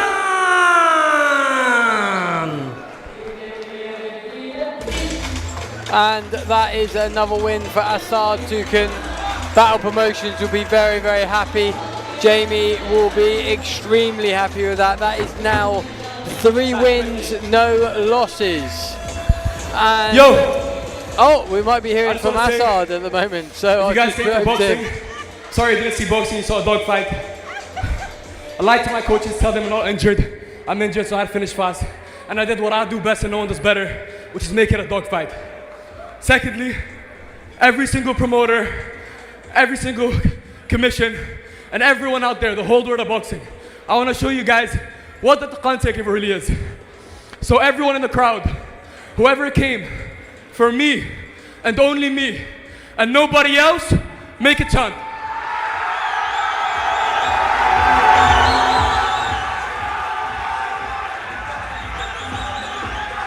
Thank you guys so much. And I'll see you soon. Assalamu alaikum. And that's great, he's loved by the crowd. That's what we've seen. The highlights are going to be full of Assad being extremely dominant. Great show from the young Cameron guy. He came, he tried, but he was beaten. What did you make of that? Yeah, it'll be interesting now to see where his side goes from here. You know, he's packing some serious heat. He's, you know, he'll be going into his third fight. Be interesting to see him have an increase in competition and skill level here. No, of course. Hopefully he's going to move up in the order. You know, he's got power in his hands. He's got the crowd behind him. He just needs maybe a more powerful opponent to bring out the best in him. We'll hand you over here now to Gareth and Coogan.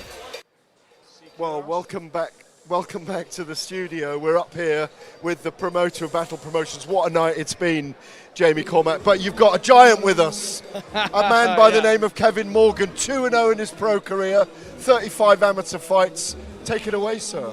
Kevin's moved out here. He's his girlfriend's friend with my girlfriend. He's got, like, I've seen videos of him sparring. I don't think they don't do it justice, but he looks unbelievable. Like, we want to have him on our shows. And if he's moved out here, we're gonna get him onto Batl and get him to show off the skills he's got. Oh, what can I say? I'm just excited. Jamie's putting an amazing show, and I just can't wait to be part of it. I love it that you're trained by my old mate Ted Bammy as well. Do you bring him out or not? I bring him out all the time. Like my last fight, he's my coach, he's my manager as well. So I'm going to get them two together with Jamie to talk, and then from there we're going to plan the future from there. Itchy knuckles tonight watching this? 100%. I was sitting there, I'm telling my missus, I can't wait to get in. I have to get in. You know? It's been a great atmosphere tonight, hasn't it? It is. Like amazing show. You can just tell by yourself, people showing up, the lights, camera, all that. This is what we live for as boxers. Nights like this. Hamza Shiraz was at the back of the room eyeing you as a sparring partner just now. You know, there's one coach I train with. You got him. He's got him for you next. That's where Coogan's ran away, actually. I'll spar him. Hamza, he's an amazing fighter, but obviously he's. What weight is he now? Light heavyweight, super middleweight, but he's going to be a light heavyweight eventually. It'll definitely work. I'm a cruiserweight. I walk around 95, but I can get down to 92 easily. So probably get up to 110 as well. Because all cruiserweights your size want to be heavyweights. That's the plan. Go through cruiserweight, then heavyweight. This is the seeding for the future here, Jamie, isn't it? Nah, that's it. Like I said to you earlier, like we ain't here with a fighter first promotion, and guys like Kevin, like it's hard in the UK as well. Like especially like, Kevin's telling me how much like it costs for opponents and there you're building up. But as you guys know here, like we look after the lads, we build them up to a point, and we want them going to a match room at Queensbury and that. Like we ain't trying to compete with that. We'd have foundation, grassroots to mid-level. We're building fighters through. We're gonna have a load of stars. You seen Asad Tukan on there, really exciting fighter. I've got Abdullah Chandio, we've got Philip you seen earlier, some really big like guys that are going to go on to big things. The guys like Kevin that have got that pedigree and they look like that, they should be going on to big things and have that platform to do it. Aside from maybe like your Johnny Clark in the UK, there's no one really building guys through like that. Probably what they're doing, isn't it? He's amazing, it's amazing. Like, you see for yourself, you can see for yourself the fighters they're bringing up, they're looking after them. That's what we want as a fighters, where we're active all the time. Like, I'm not there yet, so my fights, like I'm fighting every other 6 months. It's not great for me. I want to be active every other month. That's what I want to do, like I was doing the amateurs. We've got to go to Ricky Wright in the ring. It's great to meet you, Kevin Morgan. Jamie, great work tonight. Really enjoyed it so much. Ricky Wright's in the ring with two very experienced fighters. Take it away, the voice of the valley. Ladies and gentlemen, we now move on to our main event of the evening. Please welcome your first fighter into the ring from Russia, Konstantin Ponomarev.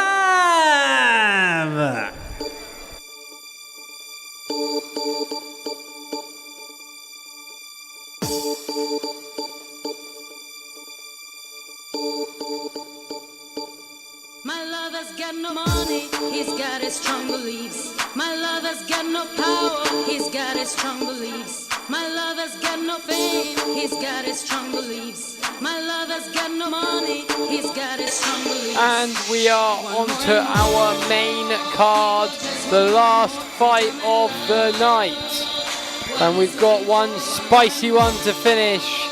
The 8 rounds of 3 minutes between two very, very good fighters, very experienced. This young man has 35 wins and 4 losses. So he has been in the ring a considerable And now would you please amount of welcome time. his opponent, fighting out of Turkey, Avni Yildirim.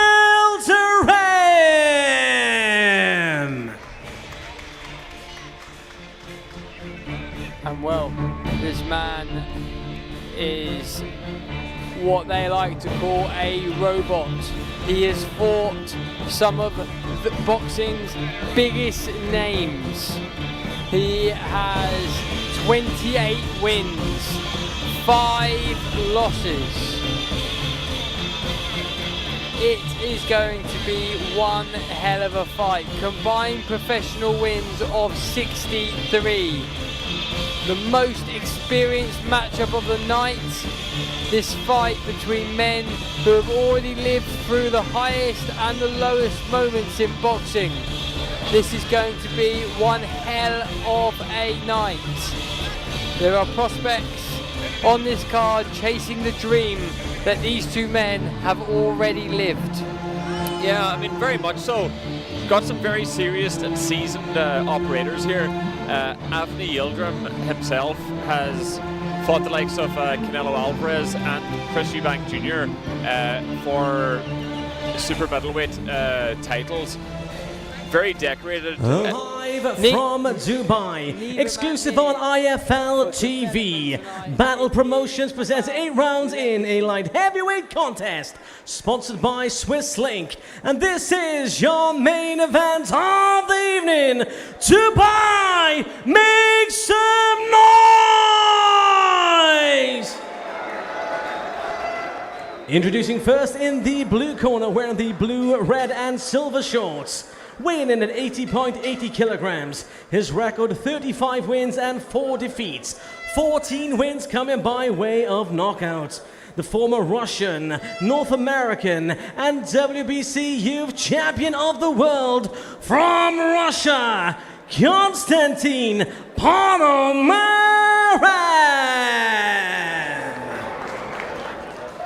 And his opponent in the red corner, wearing the red and white shorts, weighing in at 81.60 kilograms. His record 28 wins and 5 defeats. 17 wins coming by way of knockout.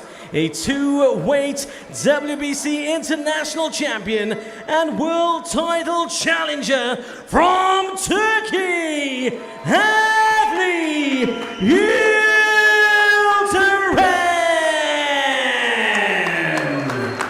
Your referee will give his final instructions. And you can hear the people in the crowd. They are excited for this fight to start. I mean, the experience that these boys have got is going to make for one hell of a fight, right? Yeah, 2 veterans of the art of pugilism here in front of us to close out the show. Batl Promotions here in Dubai. Certainly probably the biggest profile out of all of the fighters that we've seen so far, and fighters that are trying to maybe get back into that title shot. They're trying to get maybe one last run at achieving that world champion status. The likes of Yildirim here from Turkey, he's kind of hovered around that world championship level, has challenged and held regional belts. He'll be looking, I believe he's on a 4-fight winning streak currently. He'll be trying to capitalize upon that and get himself, into title contention and relevancy once more. Oh, that was always in trouble. That was a hell of a shot. Now, is he going to be able to get back up from that? This could be everything. terms of getting himself back into relevancy, that is the way to go about it. We are only 55 seconds through this round. He looks like he's wobbly. Yeah. He's going to the body. He's going to wait for that opportunity to find the head. Well, he's a shark that can smell blood currently in the waters. And he's hunting his prey currently. He's got to keep his hands up. He's going to be in trouble.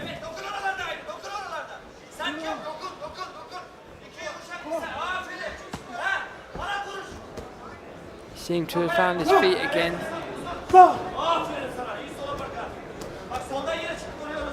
This is definitely one of the biggest cards that they've had in the last few shows on Battle Promotions. Fantastic to have these sort of experienced boxers. Yeah, you've got a good mix, don't you? Of guys who've been there, who've seen that, who've bought the t-shirt, and then you've got the guys up and coming, just trying to get ranks under their belt, trying to grow their brand, grow their profile. So we're seeing a good mix of experience types here tonight.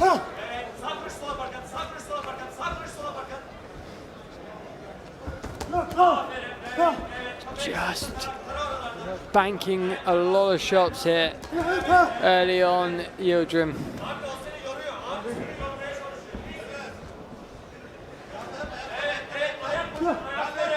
Ponomarev showing good resilience here, showing good willpower, keeping himself in the mix, keeping himself in the fight.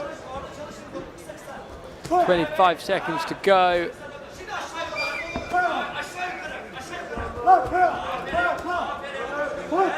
The experienced Turkish man has definitely taken this first round. That is the clapper. Yeah, he's the clear winner here by a long shot.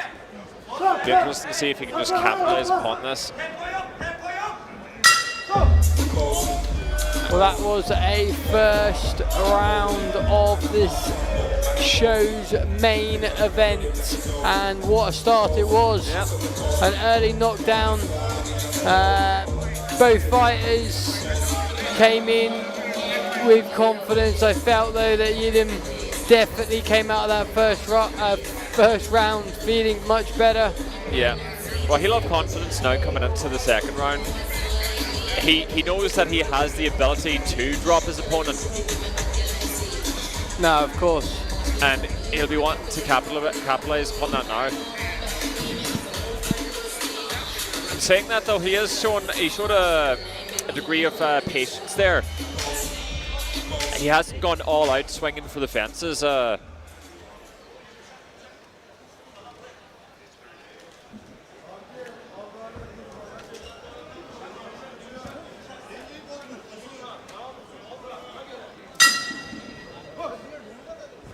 Okay, into round two of this main event. What have we got in store?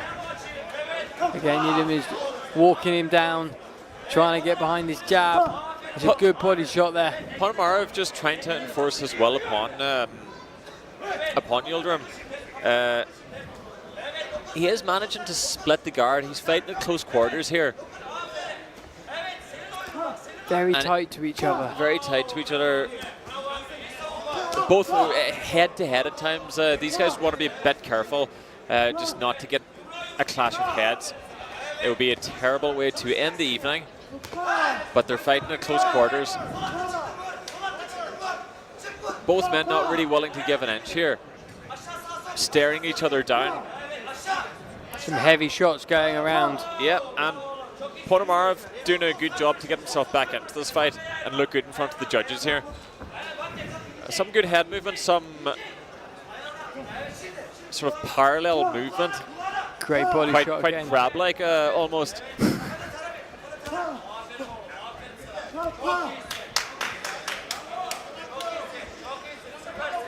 Again, just pushing in. Just want to lean on getting him. each other's face. Have a good left hook there.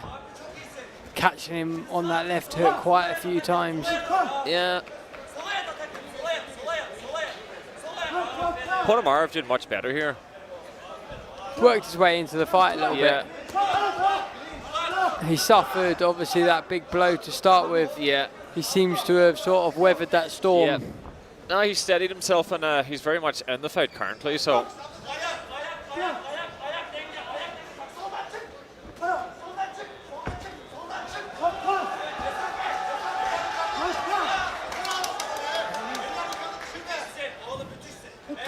It's a good body shot again from Yildirim. He's definitely the more advanced fighter today. Ponomarev needs to do a bit more to get himself on the scoreboard. He's doing decent enough now, to be fair. He's licking off triple, quadruple jabs, and some of them are splitting the guard, some of them are landing. It's a good body shot again, though.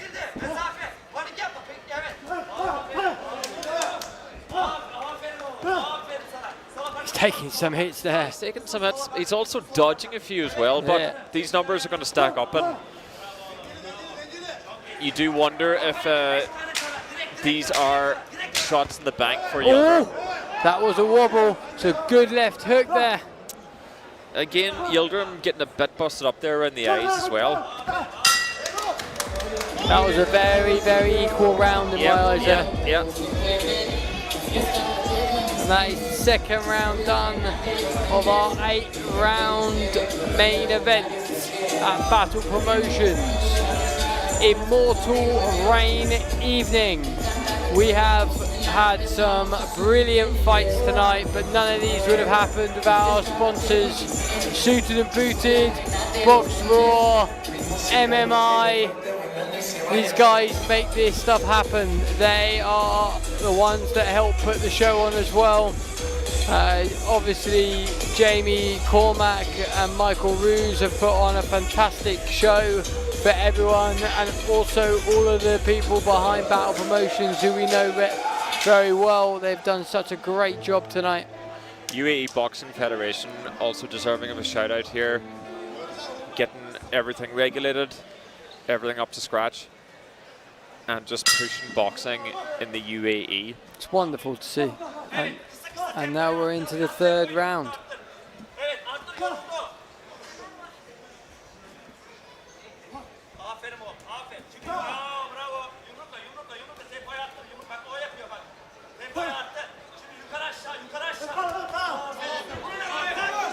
Down goes Ponomarev here. Is he going to make the count? I think he's okay. I think he's more used that knee to sort of give himself a bit more breath.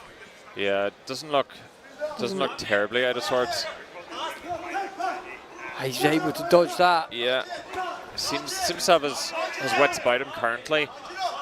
But Yildirim, again, he'll be buoyed on by the success that he's having here. He knows he can hurt Ponomarev. He knows he can get him down. A bit of a low blow there. Yeah, and Ponomarev agreeing. Good show of respect between both fighters. Not stopping the fight.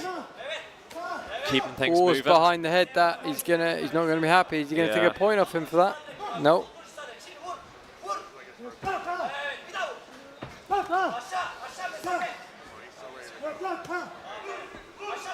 Good couple of combinations there from the fighters.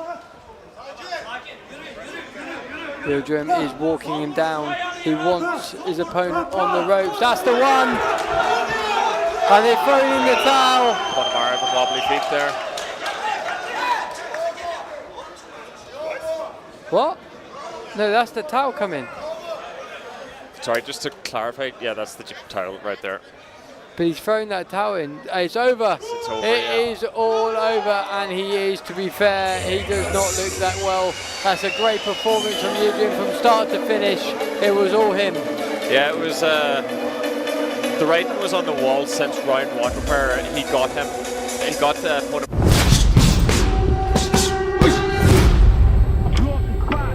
I had to get back to the base. What if my talent is wasted? Sick, but I'm back in the basement. Losses I crap in the basement, but my come up is legend. All the little lies you would say just makes all the savage unite. Usually I'm very polite, but I'ma get savage tonight. Even when a derby and nice, every single dog gonna bite. I don't make a sound when I strike. You better just run for your life.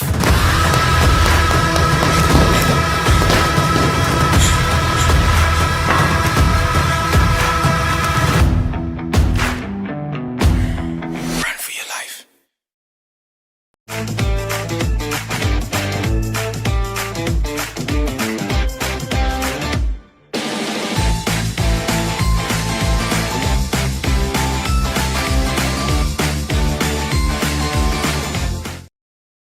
Sorry, just to your question, sorry, James. I did enjoy the Moaz Alam fight against Zach Collins.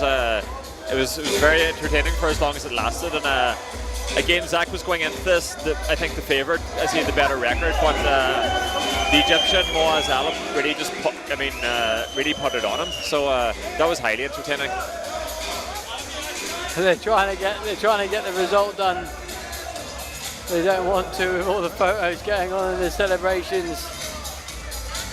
They want to get the scorecard. While we wait for the winning result. It's been one hell of a night.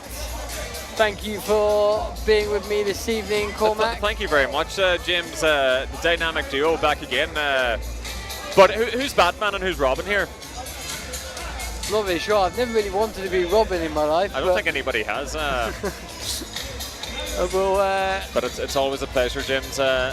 It's been an absolute pleasure, and we are going to be finally handing over to Ricky Wright for the score, and then we will probably be going to the studio straight away for Jamie, Gareth and Coogan to leave us out.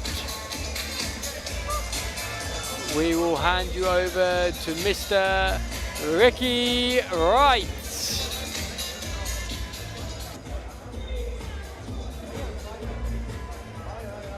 Ladies and gentlemen, referee calls stop the action at 1 minute and 59 seconds of round number 3.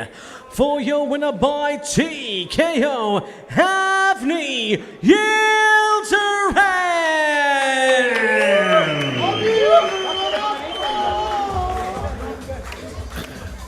Big support here from the Turkish boys. So, ladies and gentlemen, that concludes tonight's event, Immortal Reign, brought to you by Batl Promotions. Thank you for all coming out tonight and supporting your boxing fighters. Please all leave the venue in an orderly fashion. Keep an eye on our social media for upcoming events. That is all from me. Good night! James and Mr. Cormac, I will send you now over to the studio with Gareth, Coogan and Jamie. Thank you, gentlemen. Thank you very much indeed. Jamie Cormac, promoter of Batl Promotions, Immortal Reign. How immortal was the reign for you tonight? Mate, honestly, unbelievable. What a show. Like, unreal. My fighters all did well. Few moments of nerves, like, I'll give it that, but no, the show's been unreal. Like the broadcast, everybody here, the crowd, like the UAE support for the local fighters, the Jordanian, like Arab boxing's coming up. Like we're getting, like I said it earlier, I'm signing up every talented Arabic fighter going for this region, and we're going to keep putting on shows where you see support like that. A few of the guys had over 100 fans for each of them there tonight, so. Coogan, what did you enjoy tonight? Well, I do want to ask you, I know we spoke about this a little bit earlier on, but I want to know how adventurous you're going to look with this, because I know your next show, which you're going to talk about in a little while, you're going to want bigger names. I mean, look, this is a great venue. I don't know whether you're looking to do it outside of here, but yeah, how big are you going to go with this? So next show we're going to do is a double weekend again. So we're going to have, we're going to go for an India versus Pakistan show. We have all the biggest Indian and Pakistani fighters on one night. Like we got some huge names for that one from those regions.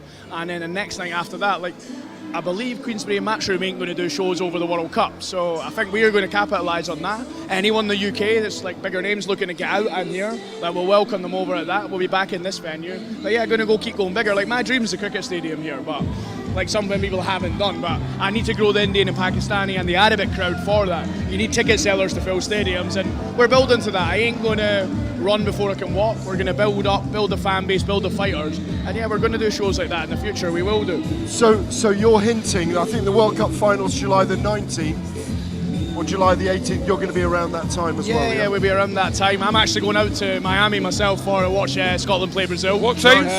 Scotland, of course. Of course, of course. The only little worry is... No, not the Scots. Listen, we support all... In the rugby we is support different. England, but I don't. I support Wales and Italy. Let's not get into it. There isn't Scotland, enough good luck time. to Scotland. Yeah. All right, listen. Cormac O'Donnell, James Morris on commentary tonight. Jamie Cormac, his business partner Michael Roos, who was also brilliant on commentary. Ricky Wright in the ring. Coogan Cassius, who's been giving me grief all night. Myself, Gareth A. Davis. It's been an absolute privilege and a pleasure to be here tonight, gents. Hold on, I want to shout out IFLTV, obviously. I want to shout out. You're watching at the moment. Hold obviously. on, Suited and Booed. Oh, Suited and Booed, getting me and Coogan looking Big sharp up, as Suited and hell. Booed. We'll sort Gareth out next time as well. Okay, We've got you, mate. Sort me out next Ryan, time. Calvin, look after your the man. size, big boy.